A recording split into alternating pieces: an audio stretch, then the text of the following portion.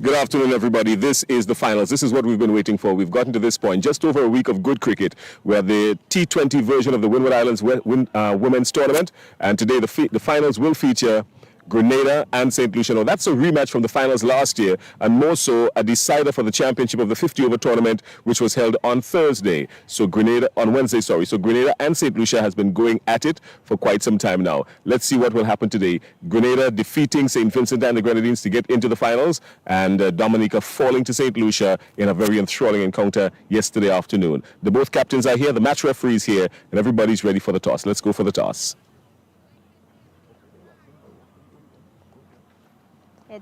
The call is heads. It is heads. All right, after you don't go, we're going to talk to you. Zeta James, you just won the toss. What's your decision? I've elected to bat based on how we've been performing in the team. I just think that we should stick to our strengths. And you believe your strength is batting? I believe in everything, but I think that we have been defending quite well throughout the tournament. All right. You've got some good hitting in your lineup, especially down the lower middle order.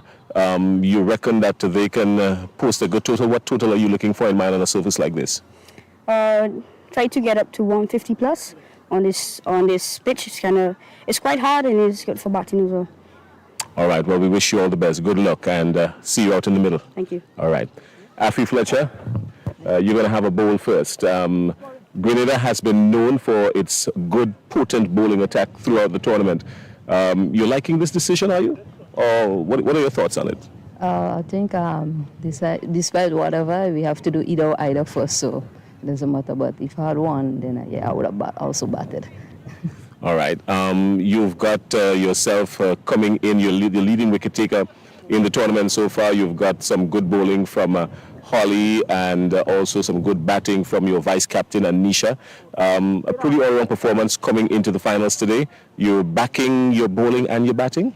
Yes, I think that we did well yesterday. I find that if the girls carry the momentum from yesterday into today's game, I think it will give us a chance leading up to this game. All right. Well, we wish you guys all the best. This is the finals of the rematch from last year. You guys beat St. Lucia in the finals last year, and here you are again. You're fancying your chances. Well, yes. I believe in my girls and my team, so yeah. All right. That's Afi Fletcher, the captain of the Grenada team. All right. Let's take a look at what's happening here. Zeta James won the toss and elected to bat. Now, everybody's been talking about this wicket in particular. It's a good track for batting. Let's take a look at it. Nothing has really stood out to create any alarm on this wicket so far, and I'll tell you why. It is wise to play this on the front foot traditionally, because we've seen on a number of occasions where the batter would stay onto the back foot, the ball would keep low, especially when there's space taken off of the bat. It's good to have the batter playing on the front foot to the balls that are dropping on a perfect length. You play on the front foot, you can score runs. There's no rough patches to talk about, but what we will find is that with a spinner like Afi Fletcher, she's getting the ball to turn both ways. She's got a good leg break. She's got an even better googly, which has been placed in her armory in recent times. So she's going to drop it just short of a good length to the right-hander, and outside the area, just outside the right-hander from here, it's a good area for the googly, just in front of the batting crease, maybe just about a meter or so in front of the batting crease. There's a little bit of rough that will work in her favor when she's bowling to the right-hander, also dropping on leg, middle and leg, and cutting across. To the left-hander, she's probably going to bowl the googly there more than anything else. Same thing down at the other end, so nothing really to jump and shout about. No demons in the wicket really, but what it means is that it's a good track for batting, and the team that keeps its head down, bat long, will score the runs. Bowling-wise, the medium pacers, they will have a chance. It's going to be a good game of cricket. Let's go back upstairs. Rayford Crony and the crew is upstairs. Let's go. All right, thank you, Jason. And certainly, it is expected that this encounter will be a very keen one as we prepare for Grenada versus St. Lucia in this all-important final. And as was said by Jason, there is a repeat of the final last year. John, Rondell, we expect really a cracker this afternoon. Yeah, definitely. I am expecting a cracker this afternoon. You've seen what the both teams can bring to the game of cricket, and definitely St. St. Lucia, they will back their batting. Grenada has backed their bowling. The batters have done well for Grenada, but there's some little areas where they need to work.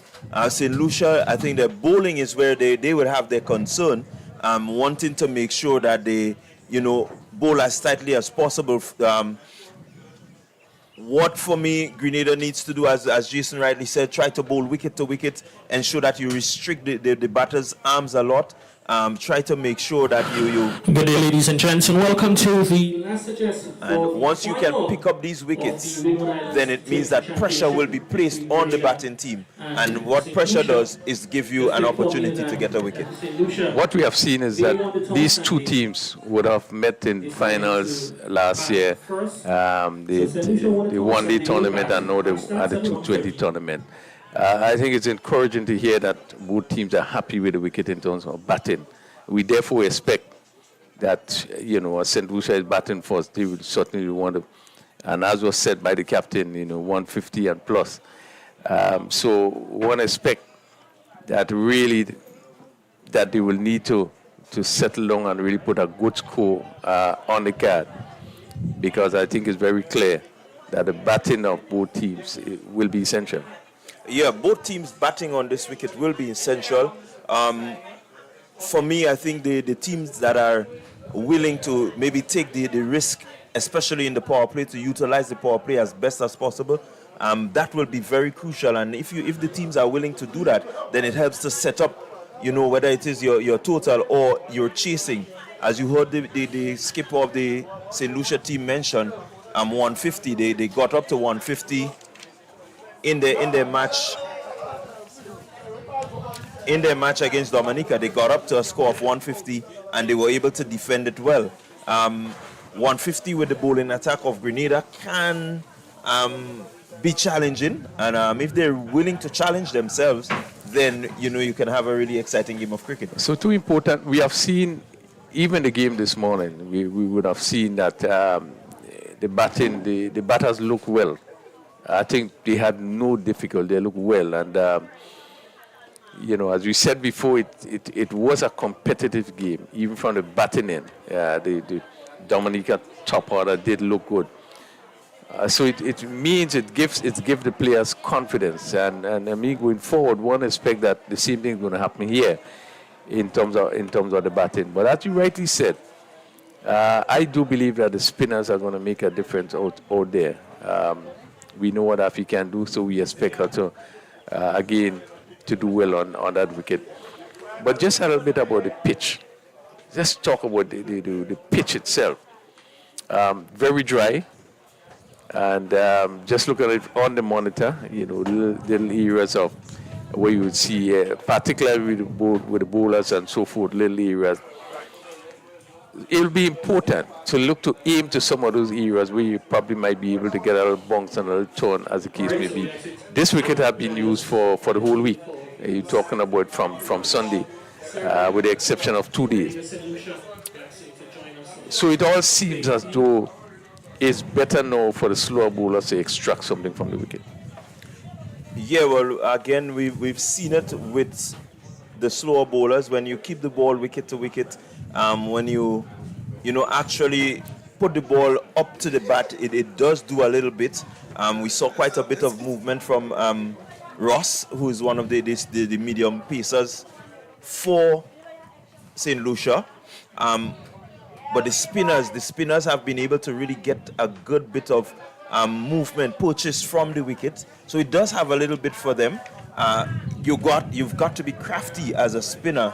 And I think Grenada, that's where Grenada will definitely feel better in terms of they have the quality spinner in Afi Fletcher. Yeah. But and she really did well in the 50 over format to get 6 wickets from the St. Lucians.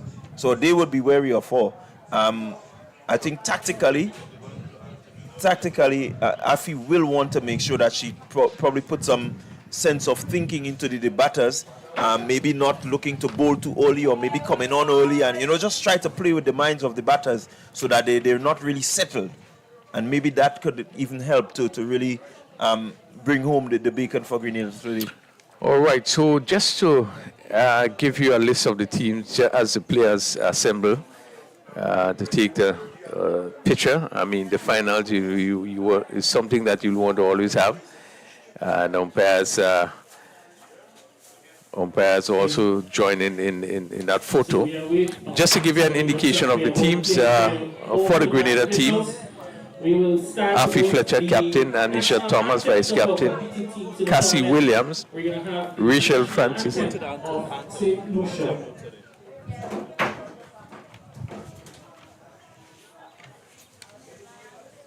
Just break for the anthems.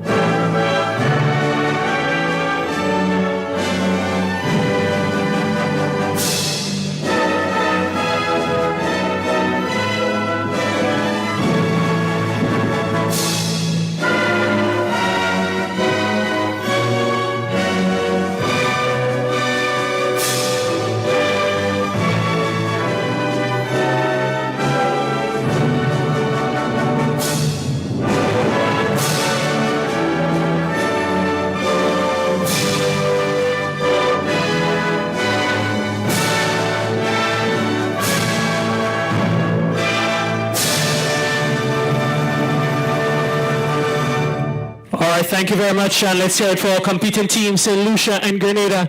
And we'll also want to recognize the match official for the final, our match referee, Carl Felix, our standing umpires, Roger Davis and Maria Abbott, our third umpire for this match. Really, let's hear it for our match officials and our competing teams. Ladies and gentlemen, the show is about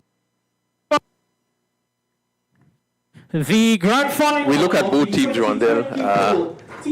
Just for the Grenada team, just to repeat, Afi Fletcher, captain, Anisha Thomas, vice captain, Cassie Williams, Rachel Francis, Teresa Thomas, Teresa Thomas being the 12th man, Brittany Pascal, Delisha Francois, Aria Fortune, Shantan Charles, Janelle Charles, we have Karina Noel and Raquel Williams. Yeah, and so the lineup for St. Lucia: Zeta James, captain, Namaya Marcelin, Malika Edward, Kiana Joseph, Nerissa Crafton, Selena Ross, Nisha Alexander, Sky Smith, Krishna Joseph, TD Crawford, Natalia Phillip, and Cian Felix. That would be your 12. Your 11. Destiny Edward and Nisha Cherry are the two that are not playing today. So we see out for Grenada, Teresa Thomas, 12th player out. Jada Tyrrell also out, and Holly Charles. Two other players who would have featured, particularly Holly Charles would have featured previous game. Probably might be through injury or so, but this is Grenada team, and as we look at the pitch, we look at the outfield, really looks really good for the sort of final that we have, and there's a build up to this final. Grenada certainly will want to come back and pull off this one, having lost in the one-day tournament to St. Lucia. Will really want to take this opportunity now to turn it around and retain the T20 championship. Yeah, definitely will want to retain. They've played some good cricket over the last few days, and they want to make sure that, today they come and play even better. They don't just want to play good cricket, but they want to play even better cricket than they've played. What would be important, as we said, bowling first, they want to make sure that they set up this thing early. The bowlers make sure that they pick up early wickets, put the team under pressure. We know that wickets in T10 and T20 really tends to slow the rate at which the teams can really bat. And so if you're able to pick up these wickets early, it means that you are really going to be in the ascendancy. Yeah, and once again, we certainly are blessed with really tremendous conditions. The sun is brightly, the field is really in good condition, and the wicket certainly. We do expect, again, as we prepare to start, that this game really would be a cracker this afternoon. The finals, Grenada versus St. Lucia, being a repeat of last year's final. Yeah, I'm really, really excited to see what this game brings. You look at the lineup of the both teams and you see a bit of experience with both teams. And again, being here in Grenada, a repeat of the final, it says that, hey, they just might have some scores that they need to settle. So I'm really looking forward to the matchup, seeing how, the teams really go about executing their plans. Karina Noel is going to pick it up from our commentator's boot end. Ball first delivery stroke down to mid-on. And the mid-on fielder coming around, quickly making the save. Well, a lot of the bowling and responsibility for the bowling rests on her shoulders. This ball swung down to that long leg position, which is vacant, and goes over the rope for the first boundary. Having just three persons on the leg side, that long leg position being very wide, and this one was helped. She strayed just down the legs a bit and was put away to the boundary. Yeah, badly lined delivery there by Noel. You have an offside field that is pretty stacked, pretty well packed. You want to make sure that you begin, to bowl your deliveries just outside that off stump and make sure you keep your fielders interested. That's the idea. That's where you want the ball to be. Hit down to third man again, and they come through for a very quick single. But you right the line you want to be. And we look at the field is basically set. The offside field is really set for for her to be attacking just the off stump but just outside. So it's 5 without loss, St. Lucia. We enter the first over. As we look at the offside field for the right-hander, slip, short third man, point, cover on the boundary, extra cover mid-off, just three fielders on the leg side, the backward square on the boundary, mid-wicket and mid-on. This one is stroked nicely to that cover field, and the coming back for the second run, really good run in there. That one was played to the deep cover. But once again, positive running by the St. Lucian openers.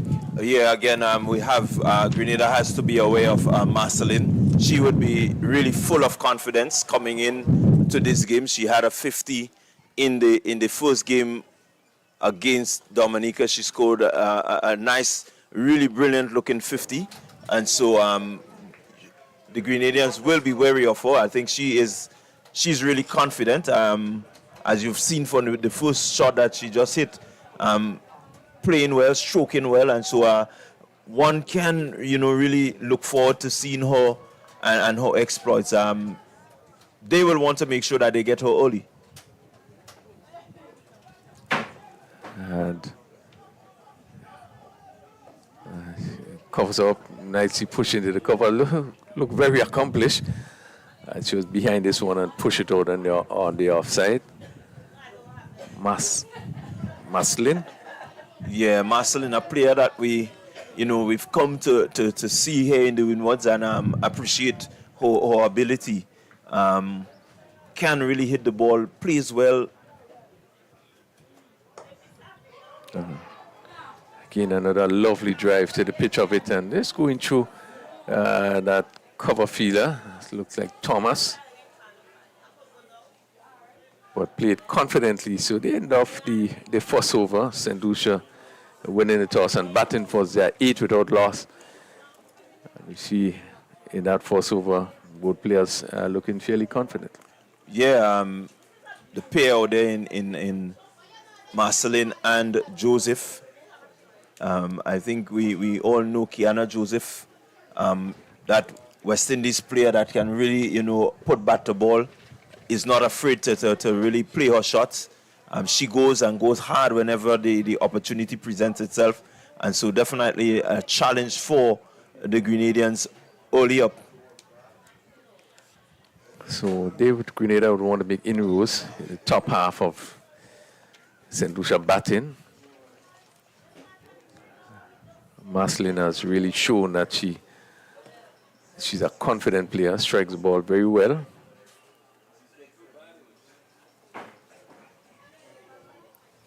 Again, similar feel, just 2-3 on the leg side. Mid wicket and backward square on the boundary. Maintaining a slip for Francois.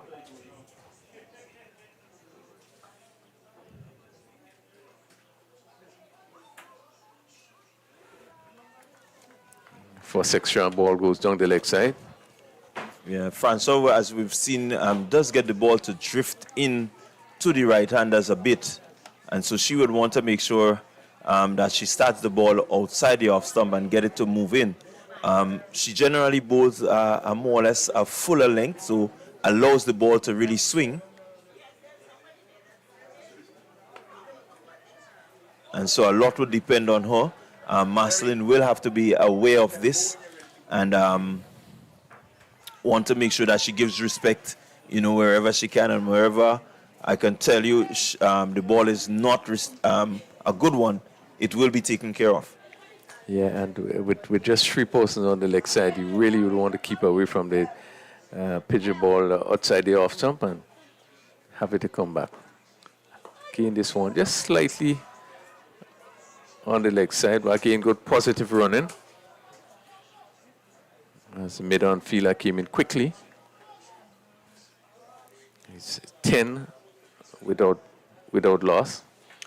Yeah, that's really good signs from the St. Lucians. I think I'm seeing a bit of urgency coming from these 2 batters, and so they're going to look to put the Grenadians under pressure from the early. The overthrows, the misfield tend to come once you put the fielders under pressure, and so far they're looking good, looking to rotate. They know that they can hit the ball cleanly, and so that's just an added value when you're able to rotate the strike at will. So the left-handed Joseph. Kiana Joseph. She's on 5. Marceline on 4. Being careful in taking our guard. We never used to be doing that, Rondell, in terms of using the wheels. Yeah, we would generally use the spike and just make a mark. Sometimes we have a chalk behind the stump that we use. And Francois goes around the wicket. And this one is driven firmly. Again, past the short cover, and they pick up a single. And again, you could see that the intention of these batters really is to put back the ball. Yeah, and it's really good. As I said, a lot would depend on the power play and how you set it up. Maybe, you get some 30-40 out of the power play. It does say that you have a good platform from which you can launch. even if you've lost 1-2 wickets, it's still a good position. Once you have the depth in batting coming to the end, it says that you can still strike it.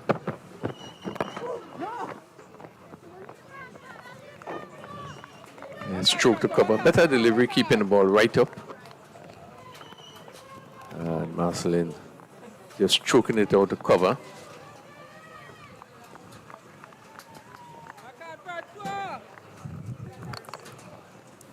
Find quite a bit of gathering around. See some today being Saturday, so we do have some spectators around. Probably would be more as the match goes deeper. Pitch up and again stroke back. Yeah, it's good to see that the spectators, they are trickling in. It says that the interest in cricket and women's cricket is there. It augurs well for Grenada in terms of, really trying to bring back the love for the sport. I think somehow we have, been a bit quiet when it comes to the love of the game of cricket. And that completes the first over by Francois. And just going for 3 in that over. St. Lucia 11. We had 2 overs completed. St. Lucia winning the toss and batting. And as was said by both captains, either of them, if Grenada won, they would have also batted. An indication of the pitch they are playing on. So quite quiet but comfortable start by the St. Lucians.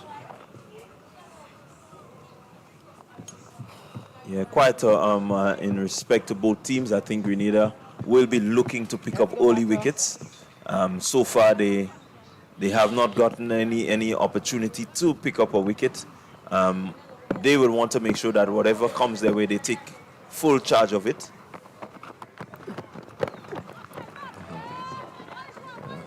Played nicely down to the fielder on the boundary.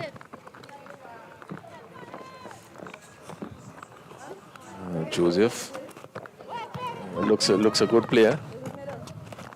Yeah, she really is a good player, and I think Noel, knowing this, will want to make sure that she doesn't give her the opportunity to free the hands.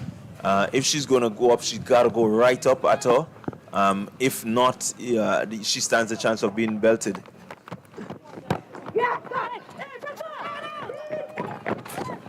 Once again, good running as that ball pushed that mid-wicket area. So they are picking up the singles, which is important.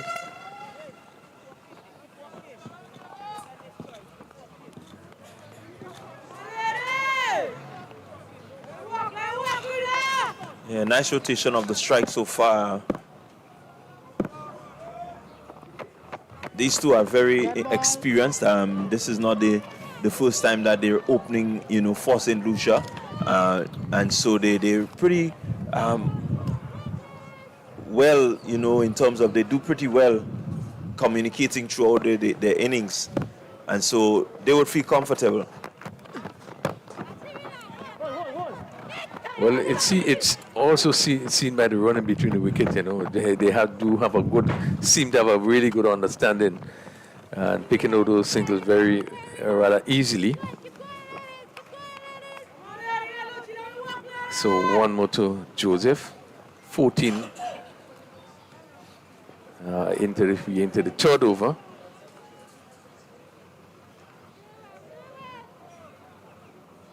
Right-handed Marcelin.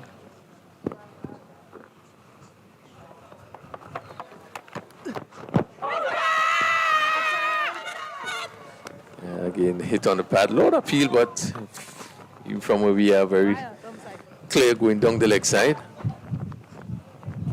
As we look at it, definitely just drifting. It's going to drift past the leg stump.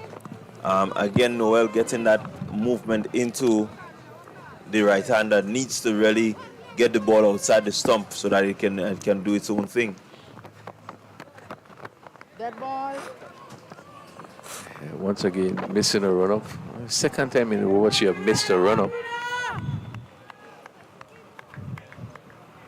And the tension is on, the pressure is on. I know you know, they want to do well.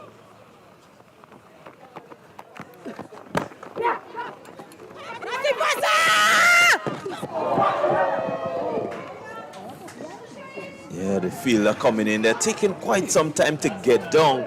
I think there wasn't enough urgency in terms of her trying to get to the ball. And so it made enough time for them to cross for the single. The fielders, in short, will have to be on their toes, I can tell you, because these two they're looking to rotate just as well. They can hit it. So it's really important that the fielders be on their toes.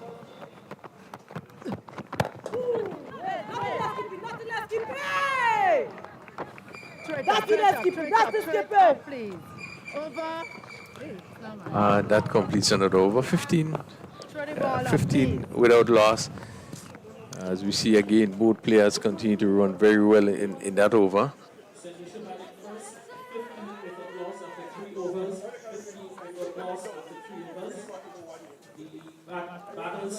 Already run rate of 5 runs per over.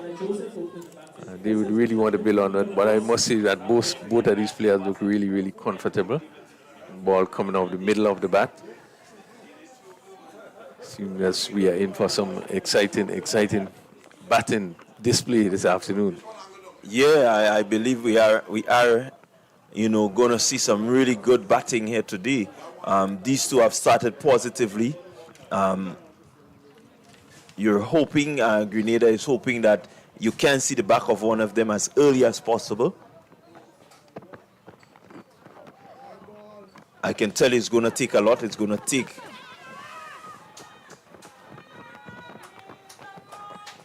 take a lot of discipline from the players, and they have to be on point. They have to be sharp and clear in their minds as to how they go about executing today. Yeah, and it just seems as though the ball would have taken the keeper maybe on her ankles. And the batters were quick to spot that and take an extra run. Wide being signal, but they were able to pick up an extra run. So bring the score to 17. And Fizio is just out just to give some attention to the keeper.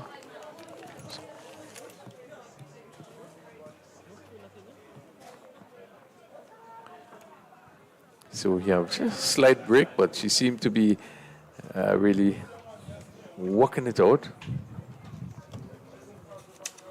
Yeah, and we know that she had an injury to that ankle in previous game, and so it may just have hit the same ankle. Yeah, Williams here just flexing it out, but seemed to be okay. As we are about to resume. The bowling of Francois is strained down the leg side a bit. As we look at her run, just at her delivery stride, just seems as though she missed, step. She's able to get this one right up and play it back to her. 17 without loss, and into the fourth over. Yeah, I think it's someone that can be worked with. Just to try and get her to be smooth, and really that pivotal point as she about to deliver. Hit beautiful shot through the covers, and this is going to race across the boundary for 4. Really good shot, getting into good position. Shortish delivery, just leaving the left hand a bit. She was on top of it and hit it smoothly through the covers for 4. Yeah, good shot. That one stood up, and Joseph being able to free the arms and really power it through. I think even if it went to the fielder, it would have really took some stopping. You know, she got so much power into that shot. She was in a good position, just away from it, that she could be in total control of the shot. Francois now comes around the wicket. So just want to say it straight. Another lovely shot that goes all the way for 6. Lovely shot.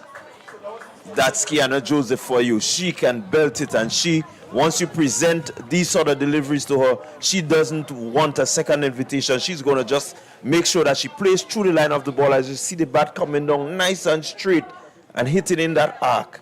And big shot, big runs. St. Lucia on the charge. Yeah, really good, positive shot. And it's such a difference when you get into position to play a shot. And she was able to really hit this one straight. Francois continues around the wicket and hit over cover for another 4. Again, given the room, and she hit it really well over cover. Safe shot, confident shot for another boundary. Yeah, the field is in. The fielders in the circle, and definitely once you pitch it out there, she can free that hands. And if you look at her bat swing, it's a free swing. There's no second thought about swinging. You know, she goes after it whenever she needs to, and once she gets connection, it will go far. Yeah, good positive batting. The ball is there to be hit, and she's going to hit it. She reaches to 22, 31 without loss. We have 2 boundaries in this over. Francois needs to come back well. This one plays you square leg, and good stop there by Thomas. Moving around, so she pick up another single, but again, really smoothly played. Ball angling into the pads, and he just helped it around. So St. Lucia, after a good start, 32 without loss. Yeah, that's good positive cricket from them.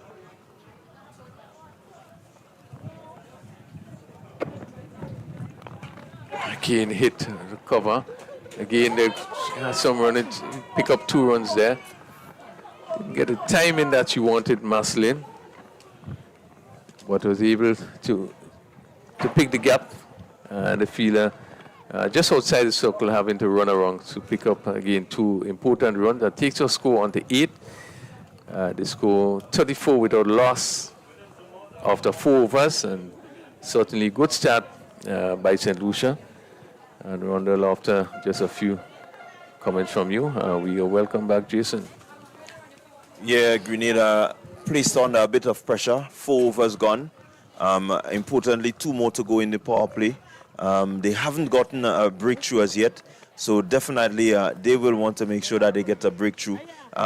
As we recognize, the top order for St. Lucia is a pretty strong top order. There is no sense of ease when you look at the batting lineup. The first 3-4 batters for St. Lucia, they are really accomplished players, and so Grenada will be up against it. Afi Fletcher will want to make sure that she gets a breakthrough sooner than later.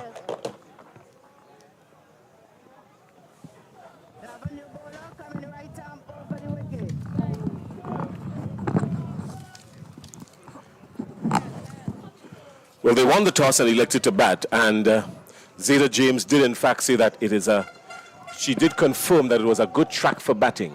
Afi Fletcher has introduced herself into the attack at the start of over number 5.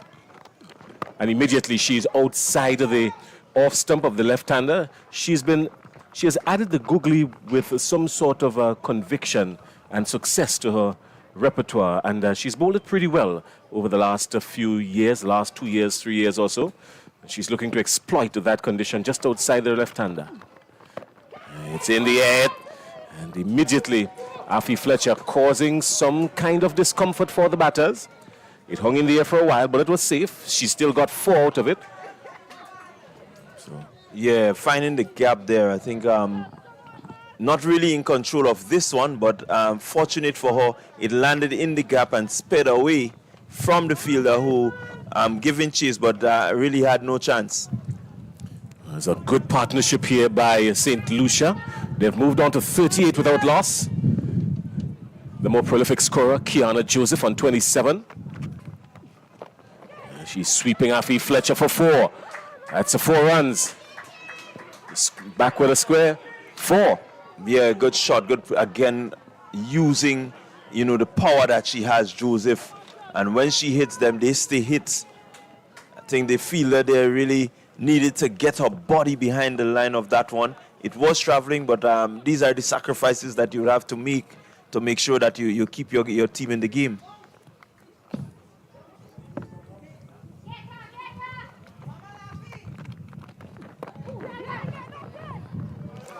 Another quick single.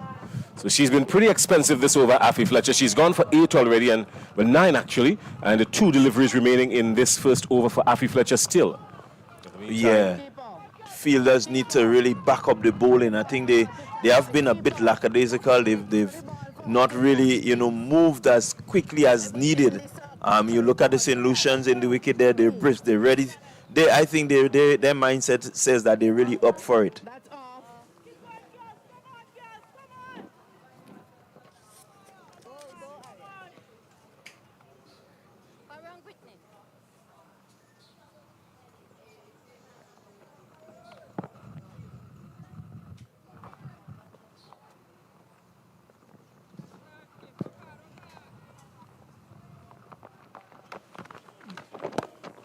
Balloon in the air, the shout of catch as Afila running around and takes a good catch.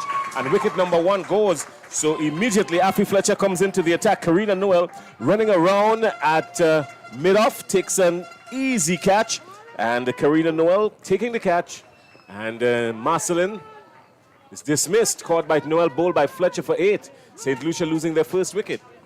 Yeah, good delivery there by Fletcher. Again, getting up to the bat, asking Marcelin to play through the line of that one.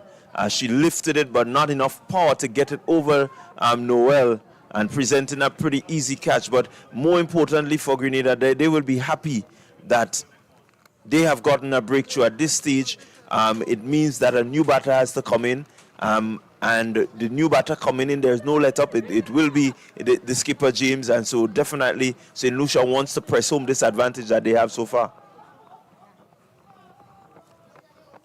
Zeta James has been pretty decent with the bat. She's no slouch by any means. Of course, she's maintained a good form throughout the tournament. She did, in fact, say that it's a good track for batting, so she wouldn't want to go against that. You've got to stay outside there, so she's coming at the fall of the wicket.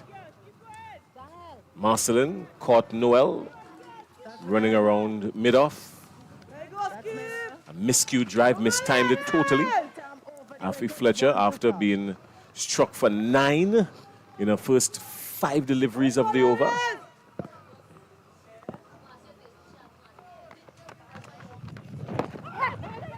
She finishes the over with a dot ball. So that's the end of the over. After 5. St. Lucia 43 for 1. Yeah, good start there by St. Lucia. As I said earlier, the power play will be very, very critical to, the total that the teams get. And so far, they have done well in terms of making use of the power play. They're moving along at a current run rate of 8.6. Says that, they're well above a runner ball per over, a runner 6 runs per over. And that can present a challenge whenever you're going to bat. Well, we've had a nice crowd in at this venue today in particular. One of the things that we've noticed in Grenada in particular is that there's a lot more folks attending cricket in the villages than out at the national stadium when there's cricket. And even during the week, there was a pretty decent gathering on all days during the week, especially in the afternoon, coming out to support the ladies. So today is Saturday, there's a decent crowd in, and surely that will continue to increase as we get later, especially when Grenada takes to the wicket to bat.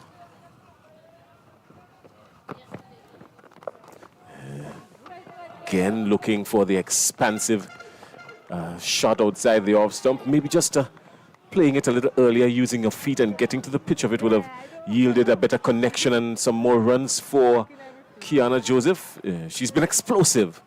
She's on 32. Yeah, Joseph seen it really well. This time she makes connection, but it's in the air, lofted, going down to, oh, one bounce, is it? Yes, one bounce, 4 runs, down to long on. Well, that's a clean strike. Got under it nicely, lifted it for 4. Yeah, good shot, but again, the fielder was inside and looking to pedal back. Had she been on the boundary, it would have presented a pretty easy catch for her. So having to go back over her shoulder was so difficult. She's on the move again. Joseph. She's been on the move from the start of the innings. There's no letting up. She's made her intentions expressly clear. There's no ambiguity in her intentions for St. Lucia. I think Fletcher here needs to maybe look at how she bowls to Joseph. Maybe bring in that sweeper on the offside and try to ask her to hit straighter by allowing your mid-on and your mid-off to be right back. They squeeze another single. So the running between the wickets have been spot on for St. Lucia to this point. Yes, they lost the wicket, but it was a good catch, trying to go over mid-off, sorry. And apart from that, they've been pretty good.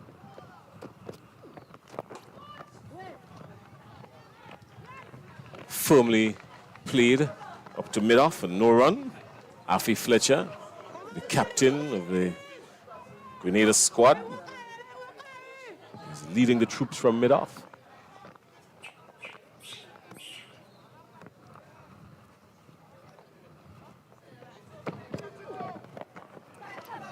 She's gone over on the leg side this time. Surely it will trickle out to the rope, and that's another 4. So Kiana Joseph is in a no-nonsense mood. This time she's turned it over square leg for 4. Yeah, definitely in a no-nonsense mood, Joseph. Just swinging that one badly lined and swinging it through the leg side. No chance there for the fielder to come around. Even though there was a fielder out there was no chance that the fielder could get around to get into it. She's raced along to 41 of 21 deliveries, so that tells you she's in a hurry. Where would she end up? Let's wait and see.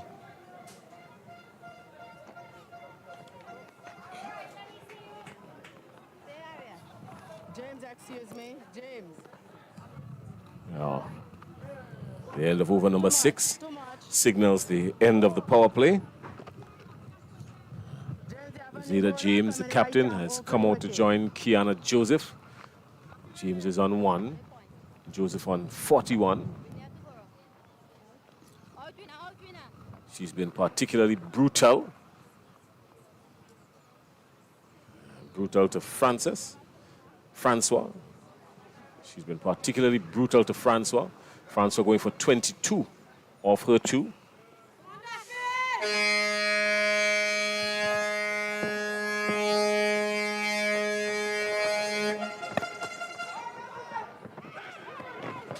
Trouble here. A direct hit would cause trouble.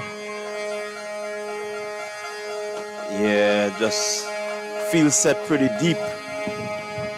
And so it means that there is an opportunity for the single, but as long as they hit it as hard as they're doing, that single will not present itself.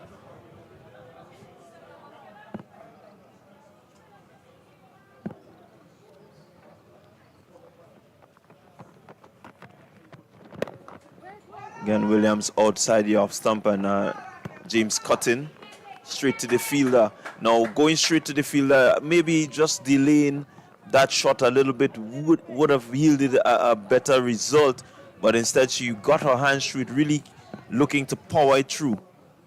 And so she needs to look at this, James.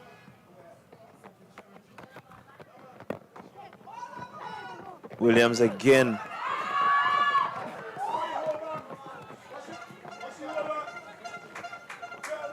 Joseph backing up there. just backing up there a bit far. She's really in a positive frame of mind, looking to capitalize on anything that the fielders do wrong.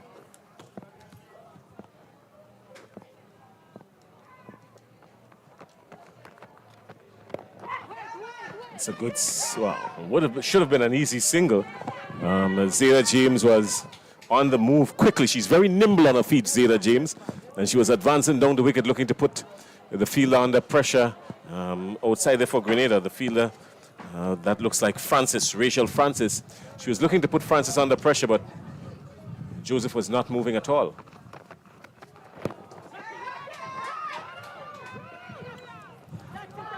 Again, Zayda James looking for the single. I thought the single was there. Joseph not wanting to have any part of it. It's not her call. It was the Zayda James call.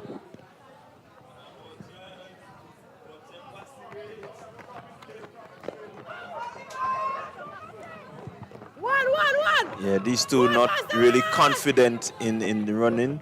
This looks much better from them. They were able to get an easy 2, but they need to really make sure that they're clear in terms of their calling and clear in terms of their response.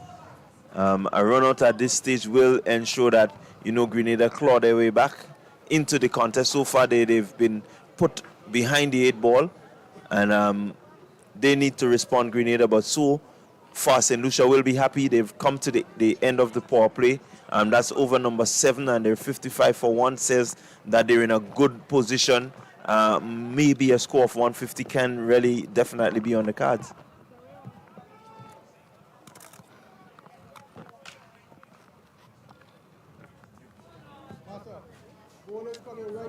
Over.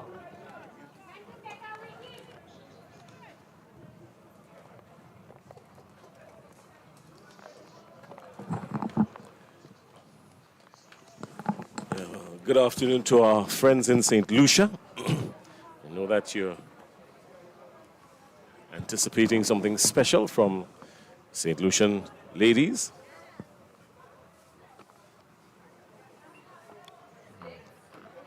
Afi Fletcher is operating now from the main road end.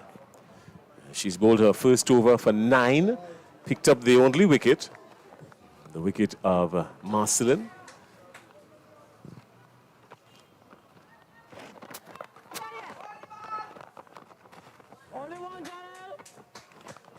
Grenada has been hurdled for a pretty decent bowling attack. Afi Fletcher, the leading wicket taker in the tournament. I think her wicket today has brought her to 12.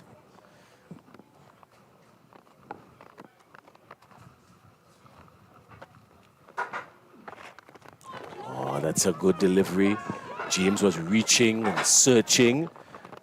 Got a thick bat onto it, a peel off into the offside. Encouraging signs for Fletcher.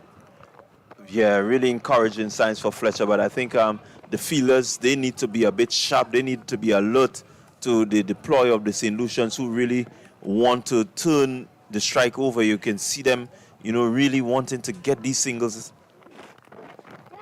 Again, just one. They've got to be a little bit more alert in the field, Grenada. St. Lucia would be looking at the tardiness from time to time, and they would want to take advantage of it. Anisha Thomas is outside there at mid-wicket. The wind has been particularly brutal. The bale's just losing its shape. And if we get a quick replay, you would realize that there was a gush of wind and dust almost. Afi Fletcher had to turn away. Has a thick outside edge, inside edge. It will go for 4 surely. It runs on down, just trickles, beat the fielders, and fortune favoring the brave. Brittany Pascal was running after it, and Delisha Francois, but neither of them could have prevented the boundary. 4 runs, so immediately more runs being scored here. Yeah, Grenada will definitely love to see the back of Kiana Joseph. I think she is really explosive and have exploded onto the Grenadian bowlers, and seeing the back of her would really be a welcome sight.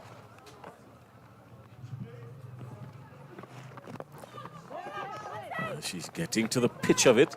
She's stretching when she has to. Certainly she has employed more foot movement in this innings. Kiana Joseph.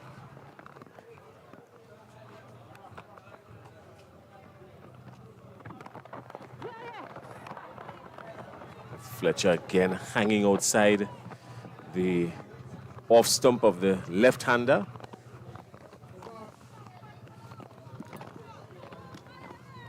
Looking for the ball that comes back in, her natural leg break, coming back into the left-hander.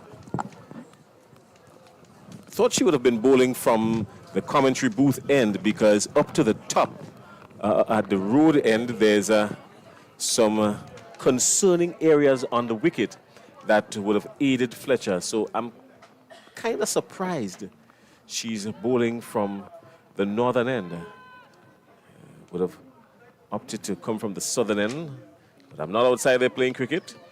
Raquel Williams will come from the southern end to start over number 9. Well, I think she came from the commentary end a while ago.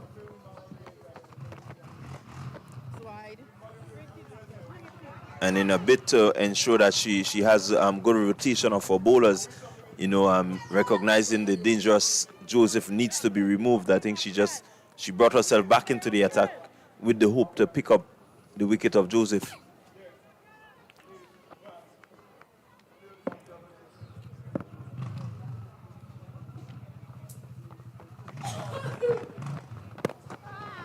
That's a good shot again. Fortune running around, doing the tidying work. St. Lucia were to win this year, the celebration will heighten in Grosy Lane on the weekend. Are you familiar with Grosy Lane, St. Lucia? Yes, I am. Grosy Lane's. This one is up in the air. It could be dangerous here. Is it going to carry all the way? Yes, it does. A maximum. So Zeta James gets in on the action. And a maximum. She's struck Raquel Williams with the utmost disrespect overhead and all the way down to the long on boundary for 6. Yeah, James really showing the power that she has for a pretty diminutive player. She can strike the ball really cleanly, and I'm just showing a bit of that in this inning so far. She will want to make sure that she remains out there.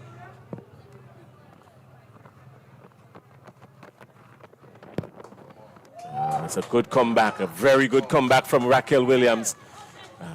The previous delivery, James got under it and timed it to perfection for 6. And Raquel Williams, a good comeback. Shows the mettle of Williams as a bowler.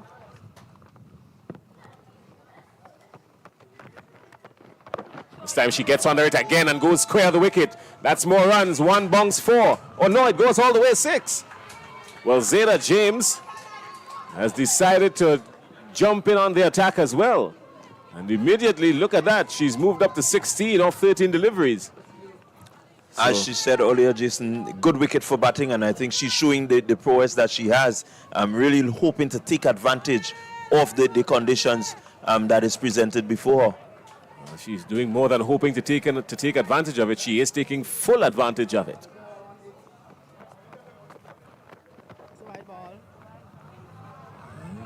Sensible batting.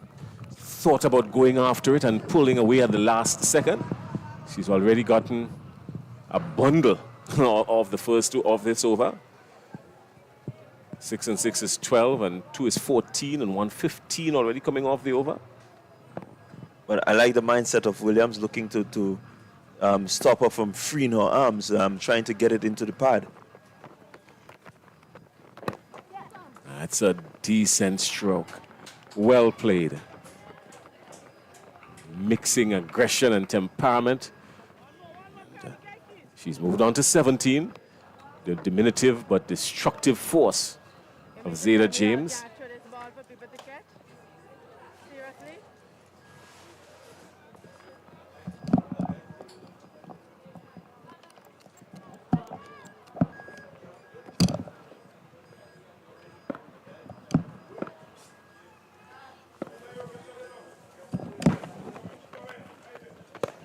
Under it again, and Joseph just won. Fortune is down there doing the tidying up. Brings up the end of the over. After 9, St. Lucia has raced to 79 for 1. Yeah, they seem to be really on the charge. You heard James in the interview saying that she really wants her team to score at least 150. And so so far they've started. They have that 150 in mind. I think they believe that this is really the score that is going to put pressure on the Grenadians. And so far they're doing what they need to do to make sure that they get close to that 150. A lot would depend on the Grenadians now in terms of responding and trying to make sure that they restrict this lineup from reaching a total of 150.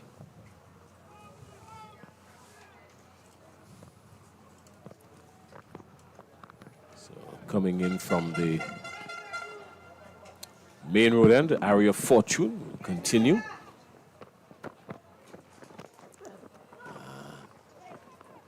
Not able to dispatch it. It was a loose delivery. And Joseph wanted to do a whole lot more with that. She's got a landmark in sight. She's moved to 45, Kiana Joseph.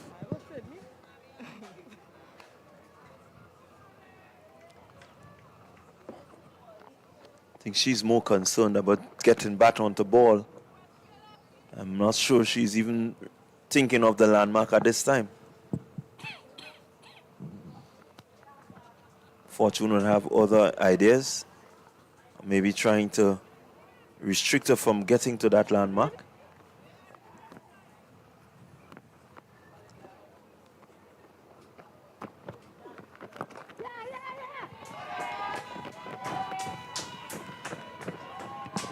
The communication has been good to this point.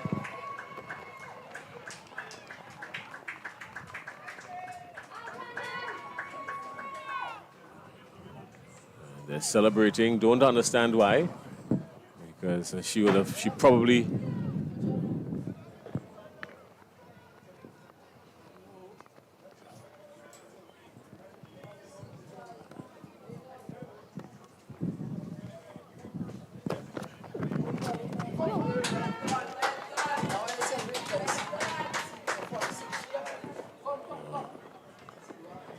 probably thought that she was on. She got a 50. She's 4 runs adrift of that still.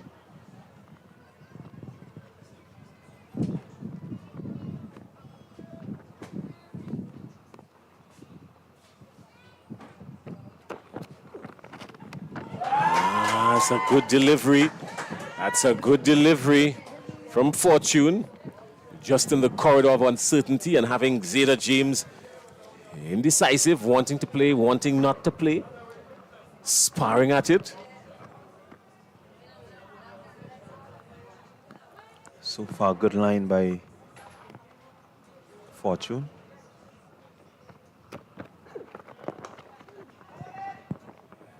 Again, not afraid to keep the ball up to the bat, and I think this is what they're recognizing, that you're not allowed to really pitch the ball short.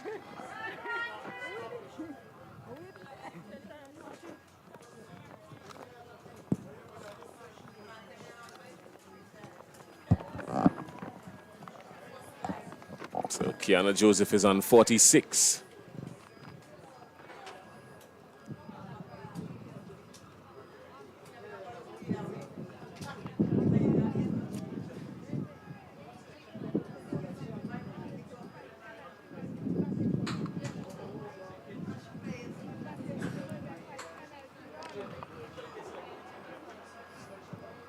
Well, there's been some great sunshine, good weather for cricket up here at Lassa Jest, save and except Monday, where we had some rains in the early part of the morning that truncated the day's play. But even that ended in a thriller. Well, she got under this one, and she has sent it all the way back. Surely she would get just one. She was ambling, more so walking along, surely backing that it was going to go for 4. But it didn't happen, so she's moved on to 47. And at the end of 10, St. Lucia are 82 for 1. It's a pretty decent score by St. Lucia. Yeah, 82 for 1 presents a really good position at the halfway mark. From here on in, you want to maybe get on to a 150, as they said. Keeping the momentum will be important, but as long as James and Joseph are there, the possibility of getting to 150 will definitely be on the cards. Grenada needs to really ensure that they break this partnership, which is proving to be very dangerous. Some good tight bowling will be needed. The experience of Fletcher alone would not be able to do it. She would need the other bowlers and the fielders to chip in and to try and make sure that they begin the restricting process. The confidence that James and Joseph is exhibiting out there now tells you that St. Lucia, they're hungry for the both titles and they're going after it. And so how they view the next 10 overs, what they do, are they going to really try to maybe slow the rate down, or are they going to just continue going great guns? We're yet to see. Well, Kiana is on 47. She's not gotten to her 50 just yet. There was some miscommunication on the other end. So she's on 47. She's not on 50 just yet. Some of our viewers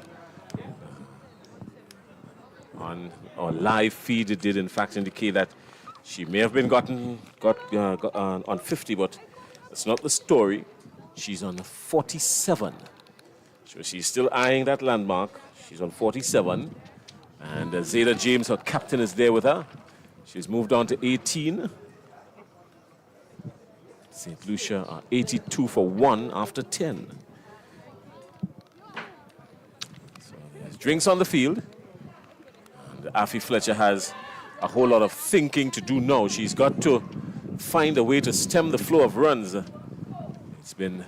Runs have been bubbling over.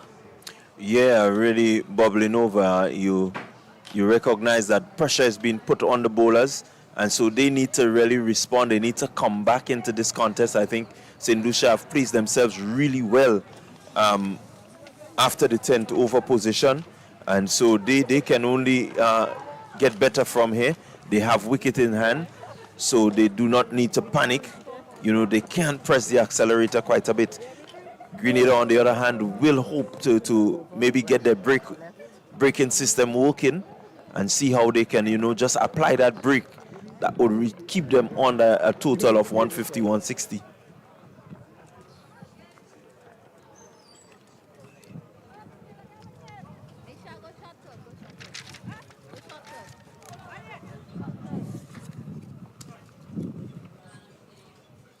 But a new bowler, left arm over the wicket. So Brittany Pascal has been introduced into the attack. Brittany Pascal, she's had some success over the last couple of matches. She's not been quick, I dare say. She runs up, tosses it up. And, I think more often than not, the wickets come because they're thinking that she's too slow to beat them. She beats them eventually. Only one, Franca.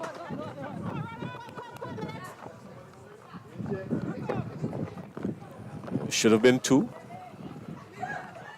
Yeah, should have been 2 there. I think the fielder took some time in getting around. Definitely, they need to keep their momentum up. Run rate pretty high at this time, and they will not want to ease up on that.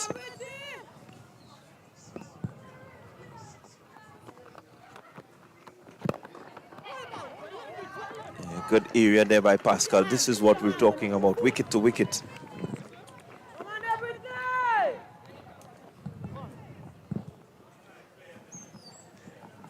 As you rightly said, Jason, not quick by any means, but a bit of steadiness is what is needed now.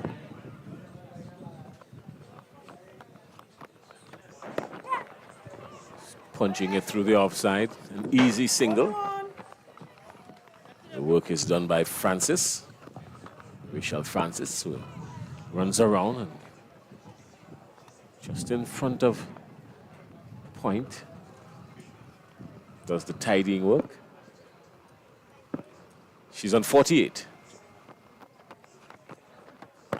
And looking to belt it. The shout of catch straight down the throat of mid-on, long on, sorry, and that's the wicket. So looking to go over long on for 6. Kiana Joseph goes straight and direct down to, it looks like Noel again. Yes, Karina Noel. So Noel picking up the wicket. Catch. That's a good, decent catch. She didn't move very far.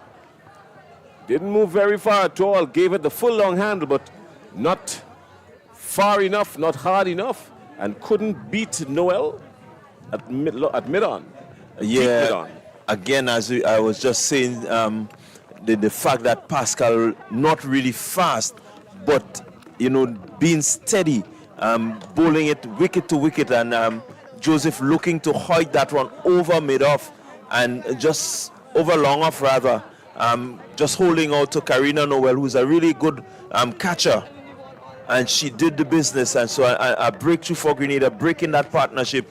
And it means now that a new batter has to come in, and I dare say I doubt there would be any let up, because you have a few good batters in the top order of the St. Lucia batting lineup that can put pressure on the bowling. So they have to be consistent, Grenada, and just peg back from here. Noel has been involved in the 2 dismissals. She caught Marcelin in that same region. Marcelin went for 8. And Joseph looking to clear mid-on for 6. Only got as far as Noel, who was right there again. So she's got a magnetic feel with the ball. They've got some telepathic communication happening. And Noel picks up a catch again. This time off the bowling of Pascal. Joseph going for 48. So St. Lucia halfway through the 11th over, 84 for 1.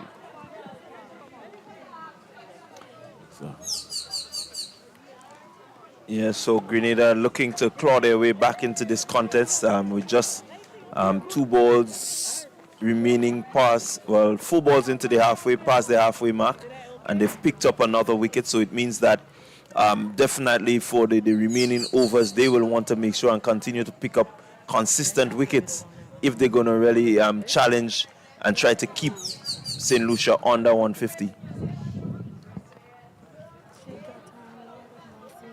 That's middle.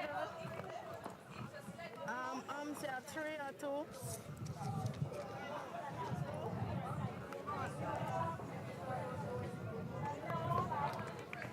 It's the clearest of days we've seen, because today is the day we've seen most of the blue skies. Today is the day where we've seen most of the blue skies over the past couple of days. While the weather has been pretty decent, we had some overcast conditions, but today the skies are very blue. The top left and right hand corner of your screen suggest that that's the perfect definition of sky blue.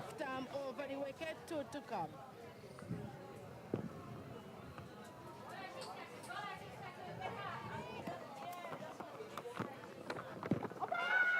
Not out.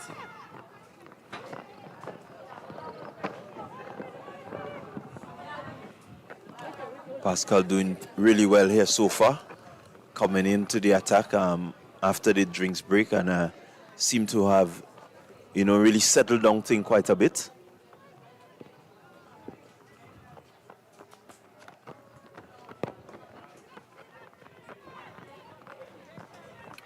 Well, that brings up the end of the over, 84 for 2. And St. Lucia well on course for something huge.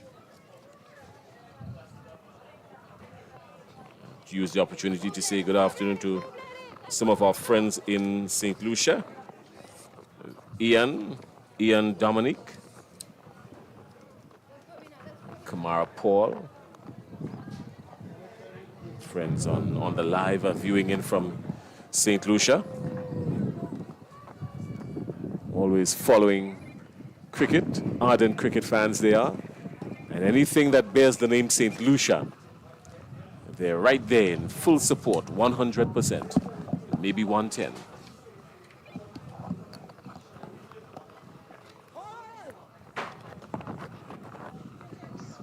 Yes, St. Lucia will be very happy. The Lucians on the live, I know they will be happy. So Brittany Pascal continues from the main road end. Fortune, Zaria Fortune. This time Fortune is sent down to square leg, just one. It's a good return coming in from Anisha Thomas. Down there, that's the vice captain. She wants to bring it up a little bit. No room to free the arms. These St. Lucian batters are very crafty. Crofton. And Zeta James is there. James is already on 20.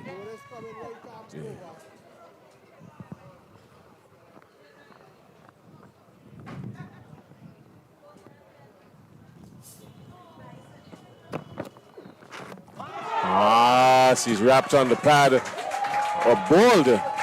Clean ball. That's a good comeback.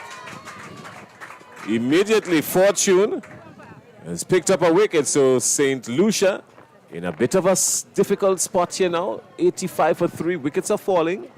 They're looking to press the score. Yeah, good delivery there by Fortune. I mean, really pitching in a good spot, asking her to come forward and to reach that delivery. And she couldn't really get to the pitch of it. And it just beat the inside edge and rocking back the middle stump. The leg stump rather, and she's out bowled. So good sight for Grenada. They will be happy. I think that would raise their confidence quite a bit compared to the start that they had where nothing seemed to have been going for them. And they will be happy for this position now. The St. Lucia team has a lot of batting in it.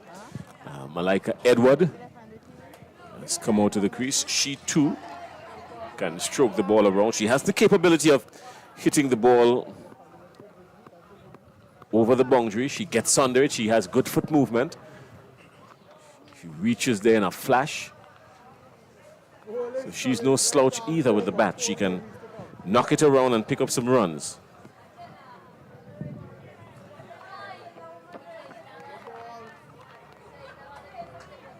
Fortune has gone for 14. She's into her third over. Picking up one wicket, just bowling Crofton. Crofton having no clue where her leg stump was and was bowled.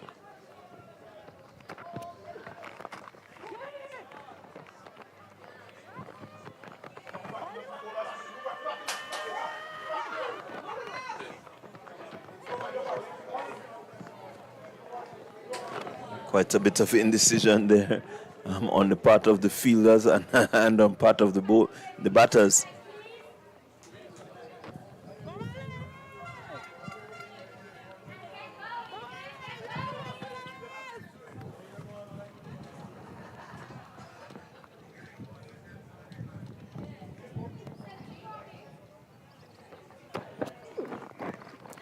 That's a sweetly timed and just opening the face and guiding it down to a short third man. That's good cricket by Zeta James. She got into position quickly. Yeah, I think you see a different approach from James now that Joseph is off. They've lost the wicket of Joseph. She seems to be a bit more content in terms of rotating the strike and making sure that she is on the park.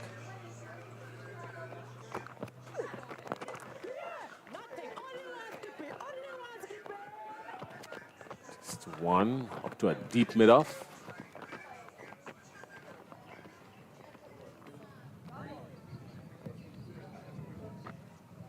Friends in Saddle.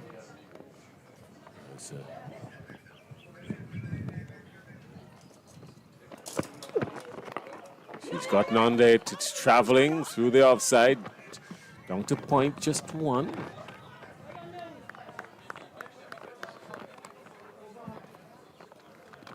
So they're making connection, St. Lucia.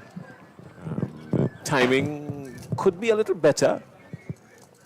But credit to the Grenadian bowlers. They've pulled back and stemmed the flow of runs, because at one point St. Lucia was in a Ferrari.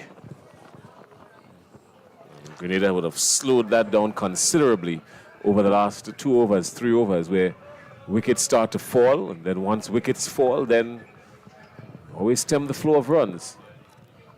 Yeah, you're in last suggest, Jason. And so I think they went down the stretch quite hard, St. Lucia, but there's a speed hump just as you get into the playing field, and so they had to stop. So Grenada doing really well to put that speed hump in place. And it's a cliche has been used, speed. This one was driven, expertly driven by Malika Edward up to mid-off. Afi Fletcher does the tidy work there. Remember, if anything happens, we're responsible. So that's why I'm asking if you.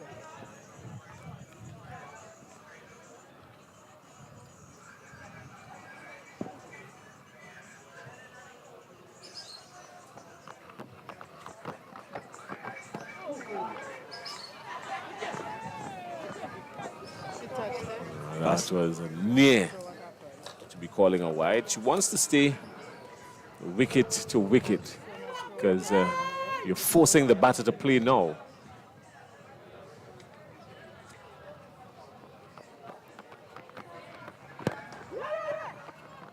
It's a better ball. Noel is among the safest pair of hands on the Grenada team, so it's going to take a lot to beat her. Yeah, Pascal doing a really good job here for Grenada. Has been pretty steady. She will want to close off this over, properly, and give her team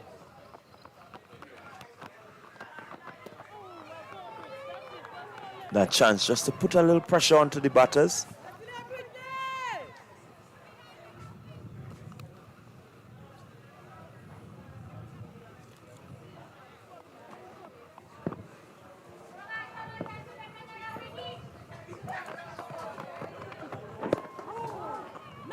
Again, really well done, Pascal, online on the stump.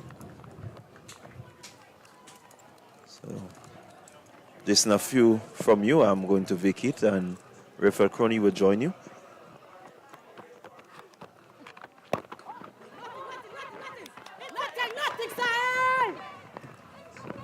Well, they've been very assertive now, Grenada, over the last few deliveries. They've been very assertive and keeping St. Lucia tighter.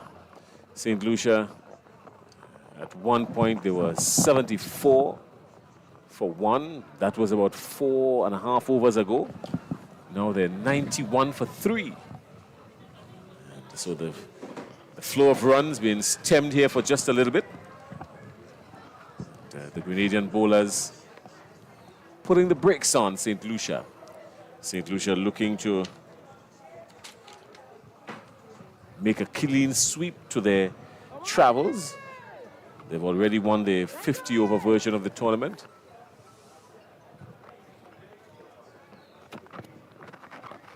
That's a good hit. She picked it up cleanly, picked it up nicely, timed it to perfection, and got the maximum 6 runs. You couldn't ask for a better shot, Rafael Crony. What a superb shot. She really got hold of this one, picked it up nicely, and hit it over backward square for a really beautiful 6. Really, as you said, Grenada pulled it back just in the last few overs. St. Lucia getting off to a relishing start. But they have been able to pull it back. But this would sort of break the shacks a little bit. Tremendous shot played by Edwards.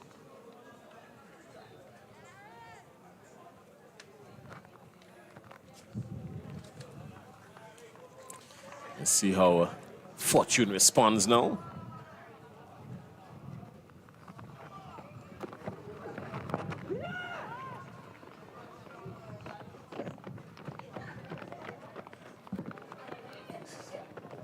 Just a single.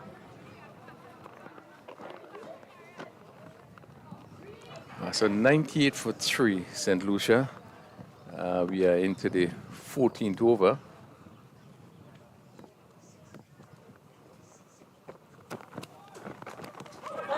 Looking to go under it again. There's danger here. Direct hit has problems.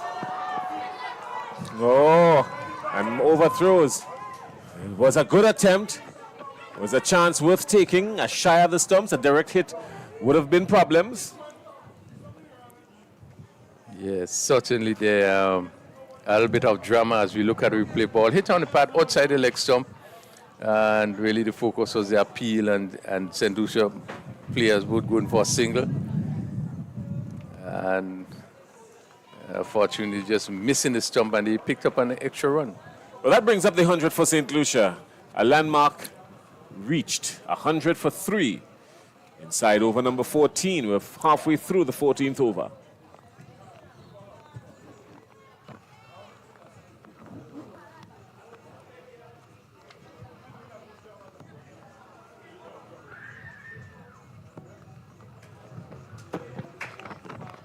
Getting under it again, this time straight down the throat of Francis, who's outside there. That's Thomas, actually. And she takes a good catch low down. It was always dipping, but she kept her eyes on it and take a good catch. She took a good one. Yeah, shot was on and just was not able to clear that backwards square boundary, and a good catch by Thomas, having to move to her left and taking it low down. And really a good strike. James, who was playing very well, got 23 and being picked up. So once again, Grenada is pulling it back a bit, 100 for 4. We're still in the 14th over. Well, it was a good shot. She shouldn't feel bad at all. She needed to get on with it because at one point they were being hurdled and had to explode. Something had to give. And Zeta James deciding to take the risk. And so she was caught out in the deep. It was a good shot. It was a great catch as well. So 100 for 4. Really, Jason, we look at the start that really St. Lucia had really was a promising start. We have seen, you know, the batters looking very well. Really started off really well. Yeah, they have. St. Lucia have started this innings like if they were hitting for 200. So Nisha Alexander comes out. She's in the middle. And she has ballooned this one. This could be danger here again. Well, danger for who, you might ask, because it went all the way for 6. Yeah, really a bold shot. Hit on the up and just cleared the long on fence. And for one moment we thought it probably would have been taken somewhere in long on position. But again, the confidence that has been shown there by Edward, hitting that one straight over long on for 6. It really is a second 6.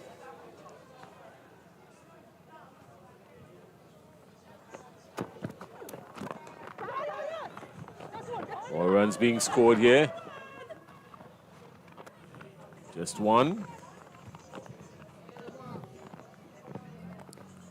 So at the end of 14 over 107 for 4, the batters just seem to have the ability to clear the fence. They have been striking the ball very well. And if it is one feature we have seen with the batting of the St. Lucian players, that they are not afraid to really put the bat to the ball and really been striking the ball well. Well, they have been for sure. One of the more, probably the most well-rounded, balanced team in this competition, St. Lucia. But they're up against it because Grenada has a very formidable bowling attack. That bowling has been put under pressure today more than anything else. Aria Fortune, she's already bowled 4. Brittany Pascal will come back now.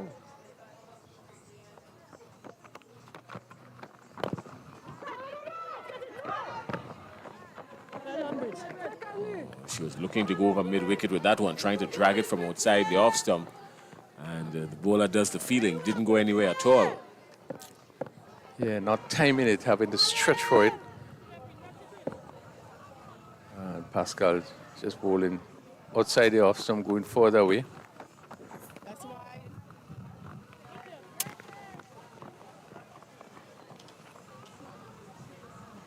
We've got a lot of people in Grenada on the live as well. Grenada receiving a lot of support from our viewers.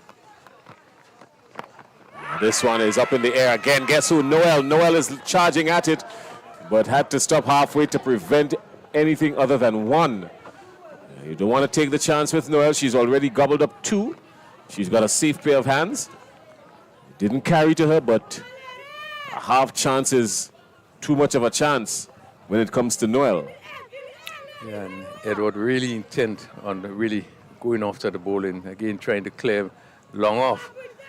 And not getting hold of this one. Just dropping short of Noel, who had to run in.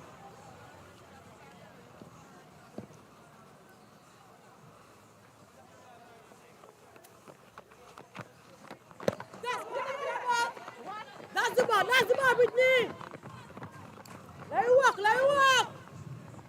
Come on, Len, come on. Yeah, and Pascal keeping ball right up. Not giving the batsman the opportunity to come out and drive. She having to come down on this one, Alexander. Push it down to mid-off. Picked up a single.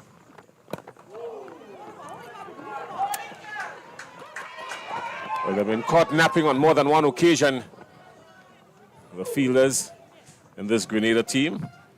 You've got to stay on your toes, and outside of that, St. Lucia are stealing these singles. Got to stay on your toes all the time. The basics tells you that you've got to walk in with the bowler, stay on your toes, stay low. St. Lucia squeezing these singles.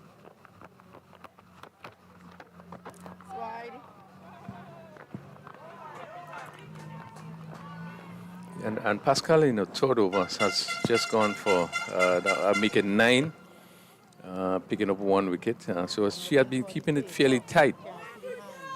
I think her spell would have helped to really pull things back a bit.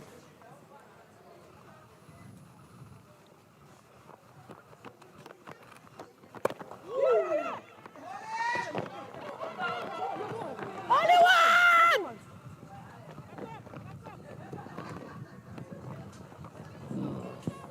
One more, sir.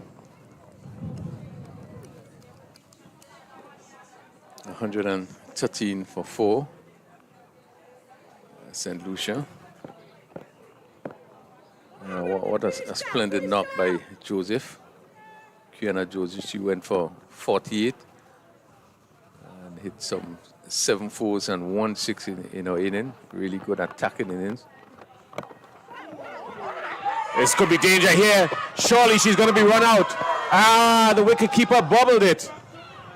Well, it was as clear as daylight. And there was a whole lot of time between gathering the ball and taking off the bails. And fortune favoring the brave. Is she out? Well, look at that. She lives on. Bad miss by the keeper there. Really, there was no single. It went actually straight back to the bowler. And the ball thrown back. The keeper just missing it there. That's what we call staying on the jetty and missing the sea. Couldn't get any clearer than that. Raphael Crony, surely that's a missed opportunity there for Grenada. Will it come back to haunt them? Time will tell. Nisha Alexander is outside there on 2. Yes, opportunity lost there. Just failing to catch a baller that came back. And giving the batsman the opportunity to get back. And that Edwards, who's striking the ball really well.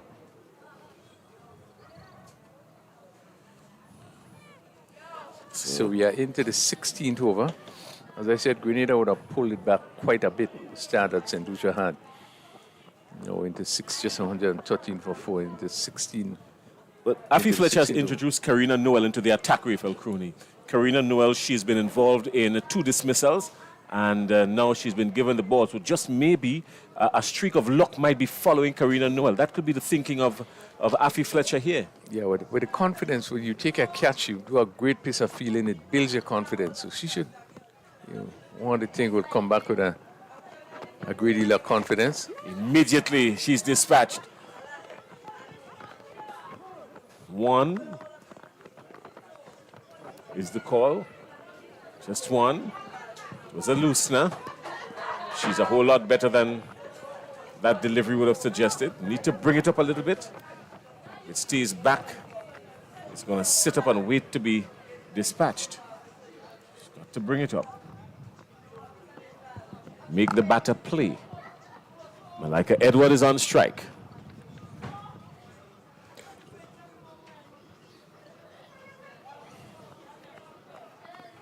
And, anything that is in her arc, she's going to really look to clear the fence. As the field is widely spread. Long off, long on, mid-wicket, all back on the fence.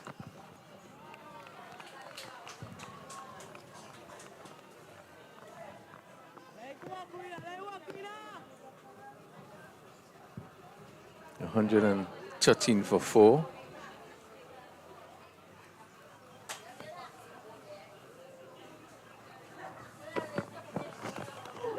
Looking to go square the wicket again. Making connection, good timing, missed field. What was a 1, or what should have been an easy single, has turned into a comfortable 2. Grenada needs to gather themselves now, especially outside there in the field. Just stay composed. St. Lucia, on the other hand, will be looking for every opportunity to milk this situation.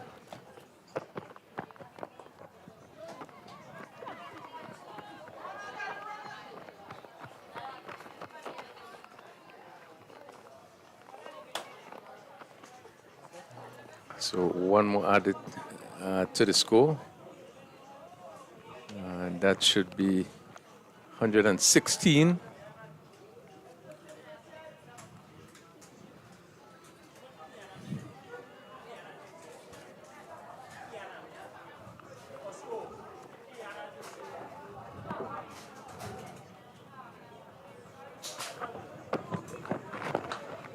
This time she gets a hold of it, and Noel is dispatched. This one was heading all the way to Grozile for sure. Another 6. That was a brutal strike from Anisha Alexander. Yeah, superb shot again, ball. Wasn't a bad ball, as we look at the replay here. She came down and swung lustily, and the fielder had long and just had to look at it go over her head. Again, shows the power of these players. This time she's going again, more carnage. Surely this will go all the way for 6, just eluding the fielder on the onside, and another boundary, another maximum. So Nisha Alexander has turned on the heat. Yeah, and again, not a bad delivery, but she was able to pick it up and hit it over forward square. The fielder on the backward square leg, just to her right, just cleared the road for another 6. Really pushing it on. Just need to confirm the score. But really, another positive shot they played by Alexander. 128 for 4. And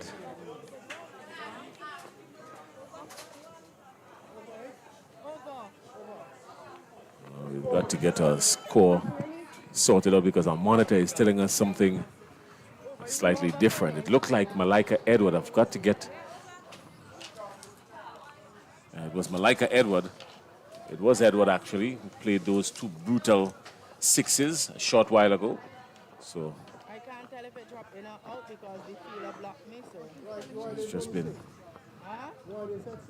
Okay. corrected on I couldn't make that. our monitor. So it was Malika Edward who was so brutal in the carnage. And Karina Noel being the recipient of some devastating blows. it was a big over for St. Lucia. 128, 16 overs, and Edwards continuing to really motor on. She's 32.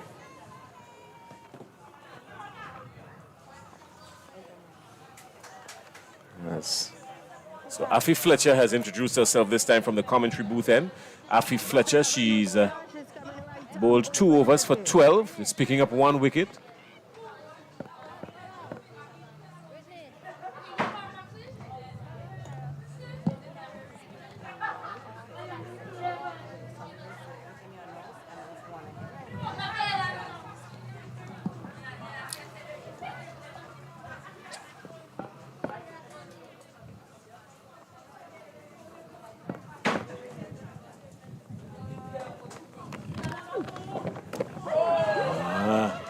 Head in the air and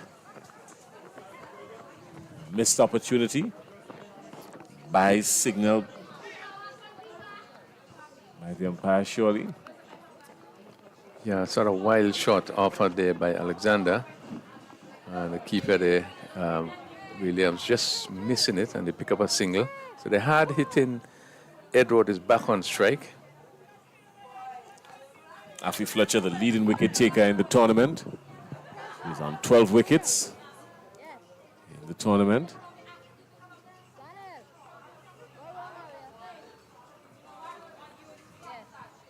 And Malika Edward wearing number 27. Number 7, sorry, on her back. Checks the shot for a single. Yeah, and really sensible playing there. Just push it on the onside. She'll want to take it, be very careful against Fletcher. He's into a 3rd over. Picked up 1 for 13 so far.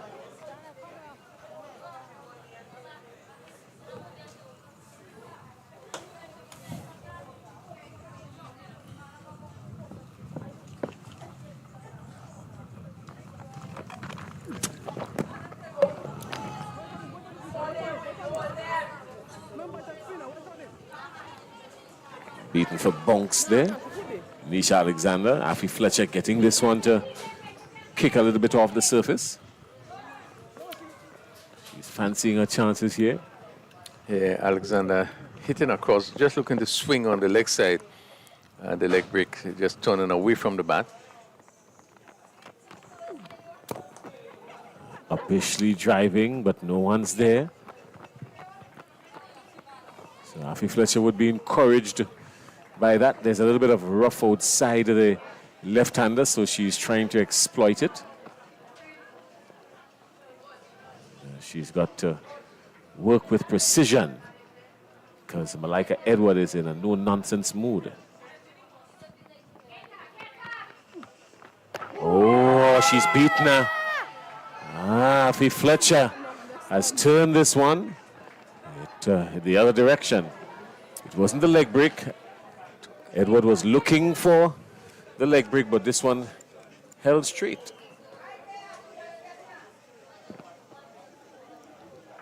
Yeah, this one's straightening on. Edwards playing for the ball coming into her. This time she's going after Fletcher. The call is 1. Sort of check the shot. Had she gone with a little bit more power, surely it would have cleared the boundary. Yeah, she had to reach for it, and I think this is why she wasn't able to get much into it as she came forward. Just had to reach for it. So she was really not to the pitch of it to go for a full-blooded shot. But was able to get it over the infield and drop safely as it went down to the mid-wicket fielder on the boundary. Just 4 runs off the Afi Fletcher over. She's pulled the things back just a little bit after Edward was on a tear in the previous over to Karina Noel. She was brutal to Karina Noel, Edward. But the captain of St. Lucia did say they wanted to get probably 150 and above. 17 overs gone 133. And if really Edwards continuing to play the way she's played, the whole likelihood that they probably might just pass the 150. You get no argument from me there.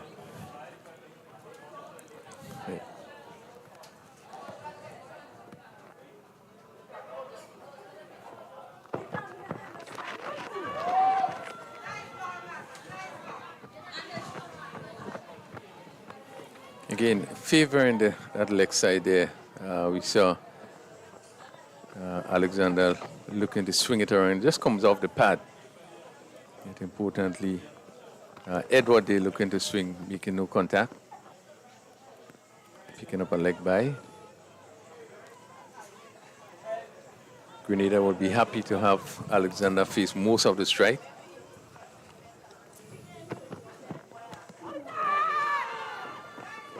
It's going down leg, surely. And she would feel some pain that seemed to be taken on the side of the knee. Alexander.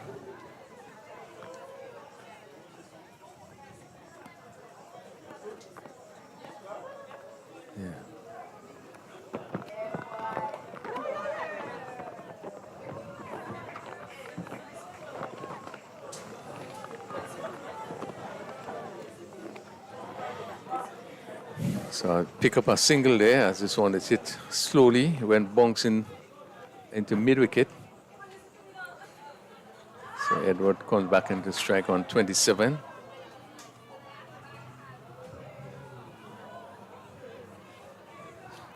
Just having a look at where the field is being placed.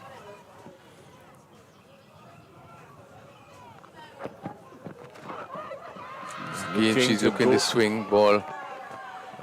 Just pitching outside the leg stump, favoring that leg side, that backward square position. She would have hit cleared on 2 occasions.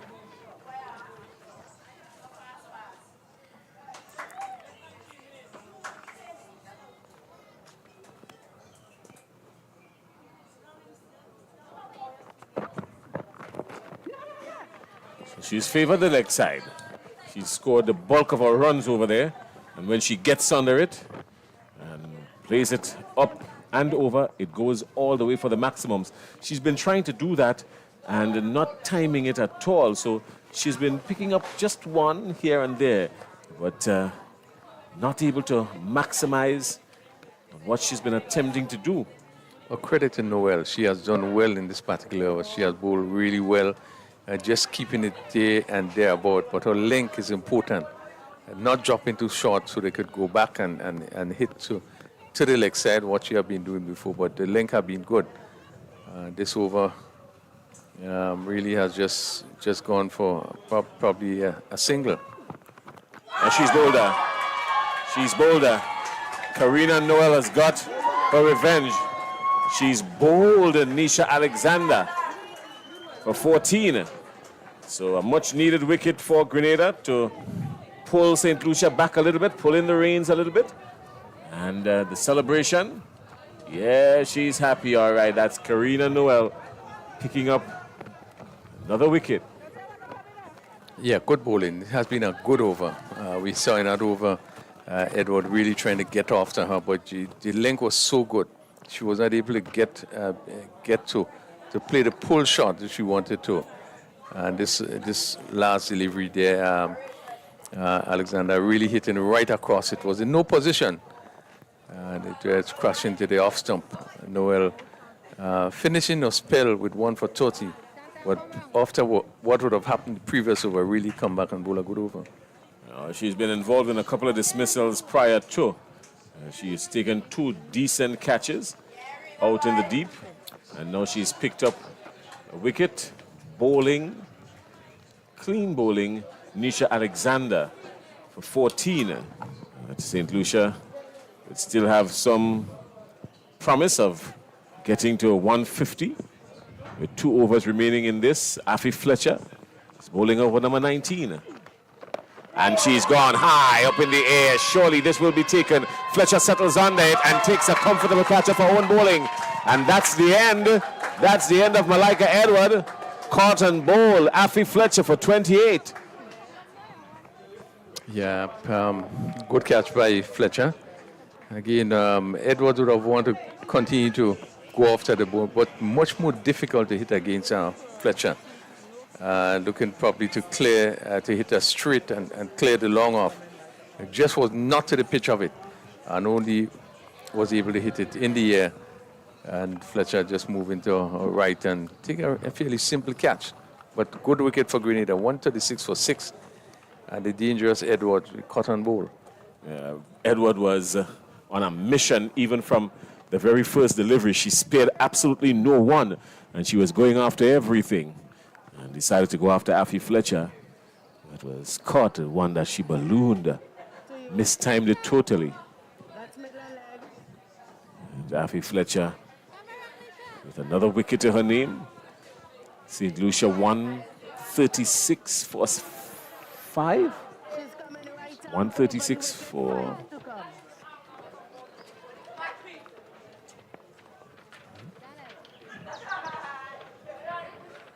136 for 5.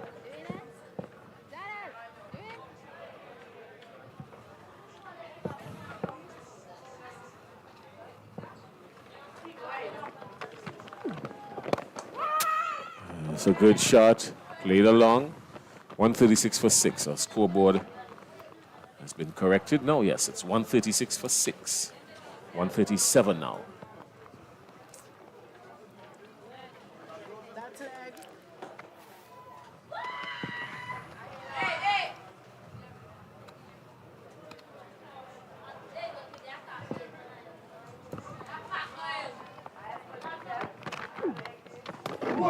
That's a good jaw, good delivery. No clue what happened there, Natalia Phillip. Yes, beaten by a good delivery, pitch on a good length, leg spinner turning away. Really, she was in no man's land.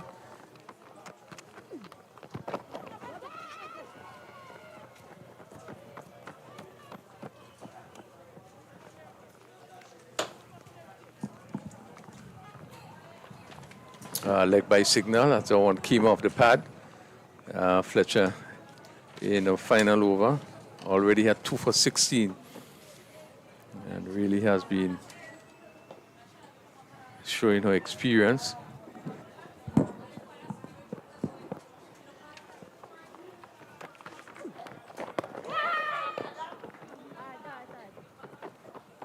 So she has not been as tearing as she has been in the last couple of games, Affy Fletcher.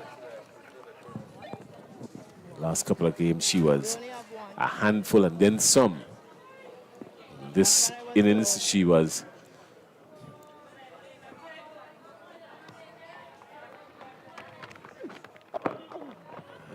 this innings, she has been a whole lot more quiet, Affy Fletcher. That brings up the end of her 4th over, over number 19. She's gone for 17, picked up 2 wickets at an economy rate of just about 4 1/4.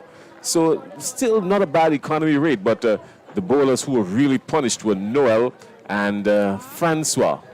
And also Aria Fortune. Fortune went for 32 off her 4. She was brutal. She was treated brutally, I should say. Yes, well, the batting of Joseph really went after the bowling and made a quick fire 48. Pascal was able to come back, pick up that wicket, but I think Grenada should feel a lot more comfortable looking at the start that St. Lucia had to have them at 139 for 6. We are now going into the final over. So would be much happier with the score that is on the board. Raquel Williams will pull the curtains down on the innings. She's bowled 2 already for 19. Not picking up a wicket. It would be a good way for her to end this innings.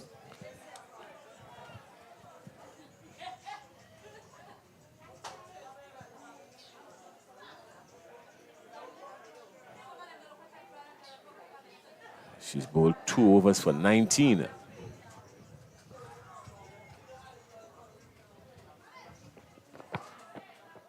Wrapped on the pad and on the inside and bowled.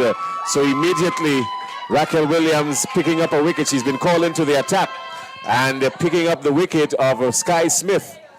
Williams bowling Smith for 2. Yeah, this delivery coming off the pad as Smith was looking to pull, slanting down the leg side, just coming off the pad and going back onto the stumps. And Should be a little bit disappointed there. Ball heading down, way down the leg side. And she looking to swing it around, which was the right shot to play. But obviously taking the pad and going back onto the stumps. Raquel Williams, wouldn't mind that, would do wonders to her economy rate. She's operating at an economy rate of just about 9.5. Picking up a couple of wickets here and some dot balls will see that change significantly. More importantly, it would restrict St. Lucia considerably because they've still got some batting to come, some sluggers to come in Crawford and Joseph and Ross. But they're 139 for 7 and 5 legal deliveries remaining.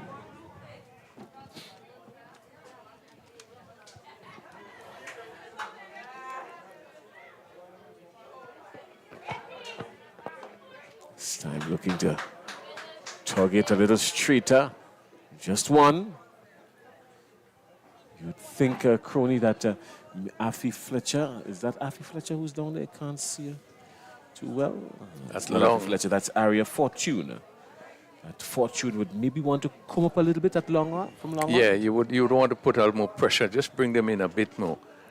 And would have been able maybe to cut off that single. You want the new player to face as much of those 5 deliveries as possible.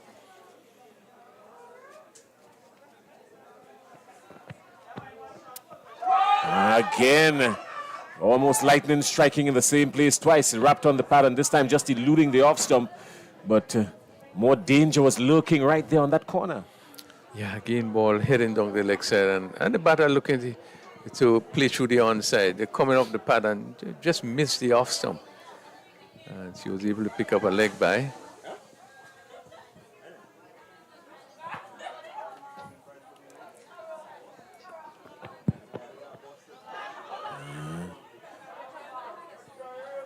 So they're seeing the dot balls. It's not a bad thing. 141 for 7. 2 legal deliveries remaining.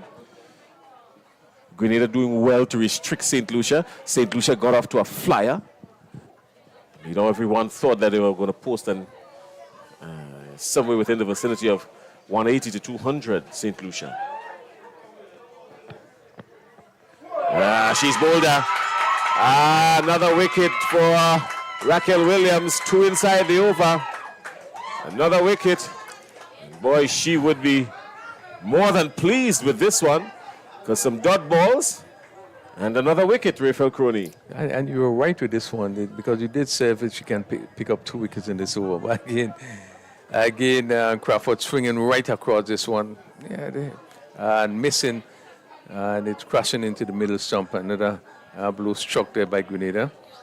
Again, with just 1 delivery left, 141 for 8, they would have come back very strongly to restrict St. Lucia to that score. Oh, surely. Surely they would have. This last over has proven to be a very successful one for Grenada. Only 2 runs coming off the over, but more importantly, 2 wickets. Still 1 delivery remaining. So the new batter is Selena Ross. She's outside there joining Natalia Phillip. Last delivery, this could be danger. Yes, it's taken. It's taken. 3 wickets in the over. 3 wickets in the over for Raquel Williams. And St. Lucia all out for 141 for 9. And that's the end of it at the end of 50. So that was a good over for Grenada. Just 2 runs coming off of it, but more importantly, 3 wickets going down inside the over for Raquel Williams.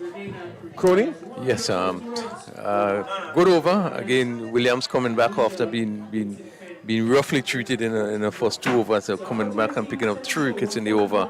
And Grenada really has been able to pull it back in the last few overs, restricting St. Lucia to 141 for 9. Again, that competitive nature that is also being displayed by the Grenada team, you know, has shown that, you know, despite the start from St. Lucia, they were able to come back. All right, well, let's take a quick look at the card for you. for St. Lucia. Kiana Joseph, she got off to a flyer. She was on a tear from the very beginning. She got to 40, just missing out on a half century. She was caught by Noel in the deep bowl. Pascal. Zeta James, she got a good hit in as well. She went for 23, caught Thomas of Fortune. And Malika Edward, she played a cameo. 18 deliveries, got to 28. Just spent just about a half an hour outside there. And Nisha Alexander, of course, getting to 14 or 15 deliveries. And when we look at the batting card for Grenada, well, guess who picked up the most wickets in that innings? 1 over went for only 2 runs. And all 3 wickets were picked up in that over. Raquel Williams, she bowled a total of 3 overs for 20, picking up 3, and an economy rate of just over 6.5. Other than that, the other bowlers, Karina Noel and Afi Fletcher, along with Aria Fortune, bowling 4 overs apiece, and 1 for Noel, none for Francois, and 2 for Fletcher. Fletcher operating with a healthy economy rate of 4.25, but the economy rate of the day went to Brittany Pascal, who bowled 3 overs for 10 with 1 wicket at 3 runs and a third.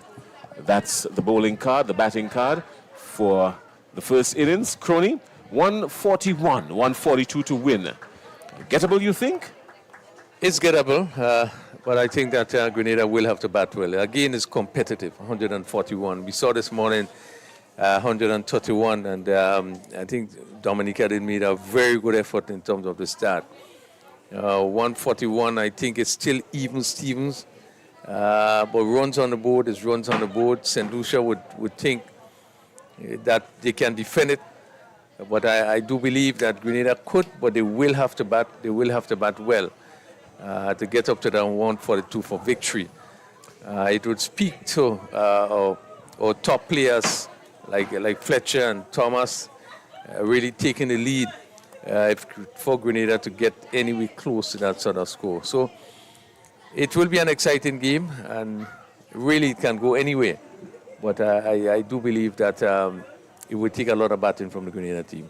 Yeah, well, they've got to apply themselves from the very beginning to be able to get anything near this total. St. Lucia doesn't have a very strong bowling attack, but what they do have is some nippy and nimble feet outside there in the field. They've shown that they rush onto the ball, they keep their eyes on the ball, and they've got some very good arms in the deep, that the throw comes in, the return comes in rifling format. So while St. Lucia may not have the express pace in their bowling, they've got a very comfortable outfielding unit, and Grenada would want to be mindful of that. Yeah, and importantly, because that fielding aspect is so critical to the game. We would have seen the amount of run-outs in the first game for the day. And it's all because of the movement of the fielders on the field. And therefore, it is necessary to have a person that is quick on the field, very quick to the ball, and get it back to the keeper. So that's an area that would be a plus for St. Lucia in terms of their fielding, in terms of their movements on the field. So they will cut back in terms of quick singles and twos and so forth. So it means that Grenada have to be aware of that, have to be conscious of that, and it will call for really good judgment and good communication between the runners. So one hopes that that will be something taken into consideration as they endeavor to get up to that score. Well, 142 is the target. The chase will start when we see you in about 5 minutes from now. We're going to take the quick opportunity, refresh ourselves, and we come back, Grenada in search of 142 to win the T20 championship here at Lassages in beautiful St. David, Grenada.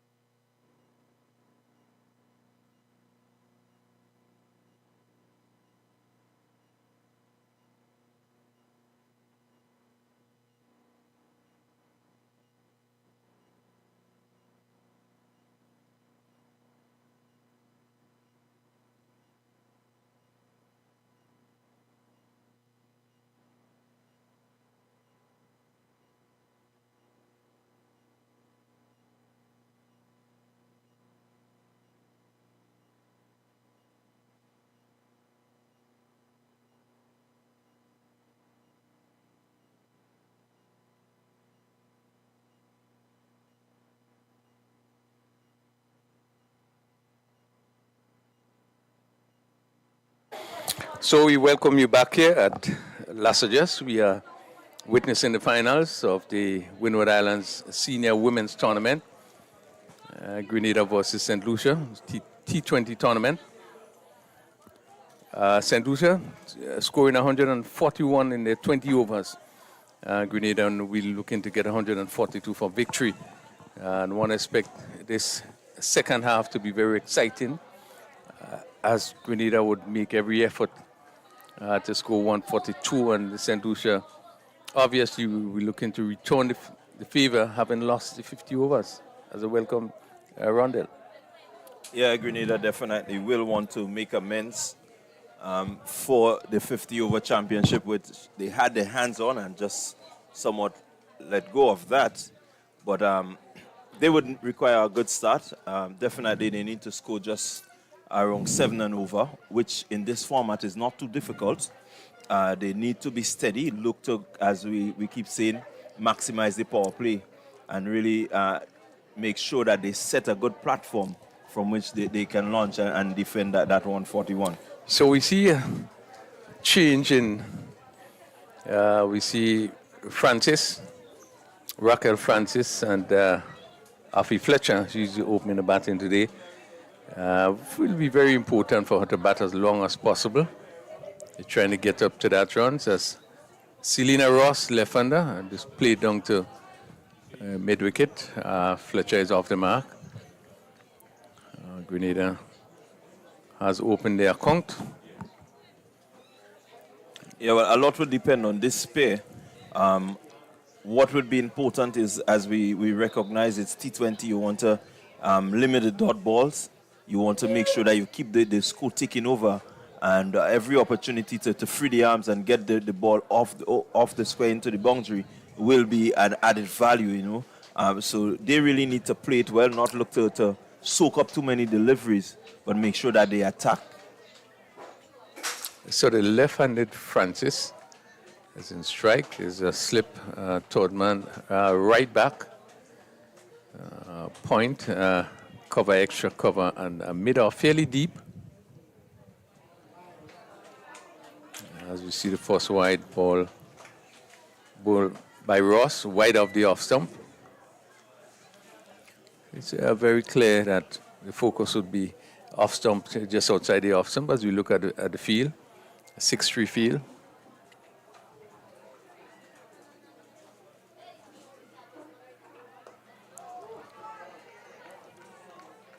Yeah, good delivery and well played by Francis. Staying down a bit, but pitch on good line. And she really had to cover up, defend this one, push it back on the offside. Yeah, as I survey the field, I'm wondering what really is the plan of this in Lucians. Francis has a lot of acreage in front of her.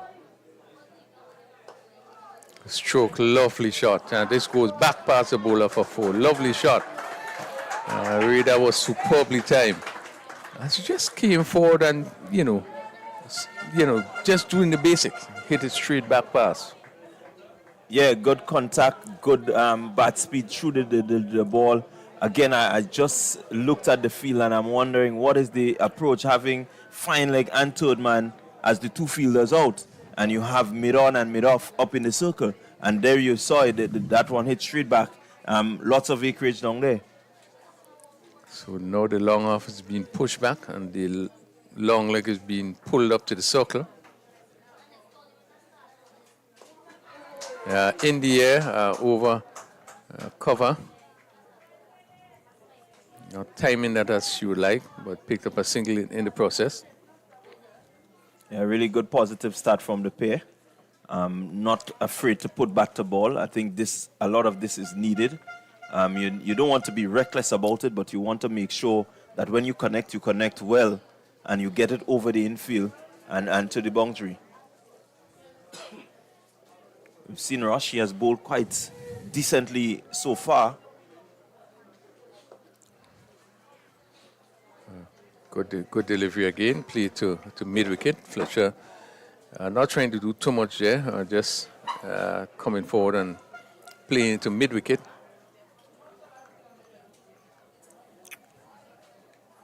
7 without loss. 135 runs needed. Comes up there, just going to run close to the boundary. As it's been picked up just inside the boundary, they come back for 2 runs. Again, foolish delivery. As Fletcher really didn't get, just come off the outside edge. Just to the left of the gully fielder. That completes the first over. Grenada 9 without loss. Trying to get up to 142 for victory. Yeah, 9 without loss after the first over, chasing 140, 141. Run rate required 7. You're scoring at 9. Says that you understand the task. Execution on point so far. They want to make sure that they do just what they've been doing: pick up the odd boundaries, find the gaps, and not take too much risk. And definitely, they would set a nice foundation for the remainder of the innings. So Crawford it is that's going to pick up the attack from commentating both end, or the southern end of the ground.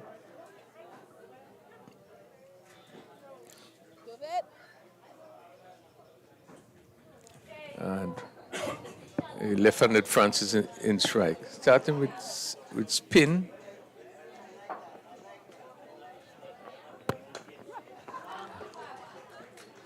Driven down to the long off for a single. Yeah, again, good sensible cricket from Francis. The opportunity to score is there, just to take that single. No need to try anything funny, just make sure you play through the line of the ball. Get it down there. That's a free run every day.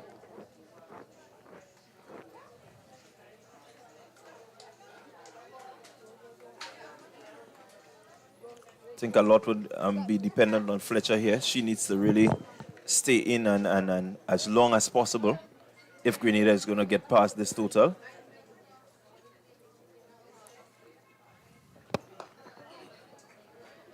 Only one. All my life, hold it. Keep moving, ladies. Let's move, ladies. Why else?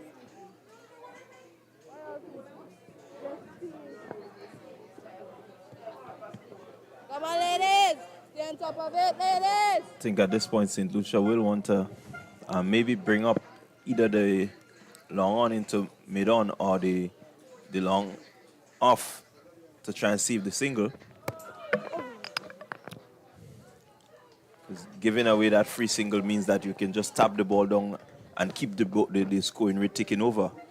Well, I think with the power we would have seen of, again, Francis striking straight back. Maybe they'll probably respect her power, not wanting to give her the opportunity to hit straight. As she does now, down to long off. Well Picked up a single. So maybe the reason behind having the fielders push right back. So the 2 fielders out, the long off and the long on. 2 fielders outside of circle.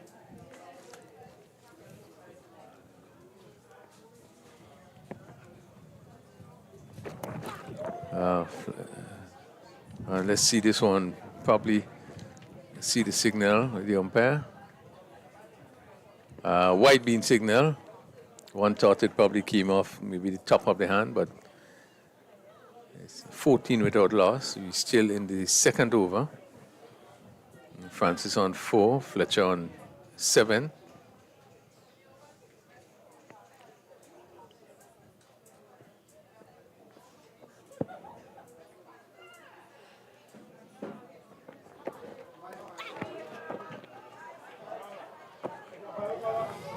Again, another wide there being served up. Really not helping the cause of the St. Lucians.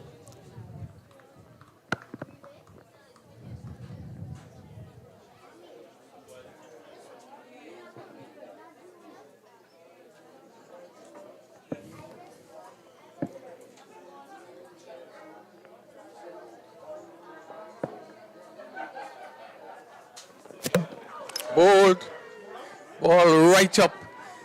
And Williams was, Francis, she was really beaten there. Quicker delivery, ball right, pitch right up. And seemingly was beaten for pace. Let's see. Yeah, really good, outstanding delivery there by Crawford. Just pitching that one in quick, a quick full Yorker. She couldn't get the bat down in time. And that one just beating everything and hit cannoning into the stumps. There you go. She would feel happy with that. You can see it in her movements. She was pleased. Yeah, what a good delivery. She just seemed to even play around a bit, but I think she was really beaten for pace. She just went through her defenses. And Grenada lost their first wicket. Francis being bowled by Crawford. And she went for 4. It's 15 for 1. Still in the second over. Yeah, 15 for 1, not too much of a bad start. They're still going at a decent run rate. So there's nothing about run rate here now. What they need to do is to make sure that they keep the wickets in hand, rotate the strike as often as they can, and make sure that they place themselves at least after the power play with maybe 40, 50 runs on board. You can, milk it around once the field spreads, and then you give yourself an opportunity to maybe get 25, 30 in the last 5. That should give you a total of 140. So Karina Noel joins Captain Fletcher, also left-handed player. Yeah, and one could see that ball sliding through. It only looks so, but comes through pretty. That first delivery went through pretty quick outside the off stump. Noel was not called upon to play, but as the first over conclude, just tend to come off the ground pretty quickly. Yeah, she seemed to be putting a little bit extra into it. Every now and again, she slows it up. So I think she's quite a tricky customer. You have to, really keep your eyes on her. I think Francis was just a little bit relaxed, looking at the fact that she has bowled 2 wides on the trot, and the one that she has placed on the stumps got her wicket.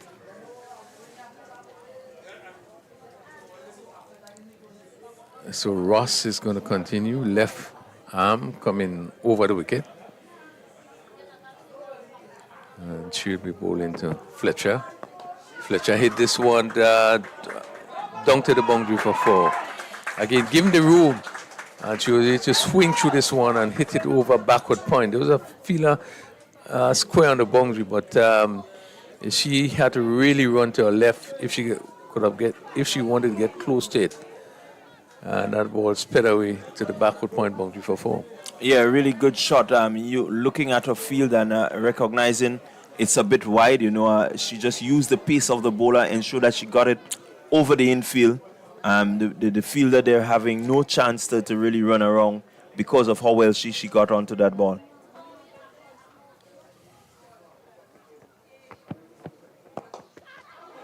Driven back and really was firmly back to her. Was not able to hold on. Seemed to have injured her hand in the process.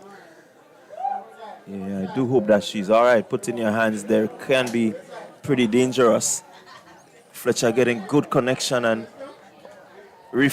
more or less reflex action from her. I'm just trying to make sure that she gets herself out of the line of the delivery. Done well. She has done well. I think if she came up with a catch there, the entire Lassages playing field would have looked at her as somebody who has done something really extraordinary, because that was hit with some veracity. Yeah, I think it was more defense, trying to defend herself, and in doing so, push your hand up, and it took the right hand. But she's showing that she's a strong player, and didn't let her perturb her.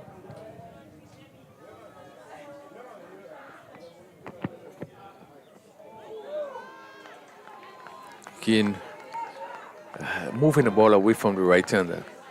And Fletcher, a sort of eerie drive outside the off stump.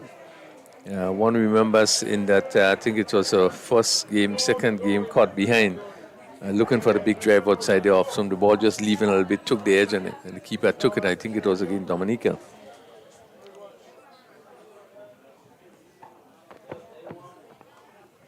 Full to the bat and hit down the square cover.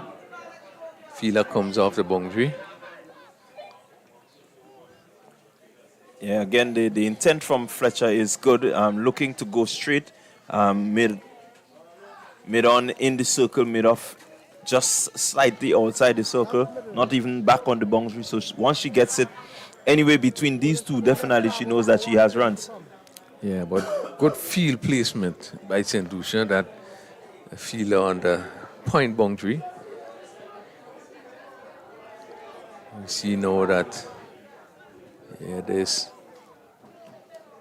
two fielders out. A mid-wicket, straight mid-wicket, and then we have one finer, really good delivery that beats the outstretched bat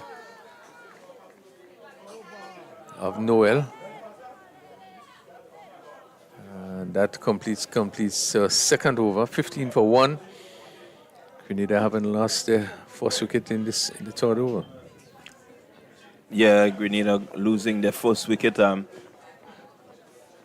Really a good wicket for St. Lucia. They would feel happy with that. I'm seeing the back of Francis. Francis, we know, can hit the ball and has a good reach. So definitely they would be happy with this.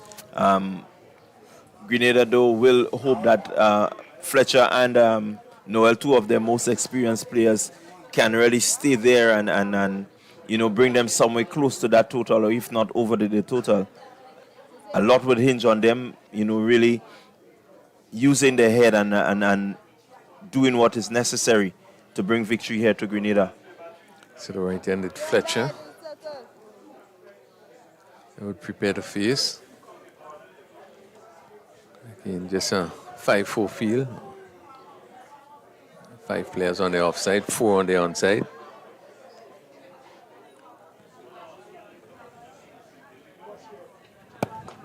Only one, my rights. Thank you very much. Ball driven down to mid-off by Fletcher. So you see the plan there is really to keep the ball up to the bat. Now there's a field change. I think they understand that Noel, just favors the mid-wicket region.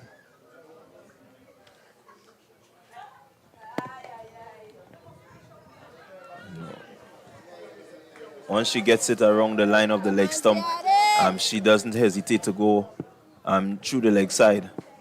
Yeah, and there's a mid-wicket right back on the boundary. Again, beautiful feeling. Really good stop there. Crawford.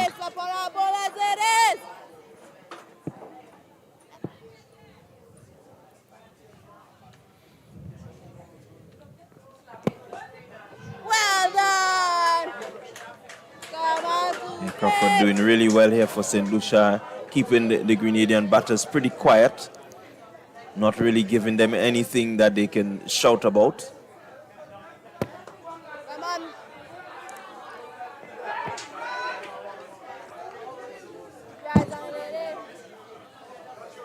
Again, it's still a power play. One would hope that Fletcher and Noel will be a little bit more aggressive in terms of their running. You saw what happened earlier with Dominica in the like of Glasgow, was able to put pressure on the fielders, and have them throwing the ball all over the place and capitalizing. Well, we even saw with the running of the St. Lucia team, they were really picking up. They was really aggressive. They were positive. They were picking up the singles and so forth, and that helped turn things around. And that would have helped them in getting up to 141, because remember that, the aggressive start that they had, one would have felt if they continue as they were, they probably would have been looking at a score in the region 180. But Grenada really came back strongly, and what they were able to use, were not getting the boundaries, were able to push and pick up the singles and so forth. So that's important. Obviously, you put bowlers, a little bit uneasy with the left and the right and turning things around. So they have to think every time they comes into bowl.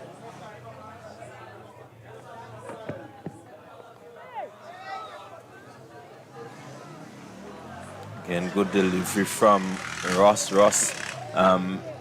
Really looking good as a left-hand seamer. Gets that little shape on the ball in the air and still pitches that at some really decent lines and lengths. And so definitely one to look to.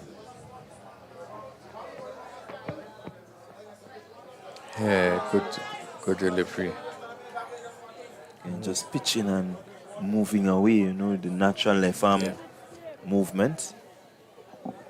And it's good when you see a young player with that sort of ability. And, it probably would not take much to help guide that player in terms of run up a delivery stride or rhythm, building on that. And being able to move the ball away. Really an asset to any team. A good delivery, loud appeal, and really that looked pretty close from our end here, unless you get some bat onto it. But that's a really good delivery.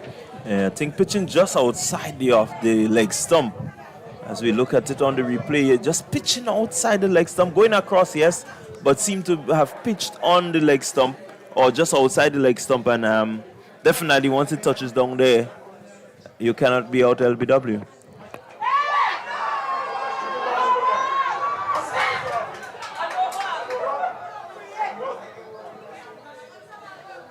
Yeah, and being caught in the covers are no ball because of height. And Fletcher probably was looking to clear the cover fielder. Only was able to hit in the end cover. Yeah, very high delivery. Having the stretch to reach it. And went straight to cover. The umpire's hand was out quickly. Yeah, I think Fletcher, recognizing it was high, decided to go after it. Maybe the result not what she wanted. Would have loved to have had a boundary there. Swung down to mid-wicket. Again, good position of the field there. See these two players outside the circle. That mid-wicket on the boundary. And then that sort of wide, long leg. The ball went straight to mid-wicket. It's 27 for 1. Grenada in the 5th over. Again, right up. Good bowling by Ross. There Fletcher pick up another single. 28 for 1. Grenada need to get to 142 for victory. Having lost the wicket of Williams. Yeah, really good, intense cricket here. Still even Stevens. Again, hit down to mid-off. Good running. As ball traveling quickly, the mid-off had to make sure to stop that ball. And it give the batsman the opportunity to pick up another single. They're doing it in singles. Fletcher 13, Noel is on 3. Yeah, good steady start from Grenada. I think they're just looking to get through the power play.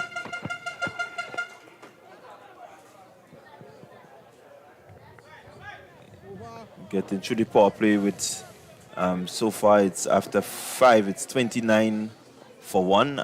You get an extra 10 runs coming from the next over to complete the power play. Will put you in a decent position where you can, look to milk the ball around during the middle overs and then maybe save a few wickets for the back end where you can really put back the ball and get that score of 140. So they have to play it well. St. Lucia, on the other hand, I think they will be happy with the position so far.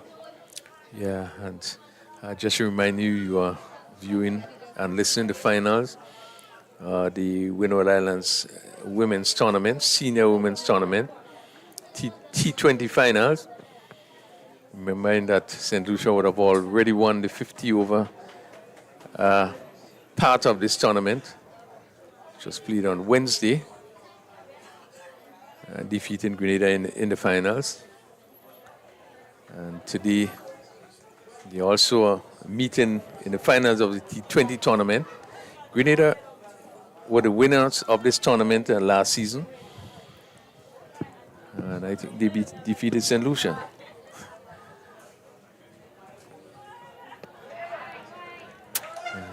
First delivery wide of the off stump by Crofton. Nerissa Crofton. She picks up the attack from this commentator's booth end. Southern end is the end that you would have your leg spinner bowling. Yeah, well, You would want to have your leg spinner bowling. It's left arm over the wicket.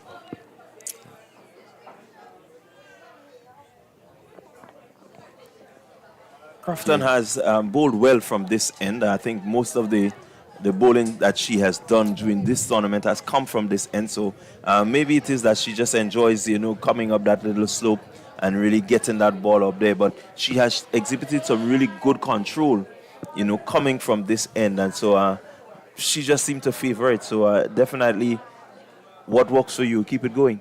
Yeah.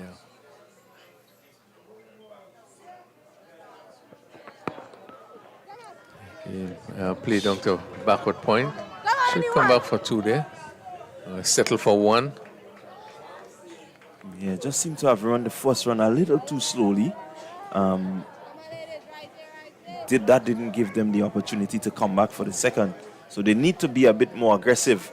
Put the fielders, it's in the deep, fielder running after it. You want to make sure that fielder, and by the time they turn, you're already, there to put some pressure on them. Yeah, there has been really a good turnout here as we look at the supporters here. I think the organizers must be pleased with the amount of persons that turn out to view this final. It's encouraging to see, a number of persons coming out. We look at the spectators down there, and you see a lot of former players who are representing Grenada, and not only from St. David's, St. George's and so forth. The support has been really good for this final day. Yeah, the support has been there as we look at this one. A top edge and just going into the boundary ropes now. I'm not really in control there, Fletcher, but the results is something good for Grenada. She will want to make sure. Just miscuing down the top edge, you can see it. She went hard at it, always leaving the fielder, and so they had no chance of getting there. Good shot by Fletcher, good result for her. Again, the intent is there, the fact that the field is in, so that makes the shot a bit safe. Yeah, not seemingly being able to get into the best position and the bunks. So just get it over the backward square. This one hits straight, a lovely shot. And this will go all the way for a huge 6. Really good timing. She stepped into this one and hit it nicely over a long one for 6. Yeah, that's just awesome hitting from Afi Fletcher. I think she understands that a lot is dependent on her. It's the last over of the power play, and she's intent on maximizing. And just looking to get to the line of that one. It's pitched up from Crofton, and all she had to do was just go through the line. She can trust the bunks of the wicket because it's been a true wicket all the way through, and so good result for her. Yeah, that would give her confidence, a lot of confidence from that shot.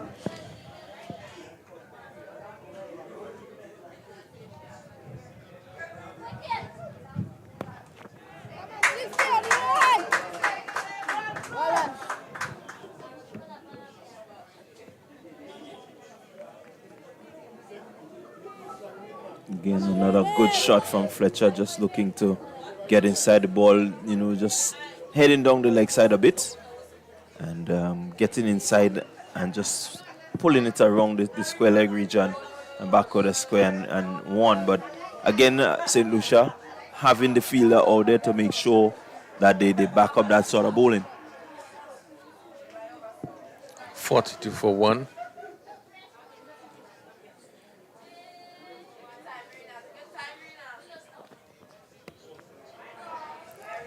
Again, wide delivery.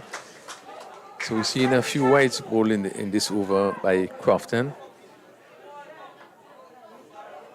Yeah, and you see what has happened there is that there's a little pressure on her now after going for, the boundary, and then they picked off quite a few. So she definitely is under a bit of pressure.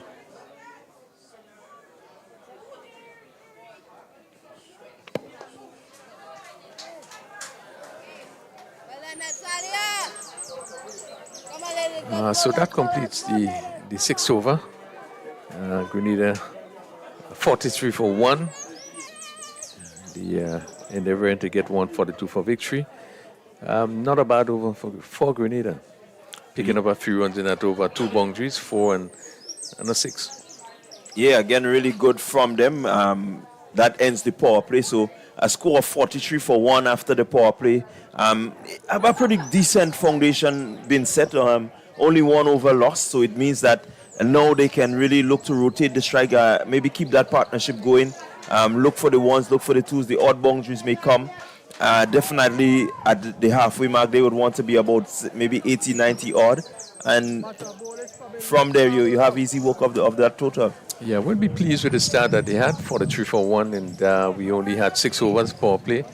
One remembers, I think St. Lucia was 50-51 at the halfway stage.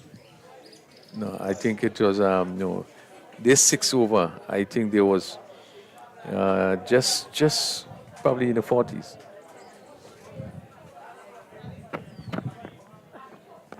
And this one is pulled, 2 mid-wicket for 4. Short delivery, given the full treatment by Fletcher.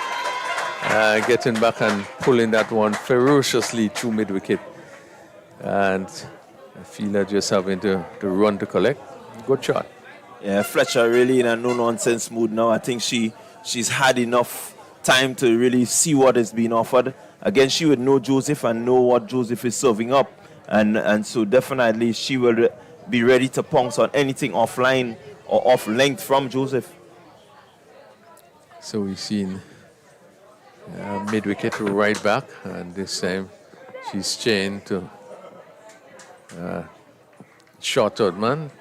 Mid-wicket right back, we have long on right back on the boundary. We have an extra cover, no mid-off. Right back, and also we have a cover on the boundary. Giving some air and just push back on the onside. 47 for 1 into the seventh over. Again, the intention there by Fletcher to rotate the strike. Maybe just need to really get back on ball. Down the track, hit high in the air where this goes, and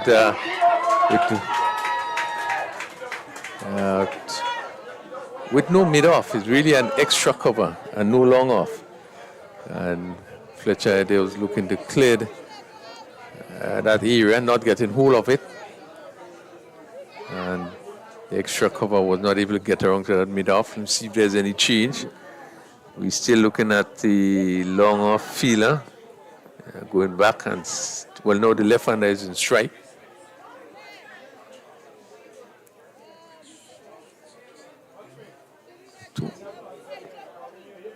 Yeah, Joseph just trying to make sure that she gets this field, properly set.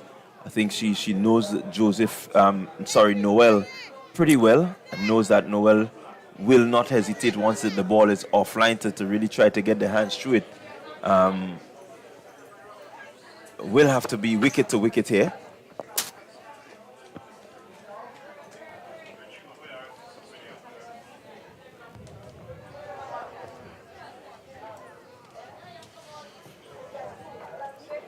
Uh, 49 for 1 as we just had one more delivery to complete the seventh over.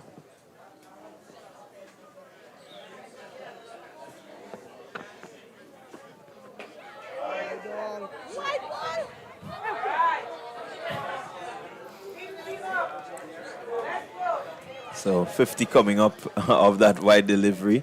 It's 50 from 49 deliveries in some 33 minutes. 4 4s and 1 6. So Grenada doing pretty well, relatively in a good position.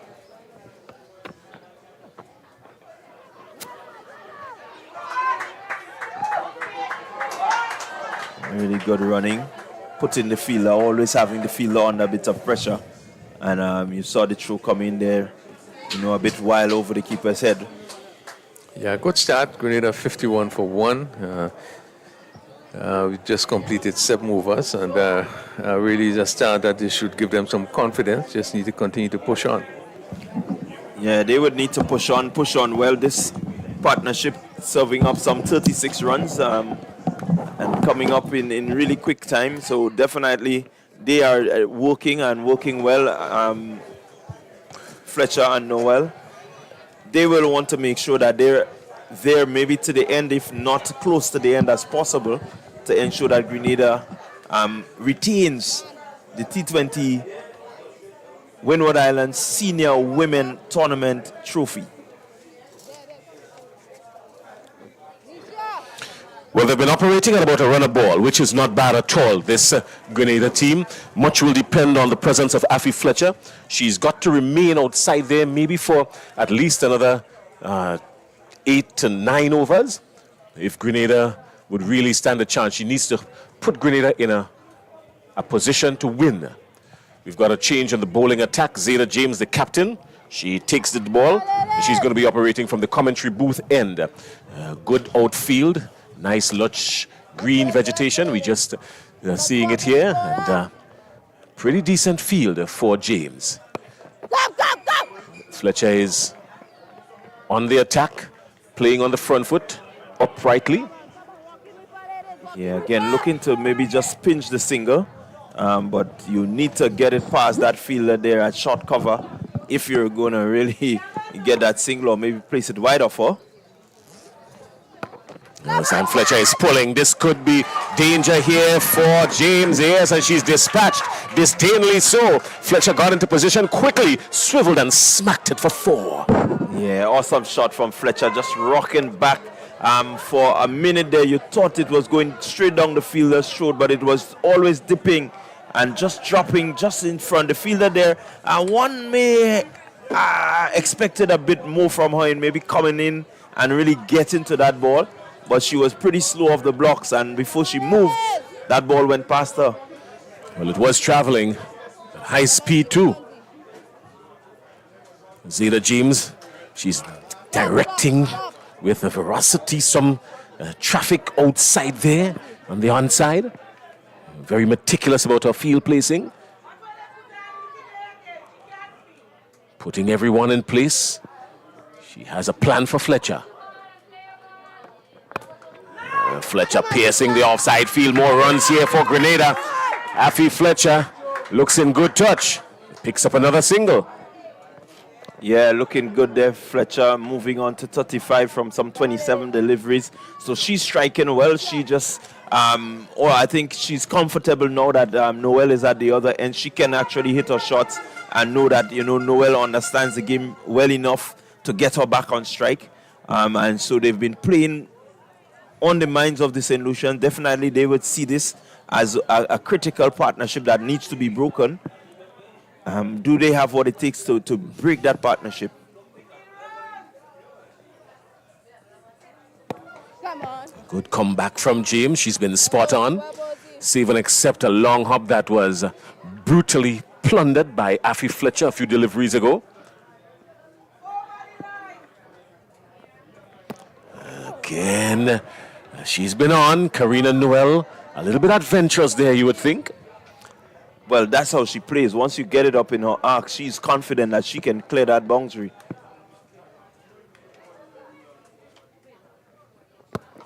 It's time up to her. Dropping just short. Direct hit. She's safe.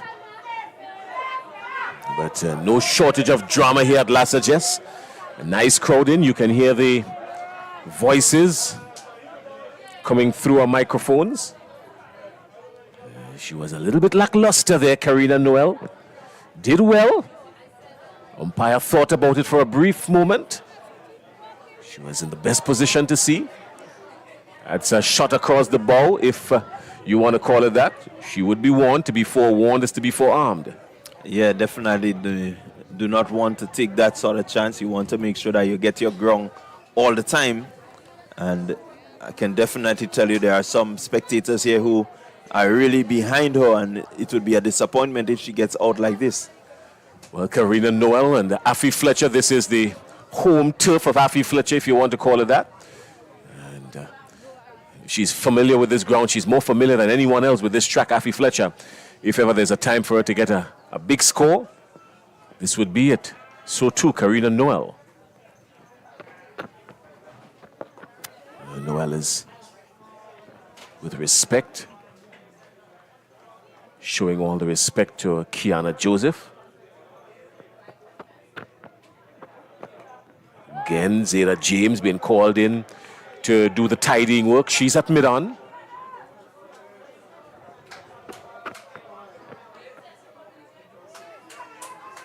Joseph getting through this over in turbocharged speed. Yeah, like the ploy from Joseph, teasing. Down the wicket. Wideish mid-on. Just one. She was there just firing the first 2 in. She really went up quite a couple knots and then just slowing it down a bit, trying to induce the false shot from Noel.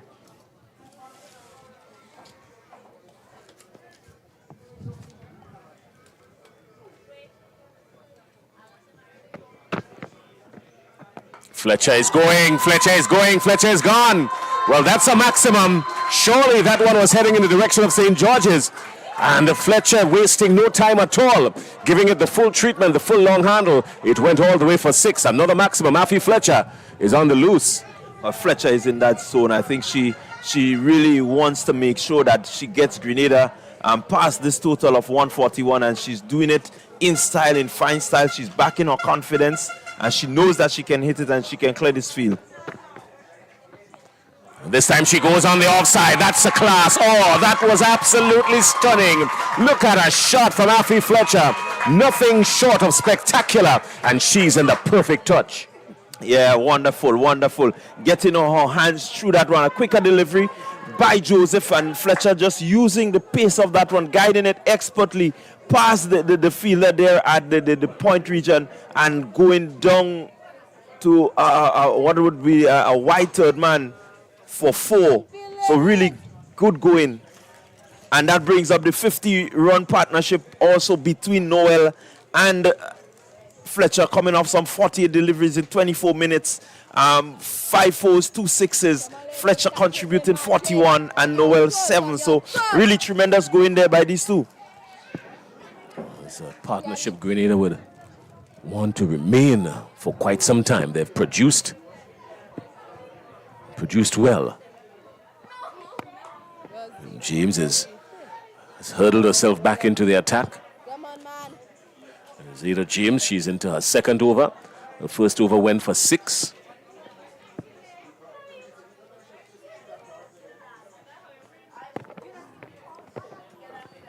Thought about the single, the spear. Decided against it, wisely so. Grenada in search of a win here to retain the title.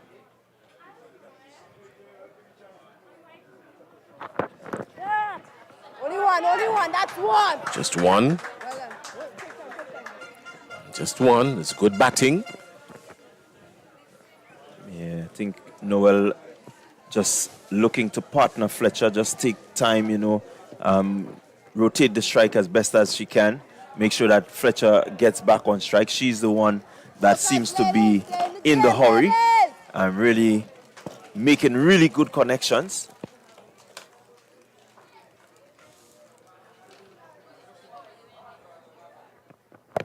Come on. Well done, Krishna. I would have loved to do a whole lot more with that. The intention was good. She was trying to pierce the offside field, but not timing it well. Driving it hard into the pitch. Walk in the ball. Walk in.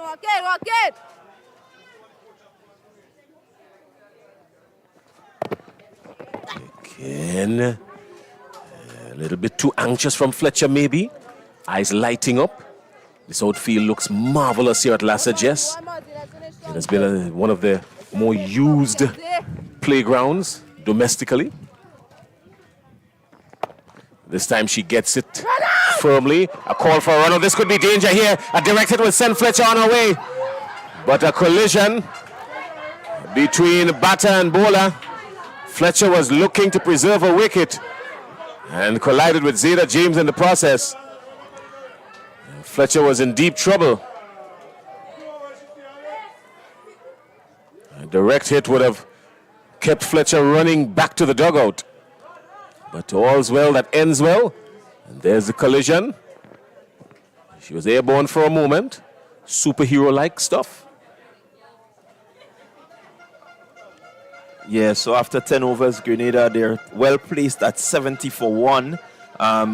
Does put them in a really good position to get to 142. Right, just 71 more. 72 needed of some 60 deliveries, so well in place, nothing too difficult. They just need to really keep their heads, really focus in, make sure that this partnership goes on for a good few 5, 10, 6 overs, 7 overs. Maybe pick up the rate slightly. It was the collision of the superheroes, Xena Warrior Princess and Wonder Woman. And they were going at it, one trying to effect the run out, the other trying to preserve a wicket. Eventually, Fletcher remains. She's been scoring with confidence. She's on 46, Afi Fletcher. She really needs to get a big score here. Grenada would need her to go well over 50. They pause for drinks. Quite sure Zeta James and this St. Lucia team would have a plan, readjusting their game plan to suit the situation as they go along. Yeah, they would want to make sure that they reassess, and maybe look to see how they can really build some pressure. So far, it doesn't look like if Fletcher and Noel are under pressure. They really into stride now. They seem to be ready, to really take off. And so definitely St. Lucia wants to readjust and make sure that they try to get a handle back on this game. We saw it. The view you're seeing is from the commentary booth end looking forward. The view from that river end to the north side of the field would show that the stands are very well occupied and there's some folks along the edge of the ground. I say that to make the point to say that these games in these villages attract a lot of supporters. People within the villages come out and support cricket. You would know much about that. Even a simple club game here gets a whole lot of attention. Yeah, cricket in St. David's is something that people really look forward to. Whether it be wind ball, whether it is the hard ball, you do get, the cricket lovers to come out. And definitely the ground being one that is, just so friendly to persons, definitely it's good to see the atmosphere that has been set here. Kishana Jasper comes into the attack for St. Lucia. Joseph, that is, comes into the attack for St. Lucia. Friends in Grozile are waiting to strike up the band. They know only too well about a good celebration.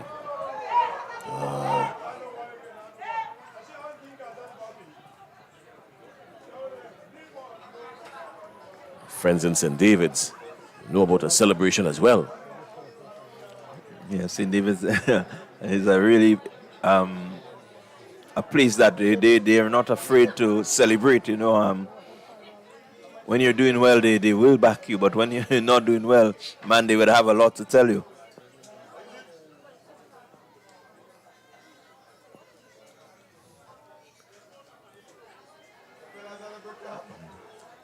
Knowing that you're here at Lucia, just as we have been identifying over the few days of this broadcast, that the French names are really prevalent, and so Lucia just has a bunch of persons that are beautiful But man, when things are different, it's different.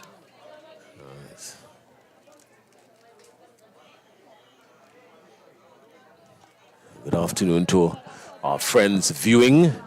Stevenson Worm, he's not in the commentary booth today, but he's following online. Anthony Park, he's from Montgelou. He's an ardent cricket fan. Played some cricket in his day for Montgelou and St. George. He's an old school teacher of mine. He's never loses the opportunity to get involved in cricket at all. Anytime cricket is playing, if he's not there physically, he would find the stream. Yeah, and that's good to have.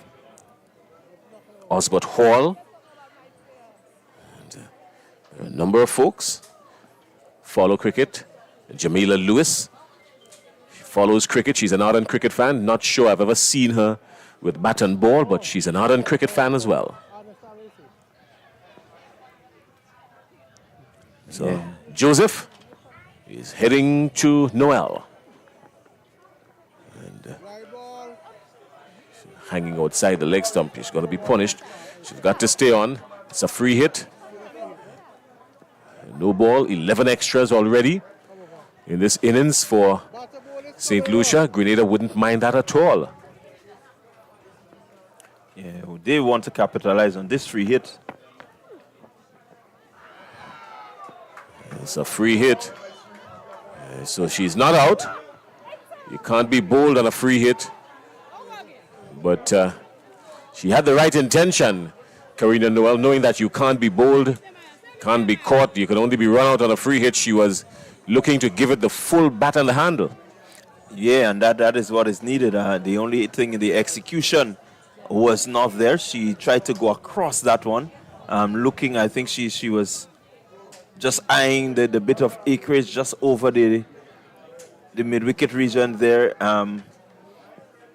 and sort of gone over the delivery instead of really connecting onto it. So she would want to make sure that she keeps her eyes on the deliveries.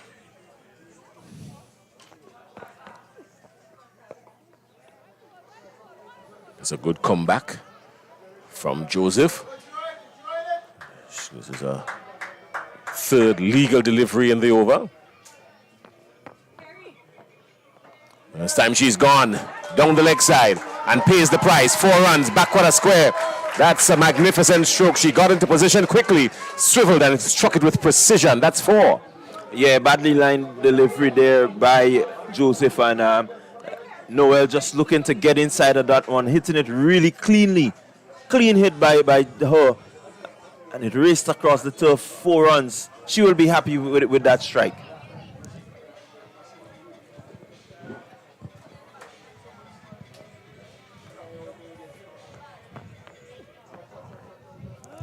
It's almost similar result this time, staying down. There's a chase on, but it will not get to the boundary.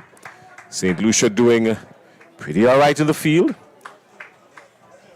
Yeah, again, that delivery just off target slightly, going down the leg side, and making it easy work for Noel to just swing it around. Not really threatening her stump, so she has more or less a free opportunity to get it, just to tickle it around, and to pick up 2 easy runs.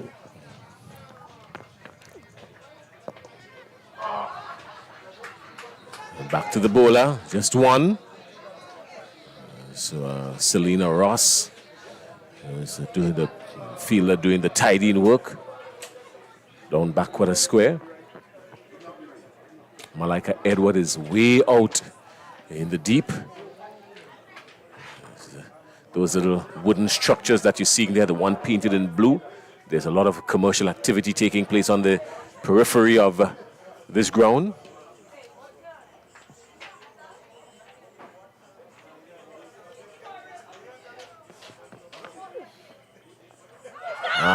Fletcher's gone. The catch is taken. She's caught behind. And this is a dim moment now for Grenada. Afi Fletcher losing out in a half century. But more importantly, at this stage of the game, Grenada losing a 2nd wicket for 80. Afi Fletcher caught at the wicket. Yeah. 47. Very important strike there for St. Lucia. Fletcher, who needed to be there just a bit longer, to ensure that Grenada gets as close to that 140 as possible. Losing her now will put a bit of pressure on the game, but Noel and the new batter coming in will want to make sure that they continue from where Afi has left off, take the boundaries as they get them and look to rotate the strike. Definitely they're on course still. Well, Cassie Williams has been called into the attack. Now, we remember Cassie Williams from a few days ago when Grenada was up against it, against Dominica and also St. Lucia. Cassie Williams really turned up, and with injury and all, placed Grenada in a position where they could have almost grabbed a victory. So Cassie Williams has been called upon now. She's been brought in earlier. She's batting at number 4 for Grenada. And Grenada would want to use the opportunity here now to do a little bit of rebuilding, but at the same time look for the opportunity to score. 80 for 2 at the end of the 11th over. Hey, ladies, work with me. Tiare.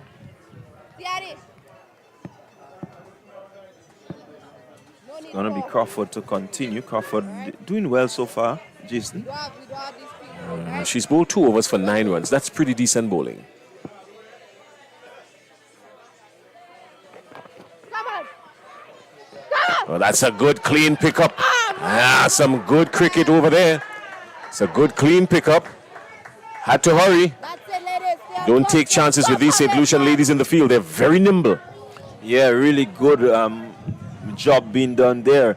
Just running around, swooping the ball, a really good bounce into our hands, and definitely quickly getting that ball back in. But Williams was just equal to it. She was not slouching on her bat, but she was backing up really well.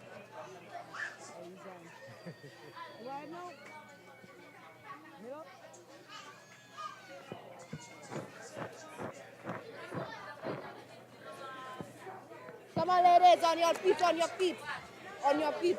2.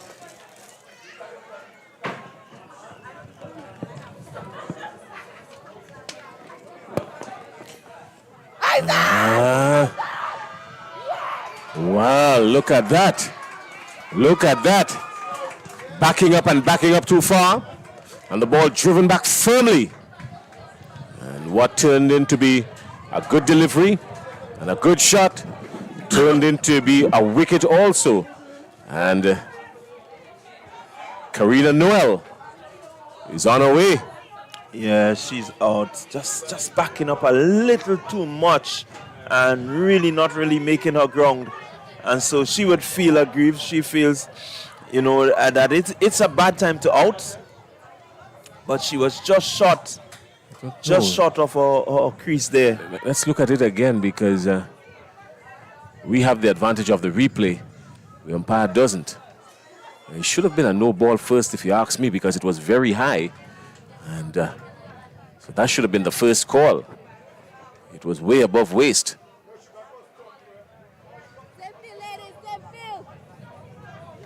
Yeah, so as the bail is dislodged, she's out of her crease. She's out of her crease, but yeah, it should have been a no ball to start with. Yeah, definitely a bit high, that delivery there.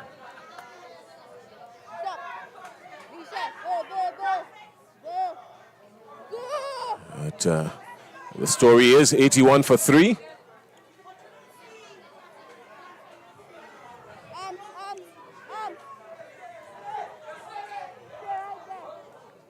Grenada 81 for 3. St. Lucia posting 141. They got off very quickly. Grenada still within launching distance. It's not out of their reach just yet, but it is going to take something spectacular from someone out in the middle. Yeah, 61 from 52 deliveries is not out of reach. It is still well in reach. Good cricket from here, rotation of strike, clearing the boundaries here and there. Definitely will give you, easy victory. So they are not lost. All is not lost for Grenada. Basically, the current run rate is 7.15. They required a 7.04, so it means that they're still ahead. So there's no need to panic, no need to worry. All they have to do is just keep their composure, look to put away the bad balls. Well, we're still inside the 12th over. Cassie Williams is on strike. Healthy edge being beaten. But she wouldn't mind that. It's runs. Just one. A rifle of a return. So St. Lucia with their tails up now, surely would think that they've got at least a finger or two on the championship. Not a full hand just yet, but maybe a finger or two. Well, I think they will be wary of the Grenada team, knowing that Grenada have been in positions like this before, where they may be down, but they're certainly not out. And the resilience of the Grenadians, they would not take for granted. Had a brief chat this morning with some of the Windward Island selectors who are on the ground, who've been in for this tournament in particular.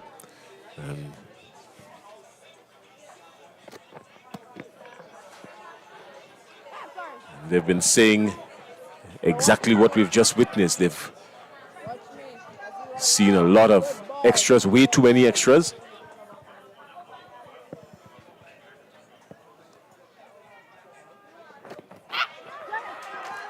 Inexcusable. A total of extras.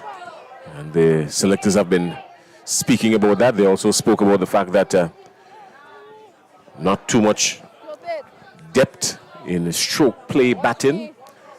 After the top two batters in every team goes, what you see is more of a slugfest. So they're saying that that would be a concern for coaches to work on.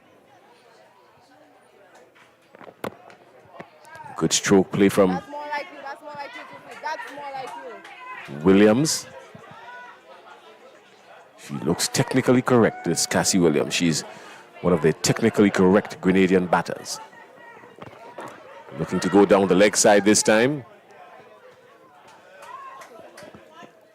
Yeah, so they've been speaking about the application and the commitment and the fitness as well. Basically what the same song we've been singing here in the commentary booth. Yeah, well, definitely the fitness has been tested. The format of the tournament also puts, that bit of pressure on the fitness of the women. So far, I think they've responded pretty well. Some injuries here and there, but not anything that they cannot continue, So definitely the fitness is something to be worked on.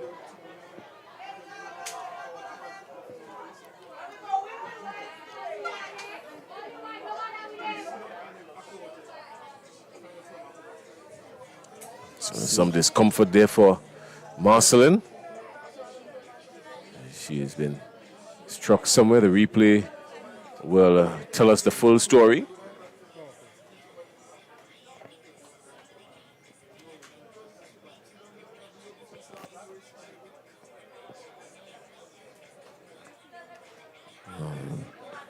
Struck with the ball in the lower abdomen, and it's always a uncomfortable blow for a female.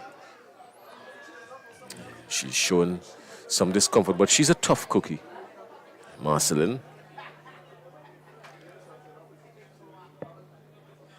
Yeah, so it's 55 from 49 deliveries. Come on, ladies. Hey, on your feet, Grenada move your hands. Come on, ladies. will want to keep this in mind. I think everyone on the live here will want to keep this in mind.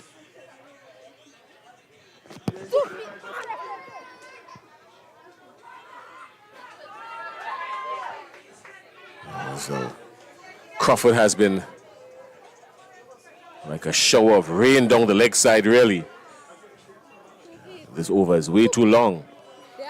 Yeah, I think she's really trying to keep the batter from getting the use of the arms, and so she's trying to fire it in at the leg stump.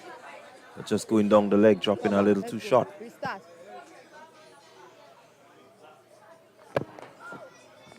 I think this is what she's looking to do, just to cramp the batter for room. Come on, Chris,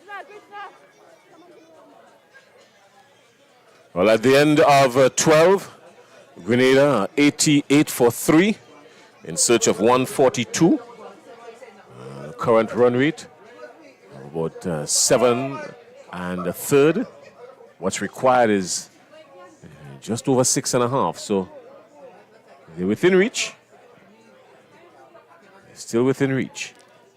Yeah, they are very much in reach. I think the approach that they would use now will determine the result. This is the more or less the middle overs, 12 overs gone.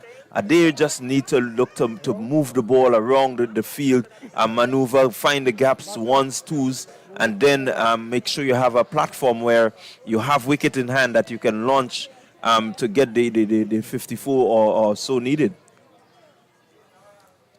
St. Lucia captain Zeta James did say that she's comfortable batting first, and they have defended well in the tournament so far. So St. Lucia still fancying their chances here.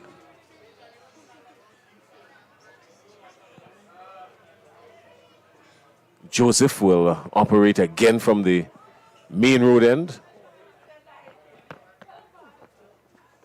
And this one is picked up, and picked up cleanly, but good work down in the deep. St. Lucia well in the field. Cassie Williams picked it up, got into position quickly, smacked it to a deep square leg, but just one. Yeah. Good work. Really would have liked to pierce that gap there. Got good connection, but not really getting it far enough away from that fielder. But she's intent. She shows intent.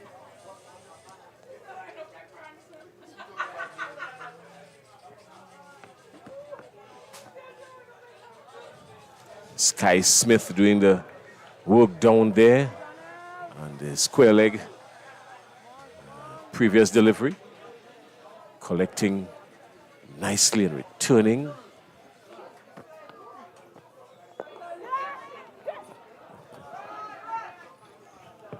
Charles doing the right thing by just trying to get Williams back on strike.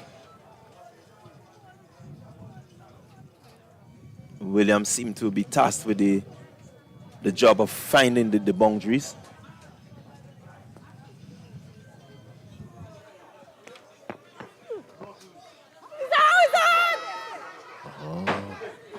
Needs to be careful here. Well, Grenada would need Cassie Williams to stay. She can't give it away. She can't lose her shape. She needs to stay outside there. St. Lucia knows the danger of Williams, so she has to understand that all will be coming at her. Straight back over the bowler head. Someone is settling under it, and the catch is taken. And Cassie Williams goes. The catch is taken out in the deep. There's a good catch taken.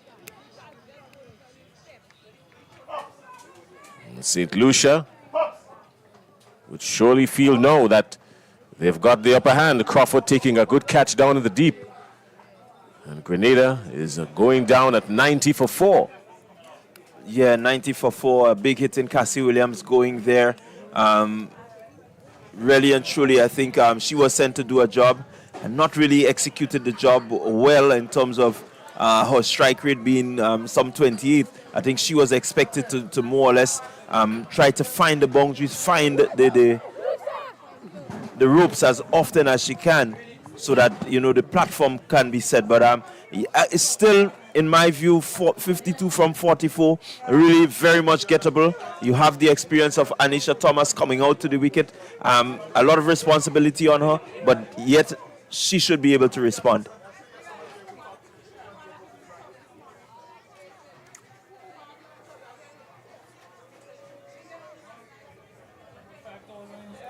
Anisha Thomas is outside there because of a good catch taken down in the deep by Crawford to dismiss Cassie Williams. Thomas, of course, a natural opener for this team. And she's coming in now at number 6 in an attempt to steady the innings and guide Grenada home. I'm quite sure that's the thinking. She's also the vice captain of this Grenada team.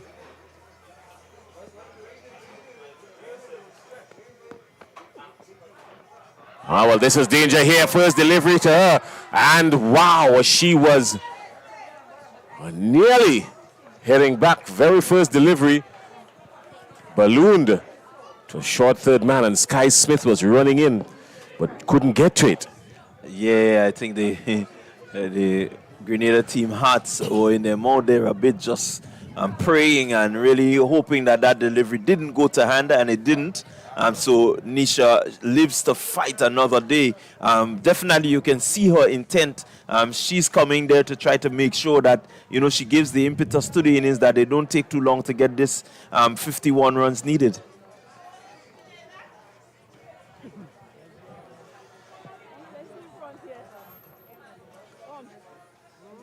I think everyone would expect her to be as confident and as positive as she can. She has to make sure that at least she's there to the end, Jason, and I think they stand a really good chance. All right, well, Zeta James has called upon Malika Edward. Malika Edward had a cameo with the bat. And what a day it would be for her if she can pick up a few wickets here now for St. Lucia.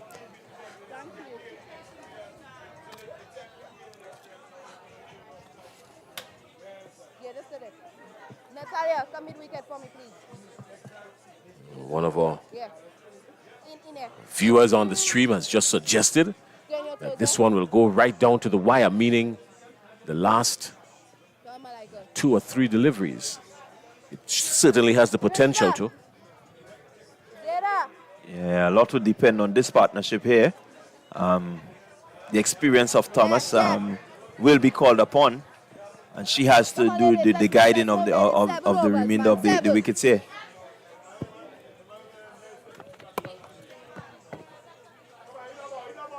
Not getting the timing right on this one. She would want to, first of all, sort out the timing. This wicket has held up pretty well, so it's not like she's new to it. Ah, she's bowled her. She's bowled her. She's gone. Anisha Thomas is gone. Clean bowled by Malika Edward. Immediately as she's been introduced into the attack, Malika Edward picks up the wicket of the vice captain, Anisha Thomas. Clean bowled. Yeah, I think a lot of fans will be disappointed with that shot from Thomas. Not coming forward, looking to give herself room, and that ball drifting into her, cramping her further for room, making no contact and being bowled. For someone of the experience of Thomas, you expect her to be on the front foot and looking to maybe punch that one out into the infield, but choosing to go back and losing her wicket, definitely you will feel disappointed. She rehearsed the proper stroke on her way out. Remember, we said at the top of the innings when we did the pitch report, this pitch has the tendency to keep the ball low for the slower bowlers once they pitch just short of a good length. And this one was just thereabout, but Anisha Thomas miscuing it all over because she played back. This should have been an easy front foot shot, guiding it down to maybe a mid-on or a mid-off and picking up a single or even 2. Yeah, so the milk has been spilt. Can Fortune now clean it up and bring Grenada right back to where they are in the position of victory? Can she do it? A lot rests on her. She also has some experience at this level. Come on. So Less than 20 overs going. Come on, lady. needs to really play a big innings. Oh, she's beaten now. All ends up. Well, Malika Edward is on a tear right now. She's liking this. Edward not trying to bowl fast. Ladies! If you look at her, she's just getting in there nice and slow and just putting it on that spot.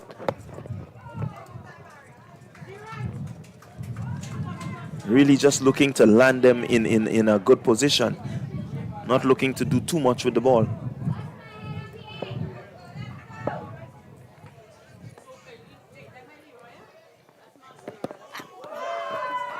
Looking to heave it over long off or somewhere. Not getting to the pitch of it. Nowhere near, playing all over and around it. Got to stay on the front foot. Using your feet and staying on the front foot is the best option here. Come, Natty! Indecision here, one stolen. With a bit of hesitancy between the wickets. These hesitant moments have proven to be catastrophic more often than not. Yeah, again, but good single by the pair, putting the fielder under pressure. The fielder was always under pressure, and having to move to her right. I think this is what really allowed them to get across the line for that single. They want to make sure that they're careful about this, but more importantly, that I think this single has brought Fortune back on strike, and as we saw in the game that they won after being some 49 for 7, she was pivotal in them crossing the line, so she needs to play a similar role here today.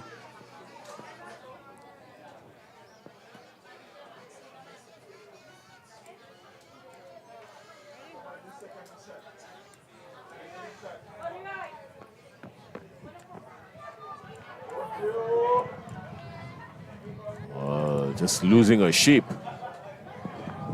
Grenada would need everyone now to contribute if they were to have the slightest of chances. 93 for 5. And we're at the start of the 15th over.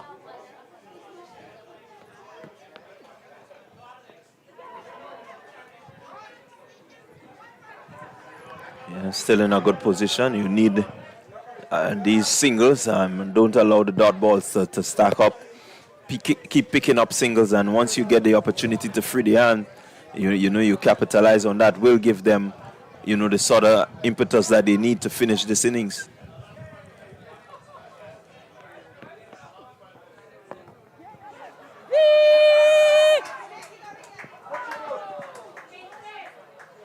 Stole another quick single there. But the run rate is always climbing. It has just climbed to just over 8.5 now. Grenada going at 6.5. So that's not too satisfactory at all.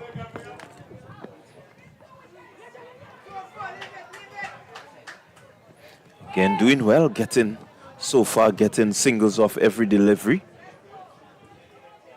Just may require a boundary here now.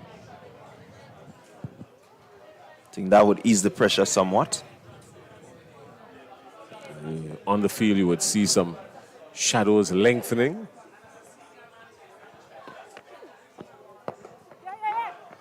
Straight back past the bowler. Just one. Crawford outside there teasing, hoping that the batters would have opted to try a second.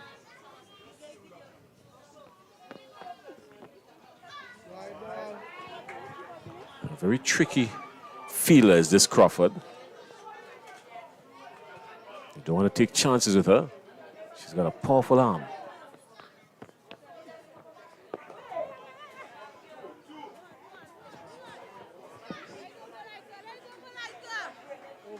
There we go. Malika Edward does the tidying work down there at the end of 15. 97 for 5. Grenada still needing some, 47 runs? Come on, ladies, we're behind. 45 from 32 deliveries. Come on, ladies. From 30 deliveries, rather. Okay. 25 runs. 25 runs in them last overs. All right? You can hear Marceline how they're doing it in the math. Keeping abreast of the rate. The scoreboard is always changing in front of us. We have to make sure it's right before we say anything. Edward has bowled. Edward has picked up another wicket. Clean ball. And Janelle Charles is walking back. Had no clue. It was all over and around her. And Janelle Charles goes. She's clean bowled. Yeah, again, you look at the shot and she's just reaching for it. not really getting close to the pitch of it. She was always just reaching. Quite slow, you know, as we said, Edward not really pushing it through, but asking them to come forward and to meet the deliveries. And there she was just stretching, and that one going past her, being bowled. So another swing in the tail here. Well, he said it from the start that if Malika Edward could come in and pick up 2-3 wickets here, surely the pendulum will swing in St. Lucia's favor. And it has swung to this point. I think the scoreboard has been updated now. Grenada heading towards a landmark. 99 for 6. Still in search of 42. They need to find it from somewhere. In the meantime,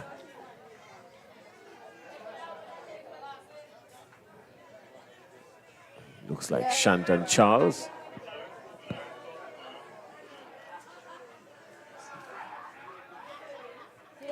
Have been called. So good. The photo that you're seeing there is proven to be clear, green, well manicured, well kept out field. Malika Edward being moved around.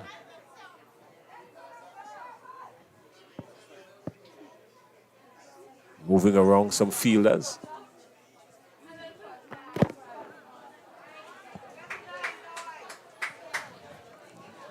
And the atmosphere seemed to be one that is filled with anticipation. They're hoping that the Grenada girls can respond.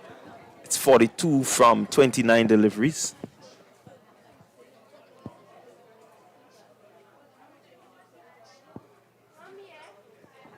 Oh, that's a fantastic delivery.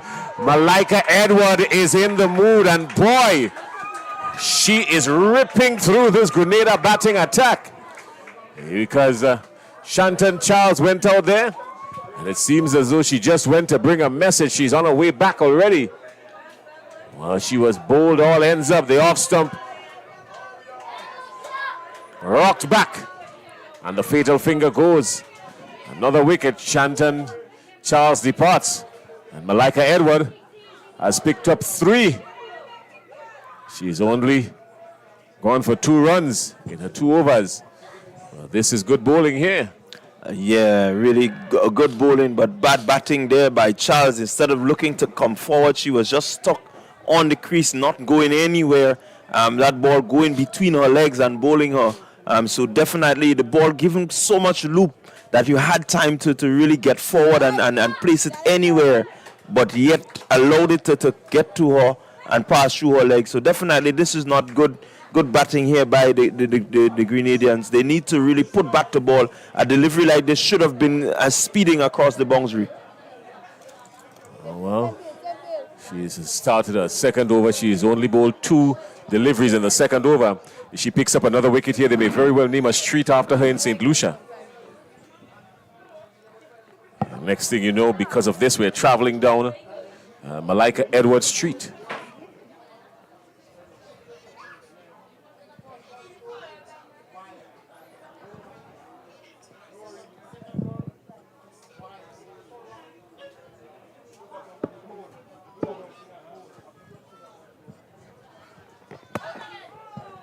Williams very watchful, very careful. Raquel Williams. Oh my God. Knowing that Edward has fallen on line.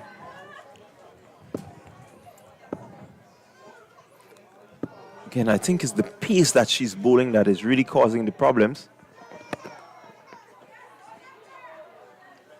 Batters seem to be waiting forever for that ball to come to them.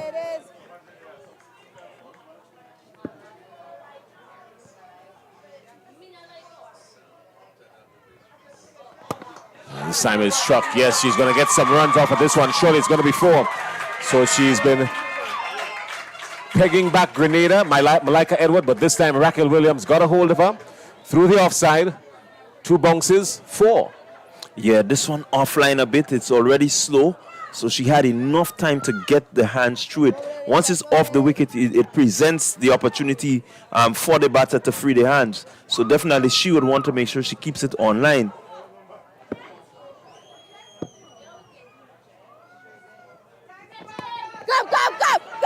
Call for a quick single. This could be close. Eventually safe. And that brings up the end of the over.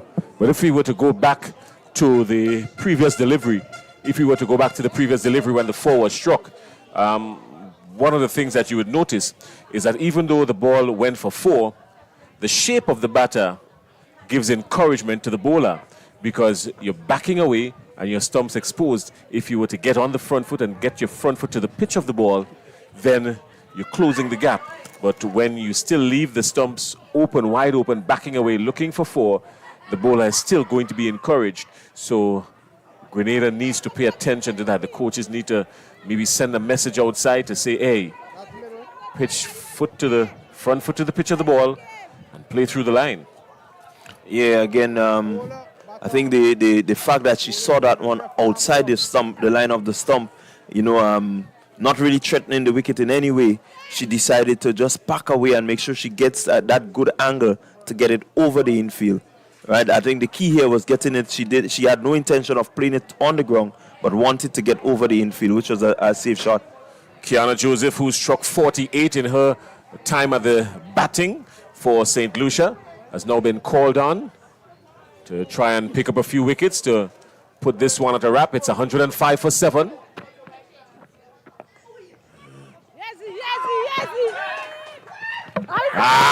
This looks like danger. This looks like danger. Is she home? The bat was grounded and she was rushing in like a rocket. Let's see what the umpire has to say. It's close. The St. Lucians thought it was out, naturally so. But the umpire says no. She's safe.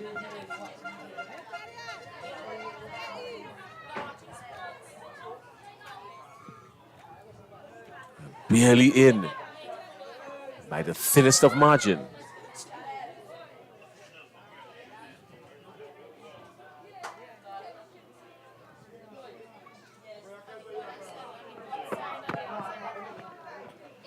This one is ballooned. It will go all the way down to third man. The chase is on and it crosses the ropes now for 4. So as quick as Sky Smith is, she couldn't hold on to that one. That goes for 4. Yeah, for fortuitous they're peeling off the edge. More importantly, it had enough pace on the delivery so that it beat Sky and ran into the boundary for 4. So fortune favors the brave, and I think she had that slice of fortune right there. This time Smith is on to it. Smith has moved around to a short fine leg and she was onto it quickly. Just one. She's very nimble outside there in the field, Sky Smith. She's very fast.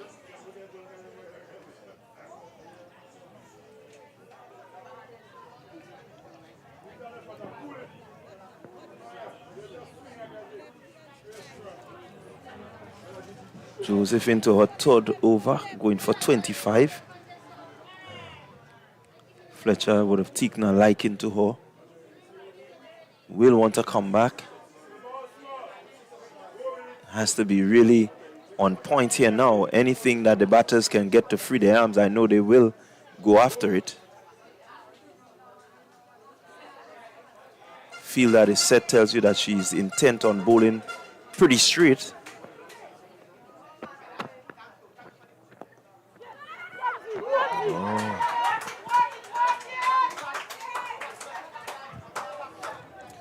Those two nimble ones outside there. The other one, of course, for St. Lucia is Crawford. Crawford is at mid-off. This time this one is tugged onto the onside, just one. This crowd here cheering every run, or every possibility of a run for Grenada. Grenada is not short on support at all. been short on batting.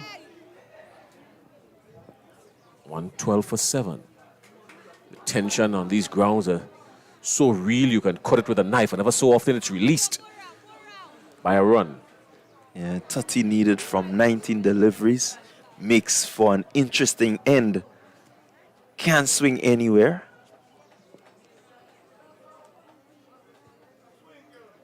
I think everyone is in anticipation of a couple boundaries from the Grenadians.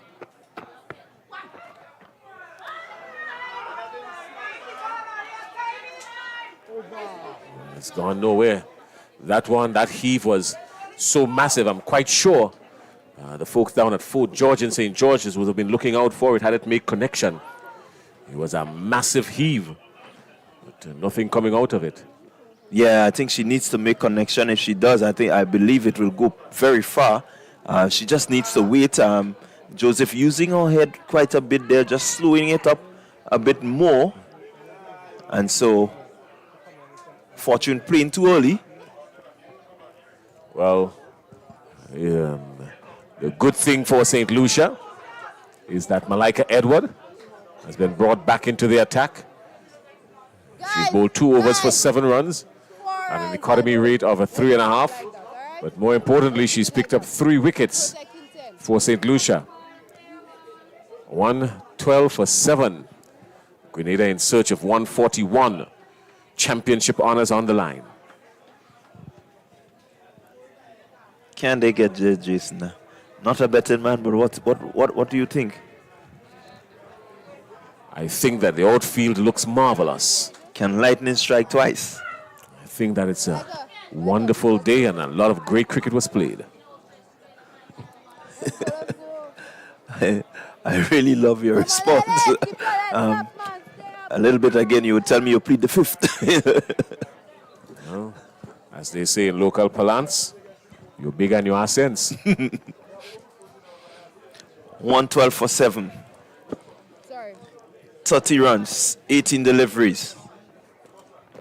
And that's a good connection. It may not dissect the fielder, but the call is the one looking for 2 initially. And wisely deciding against 2, because that would have been danger. Crawford is down there. You don't take chances with Crawford. She's got a brutal throwing arm. It's very diminutive, but that stature is equally deceptive. Yeah, really, really powerful arm by her. Come on, ladies, come on. I'd like to see the throw as it came in. Keep it simple. Come on, run out! St. Lucia trying to keep things tight. Grenada looking and picking up singles. Singles are not going to do it now. They need boundaries. They need at least 2 boundaries in every over. The required run rate has rocketed to 10.5. 28 runs to win.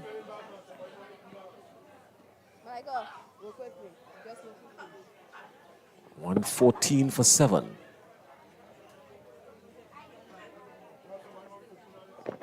Come on, Nazi, come! Firmly struck. Natalia, keep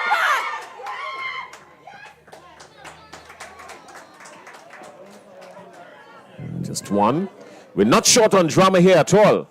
Not at all. Come, go, wait, stop, take it, throw it, return. All the cricketing phrases are being used with alacrity. I think does make for an exciting end. Suspense is there. I think all the Grenadians in attendance here are just hoping that these 2 can really clear the boundary. Come on, ladies! I believe there would be an eruption once they do. Trying to clear the boundary this time, but up to mid-off. That's it. James is there, the captain. 2 more, Malika. 2 more. All right, the singles on the boundaries. Come on, ladies. On your feet, ladies. You can hear Marceline just trying to ensure that her fielders stay on point, keep on the toes.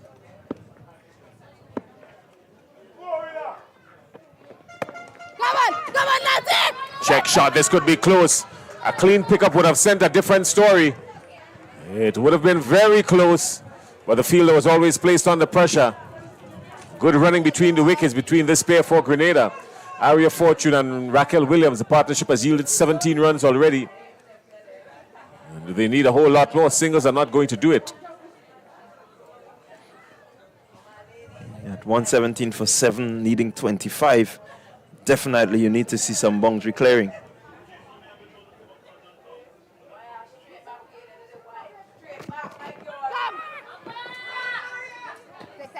Take time. Oh, it brings up the end of 18. And Grenada up against it now. 2 overs remaining. 24 runs to get there. The math is clear. 12 runs and over for the next 2. What's at stake? The opportunity to be called the champions of the female version of the T20 tournament, the Windward Islands female T20. St. Lucia and Grenada, these 2 teams, no stranger to each other, even if it is by way of flags and country. They were the finalists in last year's tournament. Grenada won. They were the finalists in the 50-over version of the game earlier on this week. St. Lucia won. And they're the finalists now in the T20 version of this tournament. Who will win? That's the question being asked by many of the spectators here. Who will win? I think Grenada has done quite a bit, but they will need to do a lot more if they're going to really come up trumps this afternoon. St. Lucia has done what St. Lucia has been doing. You've seen it in the 50 over, and they're doing what they're doing here. But Grenada really needs to swing the tail. Well, Zeta James has brought herself back into the attack. She's bowling over number 19. Penultimate over. And she's got a very attacking feel. She's trying to put these Grenada batters under pressure. She knows they need runs, 12 and over. So she's tempting them. Go over the infield if you can. And over the infield, but only to 1. Only 1 down to mid-wicket. It's firmly struck. Just 1. Field placing just spot on there by James. 23. 23 more needed. Off 11.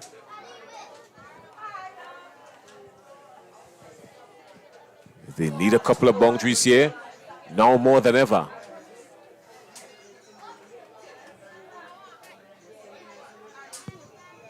Raquel Williams is on 10. Aria Fortune is on 13. Surely they would have negotiated the bounce of this wicket by now. As one has ballooned up in the air, as Zeta James is settling under it, and Zeta James takes the catch off her own bowling. And just like that, another wicket down. So Grenada losing Raquel Williams, caught and bowled by Zeta James for 10. It ballooned up in the air, miscued it. Zeta James, comfortable pair of hands. Thank you very much. Yeah, good wicket there by James, breaking that partnership. Not by any means threatening, but the potential to threaten was there. You can see the intent coming from both batters, wanting to really put away the deliveries. Unfortunately for Williams, she didn't get the connection that she needed, skying this one and the bowler taking her own catch. So it means now that a lot of work has to be done by Fortune. I think the team will believe in her ability. Let's look at the field placing now for Zeta James. So she's brought in the fielders within the ring. So she's pretty much attacking. She's tempting these Grenadian batters to go over the top. You got to get boundaries. You're going to go over the top to get it. And we saw what such an attempt has done.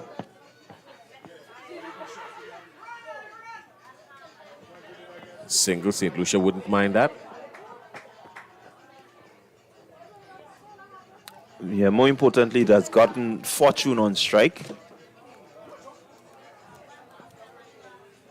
Our friends in Viewfort and Grosile and Castries started their celebrations, I'm quite sure. Surely now St. Lucia would feel they have at least one hand on this title, or maybe more than a hand.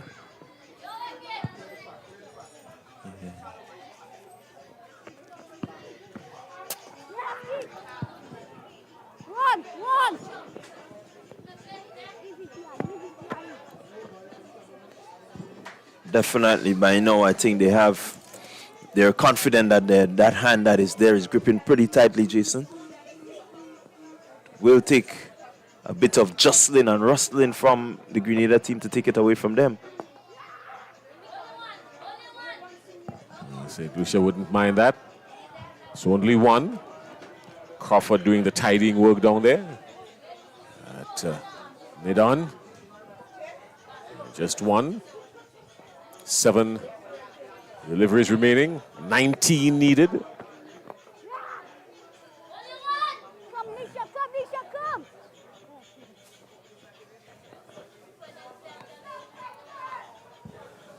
So that brings up the end of over number 19. And the Grenada would need 18 runs off the last over.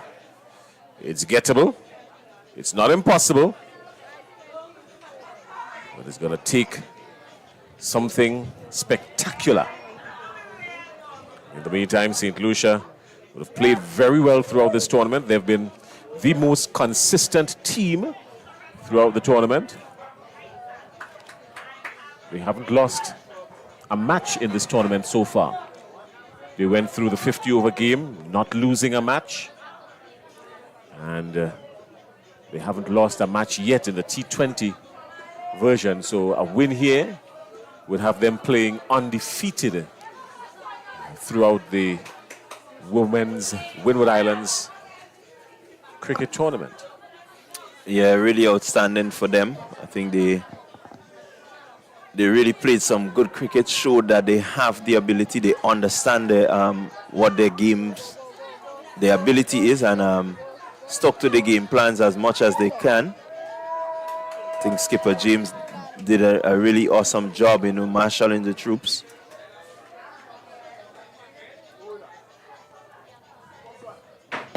Oh, this one is belting. This could be danger here. Yes, he's gone. Crawford takes the catch. And the St. Lucia, now the celebration has started, 124 for 8. Yeah, good ground cover there by James to take that catch. Definitely, I think Grenada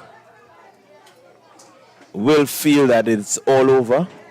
A disappointment for many of the supporters who came out to support. But again, you look at Grenada batting and one will just hope that, they could have pulled off a victory here just to make sure that they show that they've played good cricket. They did well during the tournament, but unfortunately, when it matters most, they seem to be letting go of the important things. Prime Minister Philip J. Pierre, he's an ardent cricket fan, Prime Minister of St. Lucia. He's an ardent cricket fan as well. So I'm quite sure the message would have gotten to him already that he's a St. Lucian girls. They're in Grenada. And they seem well on course now to return home with the double championship.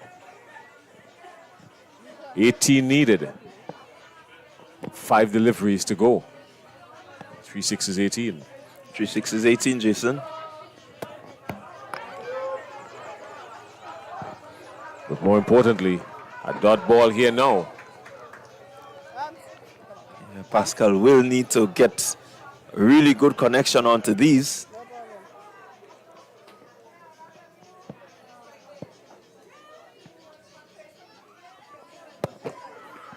She made connection, but not in the manner in which she wanted. Malika Edward is coming to mid-on, does the tidying work. She's been very good in this tournament, Malika Edward. She's gotten some runs under her belt, and she's been stellar in the field.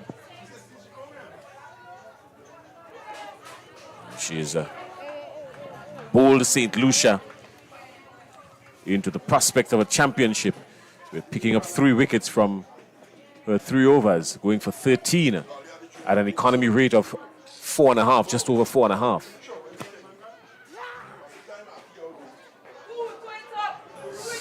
Ball is 2.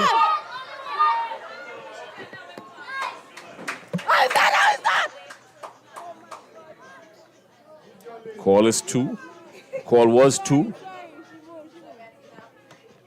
But Pascal, not the least bit impressed with having any part of it. 2 deliveries remaining. She would try to get 16 off the 2.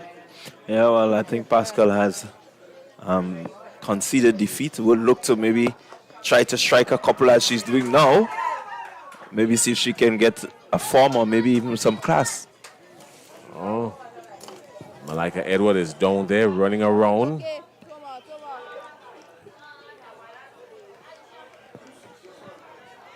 The long on boundary.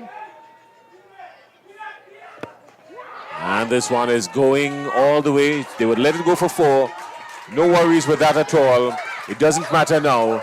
127 for 9 it was. Now 131 for 9. And that's all they need. They fell 11 runs short. Grenada falling 11 runs short. St. Lucia coming out on top. Congratulations, St. Lucia. The 2024 Windward Islands Women's Champions in all formats of the game, T20 and 50 overs. A fantastic showing by the Castries ladies. Philip J. Pierre, your girls are coming home to what we hope will be a resounding reception. Yeah, really good win there by St. Lucia. Showing that they have, the pedigree to really come out and defeat the champions. Right, so Grenada now becoming the former champions of the Windward Islands Senior Women Tournament. St. Lucia bringing up a victory here, ensuring that they go back home with the silverware. Definitely a good feeling for them. They've played well. They've done the basics right, and so, kudos to them. All right, well, they were able to limit Grenada to 131 for 9, and some good batting for Grenada from Afi Fletcher, the only really threatening batter. She was caught by Marcelin at the wicket for 47, and after that, basically 16. Karina Noel went for 16, and Aria Fortune 15.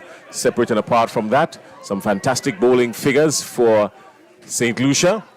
The pick of the bowlers in my mind, Malika Edward, with 3 overs for 13, picking up 3 wickets.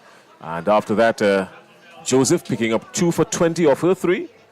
And 1 wicket apiece for Zeta James, Kiana Joseph, and Teddy Crawford. 1 wicket apiece. Grenada being limited to 131 for 9. So we are going to be heading down to the playing field now for the prize giving and presentation. But all in all, a fantastic tournament. Yeah, really good tournament. I think the weather has been lovely. The facilities have been wonderful. The teams have played really well. And so definitely the organizers of this year's competition, as the GCA, will feel happy with what has taken place here. Not much hiccup. Everything seemed to have ran smoothly. You never expect everything to be proper, but I think we really tried well to host this year's tournament, and so definitely a lot to look forward to. We've seen quite a few youngsters on show. They can only get better from here, and so the teams will feel that come maybe a year, 2 years from now, you know, we can see a lot more competitive cricket from these youngsters. The future, it looks bright for the Windwards in terms of women cricket. One of the things that the selectors did, in fact, speak about was the task ahead of them for selecting Windward Island's women's team.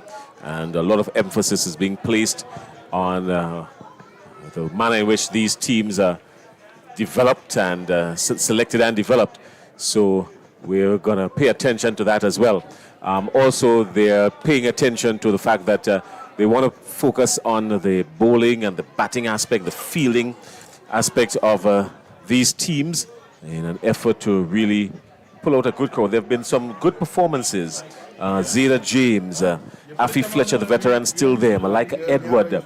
We've seen Pearl Etienne, a lot of these veterans still showing up and showing out and showing off that they've got still what it takes, what is required to bring their team to some state of respectability. Yeah, I still I like to see the youngsters in Byron, and quite a few of them on show.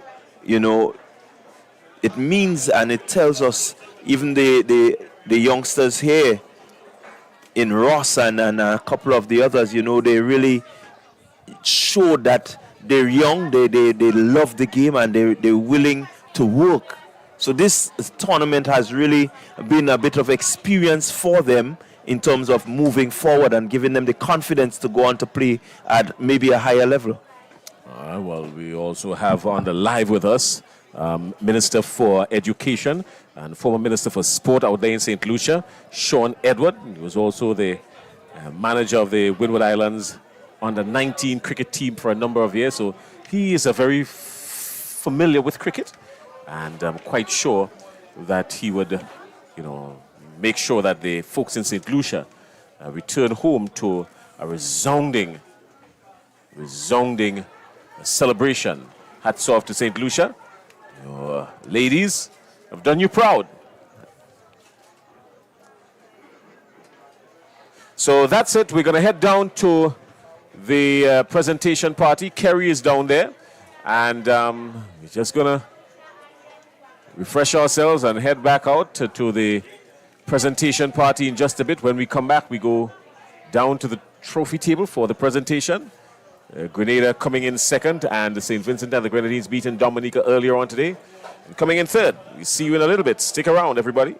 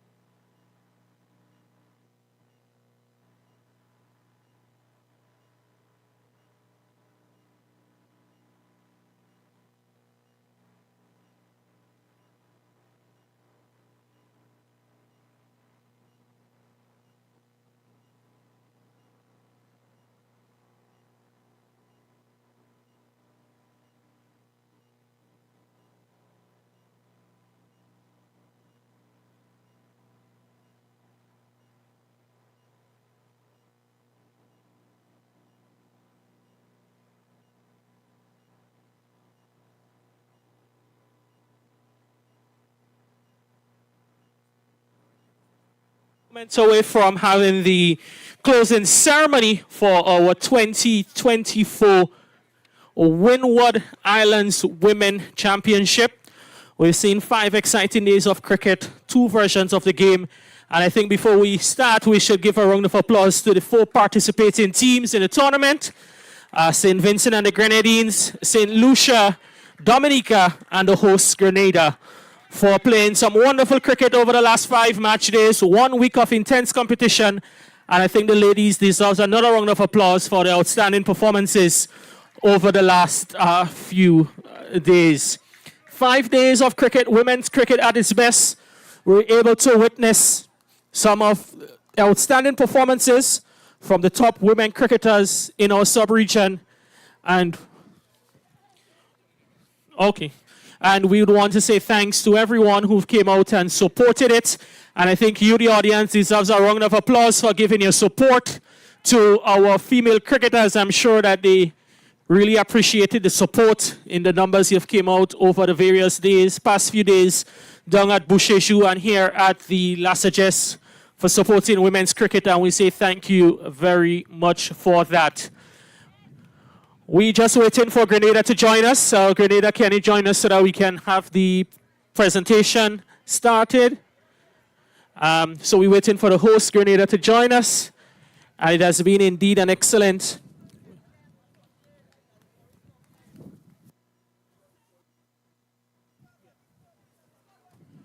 and I think even as we are in a line of appreciation, let's show some appreciation to our match officials for the officiating and the performances from last Sunday up to this Saturday's activity. We thank them for those local umpires and those who came in. We say thank you for your contribution towards the 2024 West Indies Women Championship. So I'd like to call the President of the Windward Islands Cricket Board and President of the Grenada Cricket Association, Dwayne Gill, along with the First and Second Vice Presidents of the Grenada Cricket Association, Johnson Richardson and Randall Batiste, and along with the other executive members of the GCA who are here, we want to ask for you to join us at the presentation ceremony.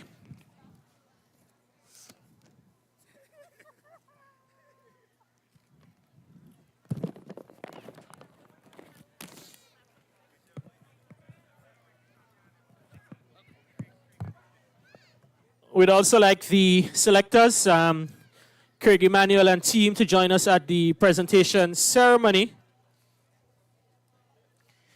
It's always good that we recognize our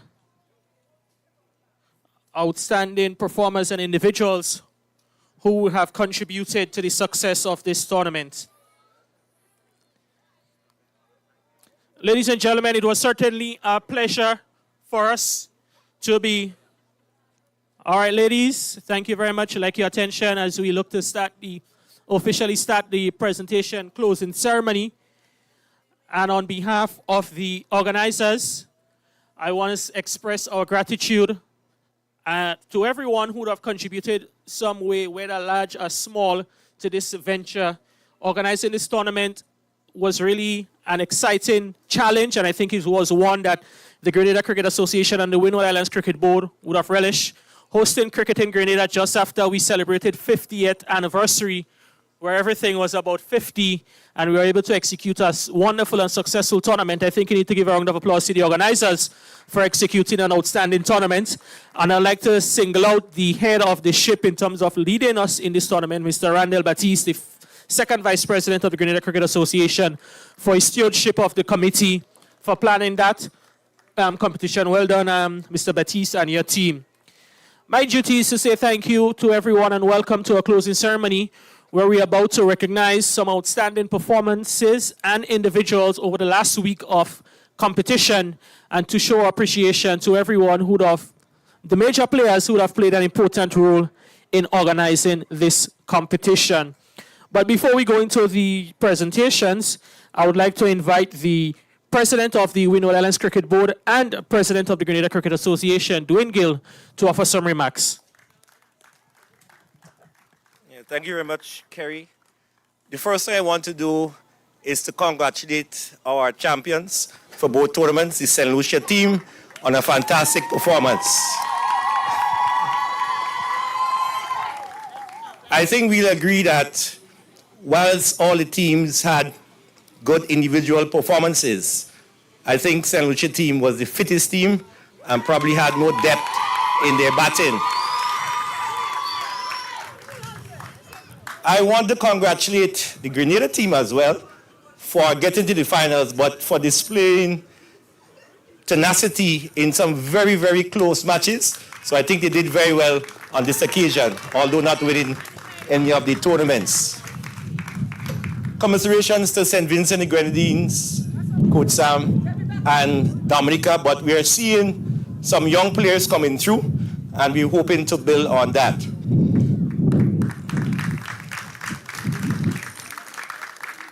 There are a few people that I wish to thank, although Kerry had started to do so. First of all, I want to thank our tournament coordinator, the second vice president of the Grenada Cricket Association, Mr. Randall Batiste, for his stewardship in coordinating this particular tournament. He had an excellent team working with. We had our liaison officers, Mr. Lex McBain and Mr. Kellon Noel. Is Kellon around? So they worked tremendously in trying to get the teams composed and comfortable. And we know that all the teams were comfortable, right, Destiny?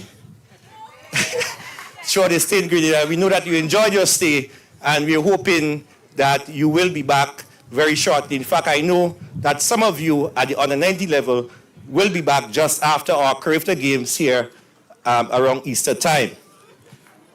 I want to thank our selectors who had a very difficult job, and after the presentation of the awards, they will announce the 14 players who will represent the Windward Islands women's team in the Senior West Indies tournament scheduled for St. Kitts from March the 4th. That's just around the corner. What we've done at Windwards is to organize a training camp from the 26th of February, very long training camp, so that Coach Sam and her charges would be very happy that there will be no excuse for not winning the Senior West Indies tournament. We want to win the tournament. We saw what we did with the men's yesterday, what we did to the Barbados team yesterday, and we believe that we have the talent in this group to go all the way with the women's as well. What we're asking the ladies to do is to, when you go on that plane tomorrow, when you go back home tomorrow, in the case of Grenada, is to take 3-4 days rest and start back the training with a view of getting ready for the camp to win the tournament in March in St. Kitts. Before we go, I also want to mention that for the first time in the history of our cricket, we've had 2 female umpires umpiring in a Windward's tournament.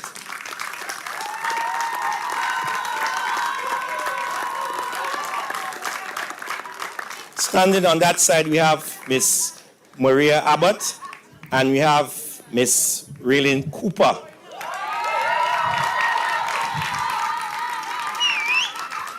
Maria is from St. Vincent and Grenadines. Raylene is from St. Lucia. We are hoping, with the help of Roger Davis, who is the president of the Windward Umpires Association, that we will have more female umpires, certainly from Grenada and then also from Dominica, so that we can continue with this tournament with all female umpires and match referees.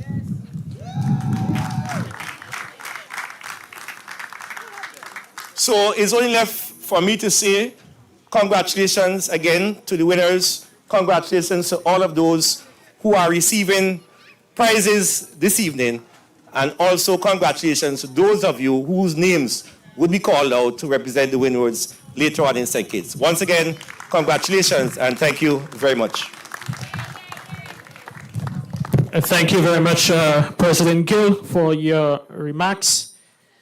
At this point in time, ladies and gentlemen, we move into the most look forward to part of the tournament, where we award and recognize outstanding individuals and teams.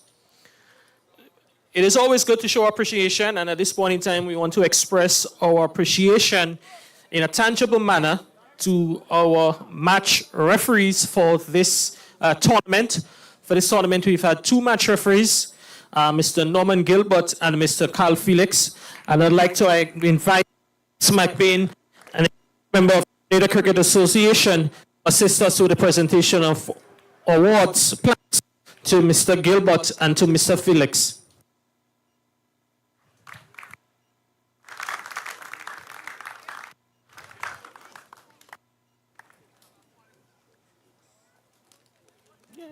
Yeah, I have it.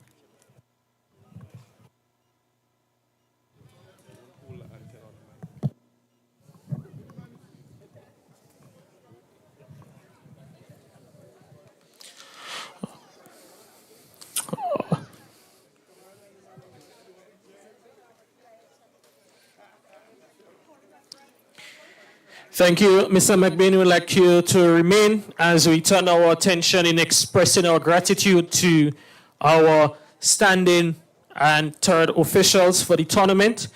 We'd like to start with Mr. Urban Mason.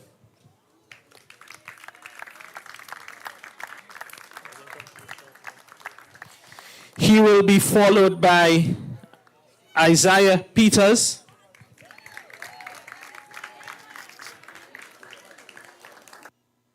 Who will be followed by Sean Manwarin.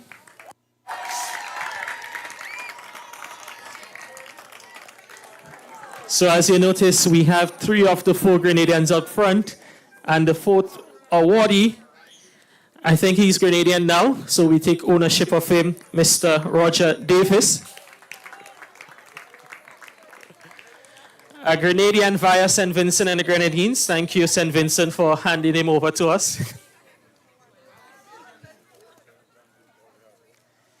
And we turn our attention now to our, as mentioned, 2 of our female officials in the tournament. Miss Raylene Cooper. She was the 3rd umpire for the final. Roger Davis was one standing umpires. And the other standing umpire in this final, Maria Abbott.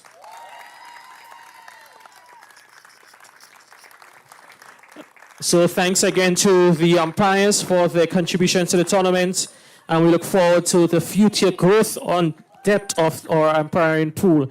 Thank you very much, Mr. McBain.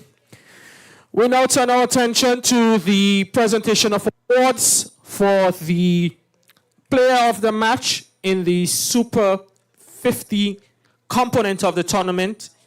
Match 1, St. Lucia versus Dominica. The player of the match, the lone century in the tournament, Nerissa Crafton.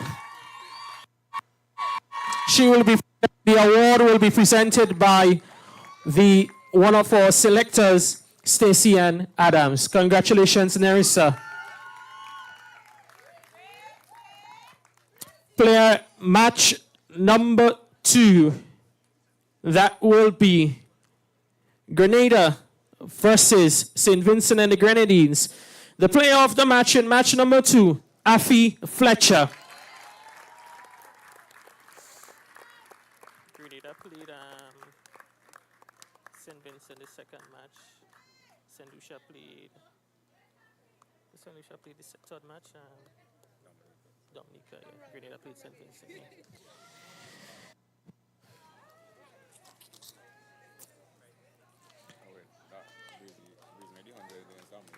Yeah, first match. So St. Lucia played St. Vincent. Match number 3. St. Lucia versus...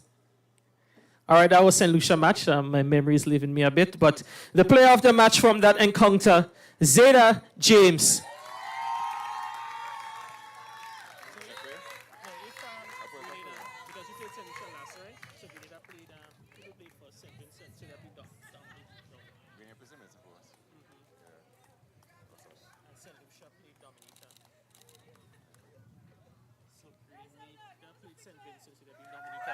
So that would have been against Dominica.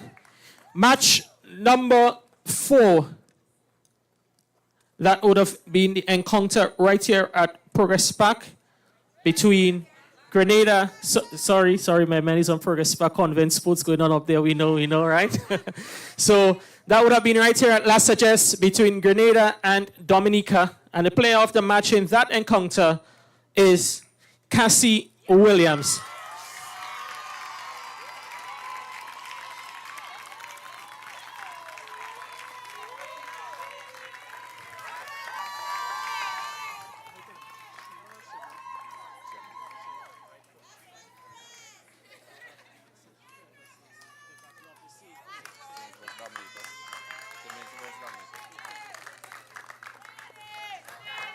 We turn our attention to match number 5. St. Vincent and the Grenadines versus Dominica. The player of the match for that encounter, Shema Wright Kwashi.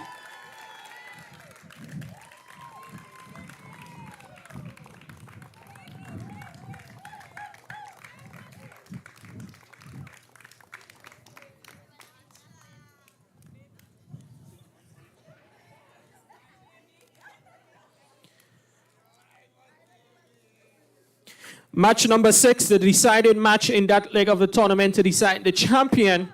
And for a championship performance in that encounter to lead her team to victory, Malika Edward.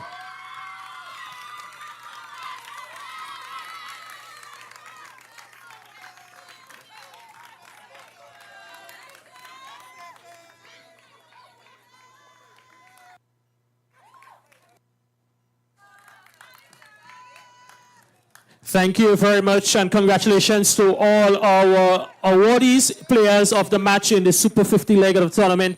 And thank you very much, Stacey Ann, for assisting us with the presentation. We'd like to ask her other colleague, Heron Campbell, to assist us with the presentation for Player of the Match awards for the T20 component of the tournament. The first match in the T20 leg, the first versus fourth, St. Lucia versus Dominica. The player of the match, Namaya Masili. An outstanding knock to set up a team to a total that was not able to be overtaken. Namaya Masili, player of the match.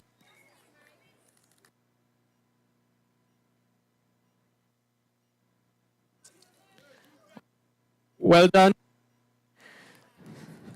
Our second T20 encounter, the second versus third place, Grenada versus SVG. And the player of that match from the player of the match in that encounter for her 4 for 10 to lead Grenada to victory, Karina Noel.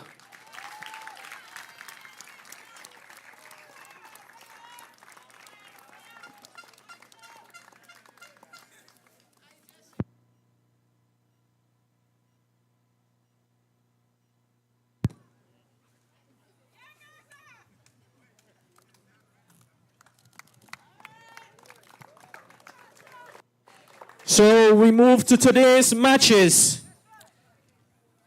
Third place matchup between SVG and Dominica. The player of the match in that encounter, Janila Glasgow.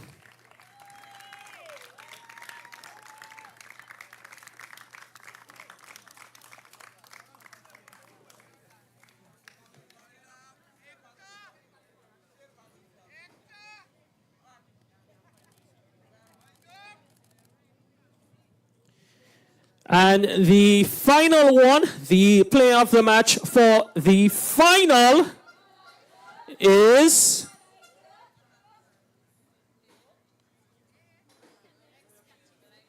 the player of the match for the final goes to Kiana Joseph.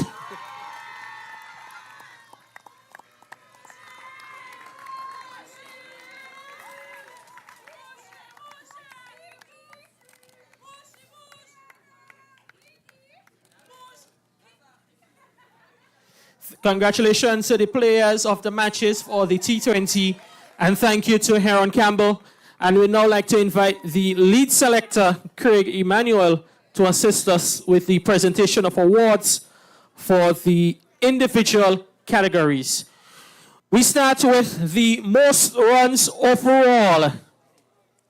This award is presented to the captain of the Dominica women's national team, Pearl Etienne.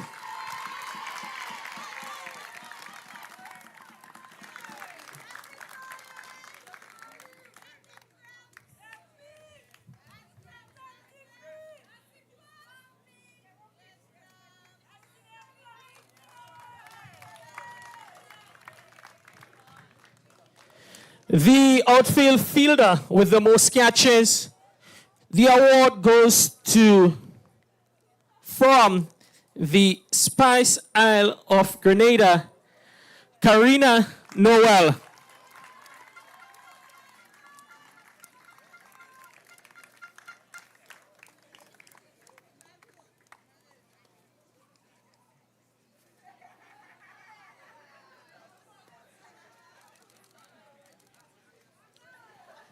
The other individual award we present is for the wicketkeeper with the most dismissals, from the Helen of the West, Naima Masili.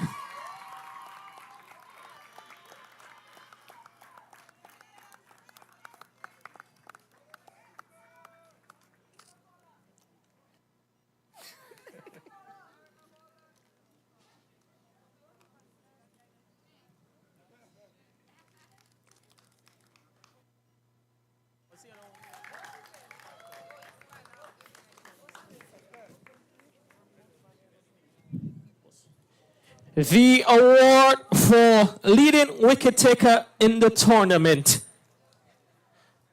a World Cup champion from the Spice Isle, Appy Fletcher.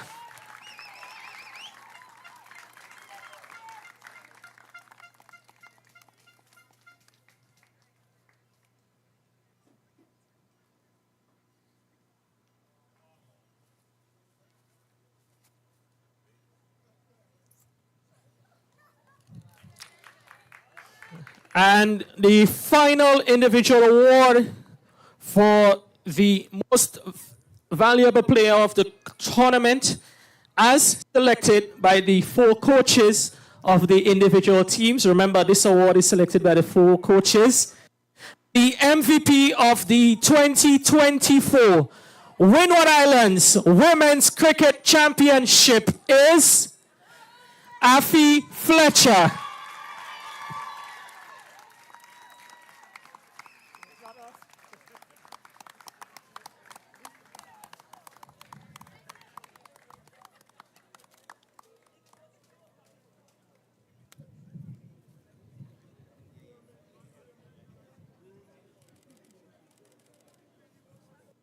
Thank you very much, Craig, and congratulations to all our individual category winners. We proceed to the presentation of medals for the 50 over Super 50 Championship, and we'd like to invite Mr. Randall Batiste, Chair of the Organizing Committee and Second Vice President of the Grenada Cricket Association, to assist us with the presentation of medals to our Super 50 champion, Team St. Lucia. We start with number 34, wicketkeeper vice captain, Naima Masilin. Okay, we got it. Followed by number 7, Malaika Edward. Number 73, Kiana Joseph. Number 33, Narissa Crafton. Number 20, Selena Ross. Number 19, Nisha Alexander. Number 14, Sky Smith. Number 2, Krishna Joseph. Krishna Joseph.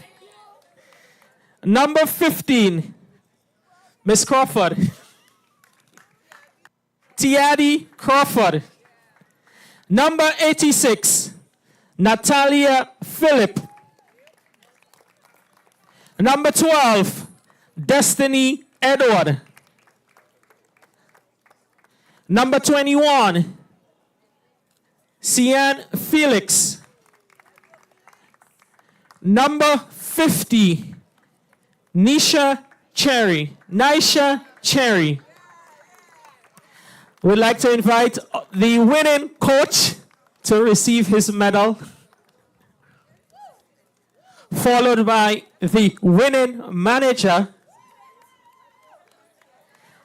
and finally, number 55, the captain of the victorious St. Lucia women's team, Zayda James.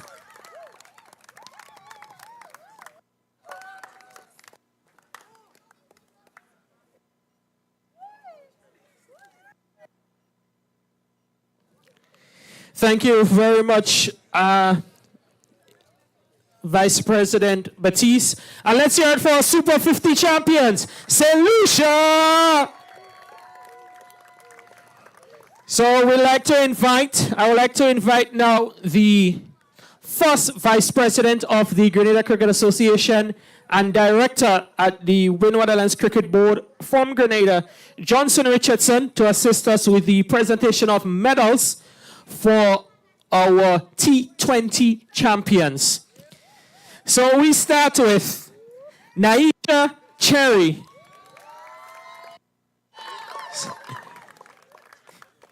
Cian Felix. Destiny Edward.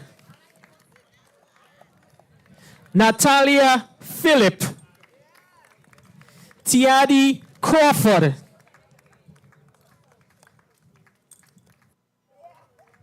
Krishna Joseph. Sky Smith. Nisha Alexander. Selena Ross. Narissa Crofton. Kiana Joseph. Malaika Edward. Na Maya Masili.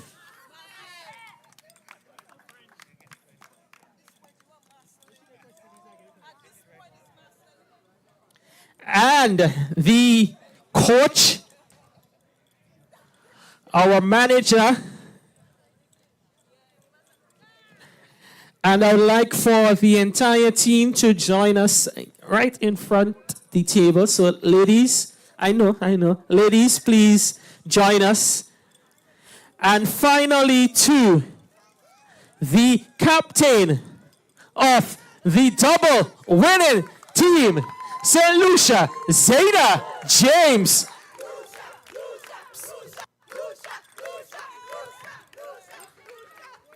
Come to the front.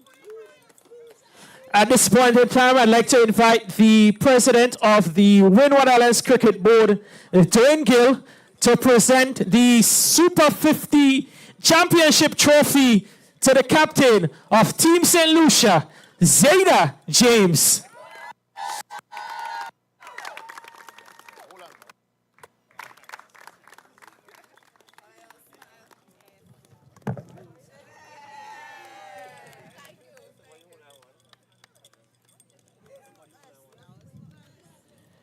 And the T20 trophy to victorious Team St. Lucia skipper, Zayda James. So thank you. And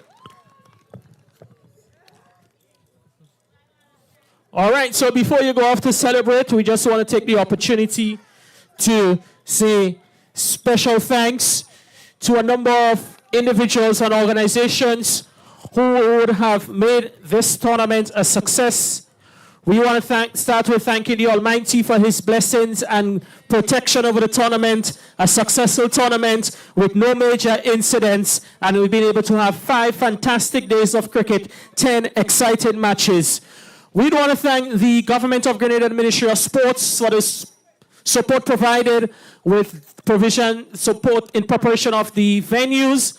And as you can see, we've had quite wonderful conditions here at La Sagesse and Bouchechou for ladies to perform in over the last 5 match days. We want to thank the various individuals and organizations who have made sponsorship of the tournament. The Windward Cricket Board, we say thank you for the support provided and guidance.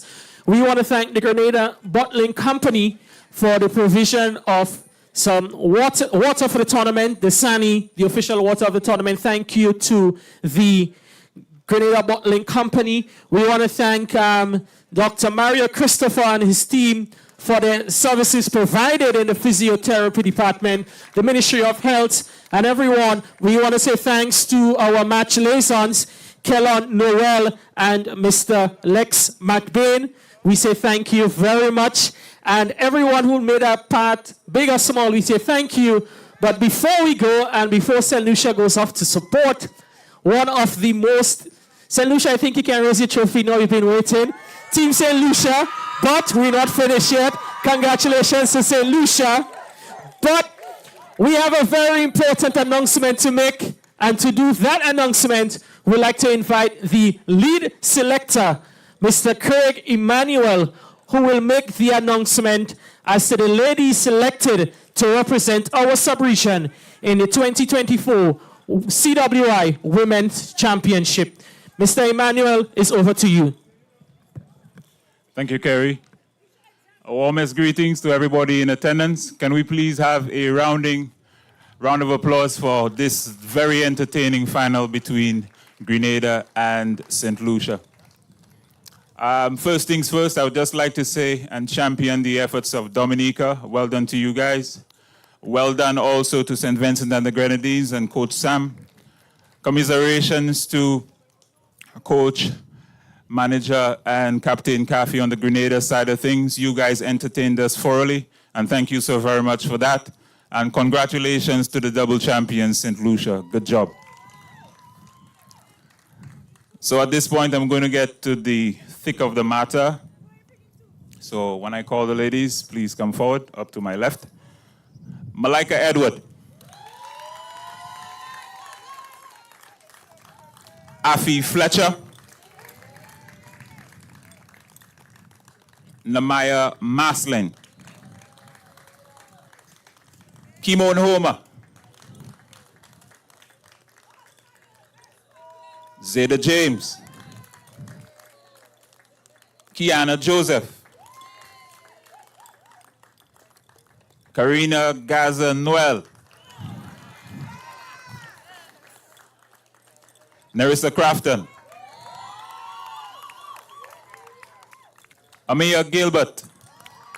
Amaya, sorry. Pearl Etienne. Anisha Fontaine. Tracy Byron.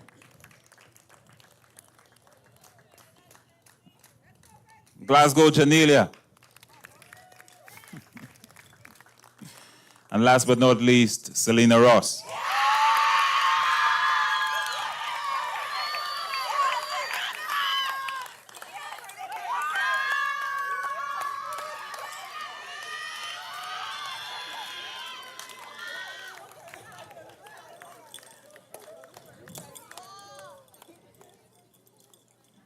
When the waterworks is over, can we continue?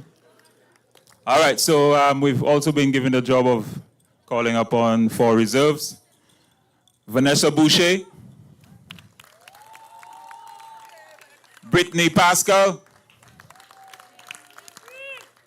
Cassie Williams, and to round things off, Shama Wright Kwashi.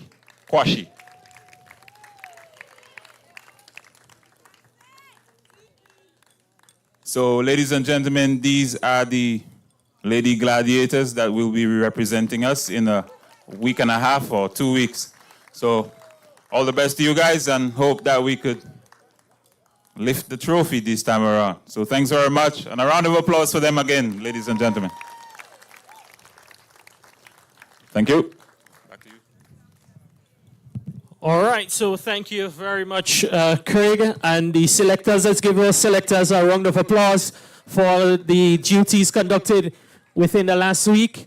And we want to thank once again our match officials for the support provided. So, ladies and gents, we thank you for taking in the action.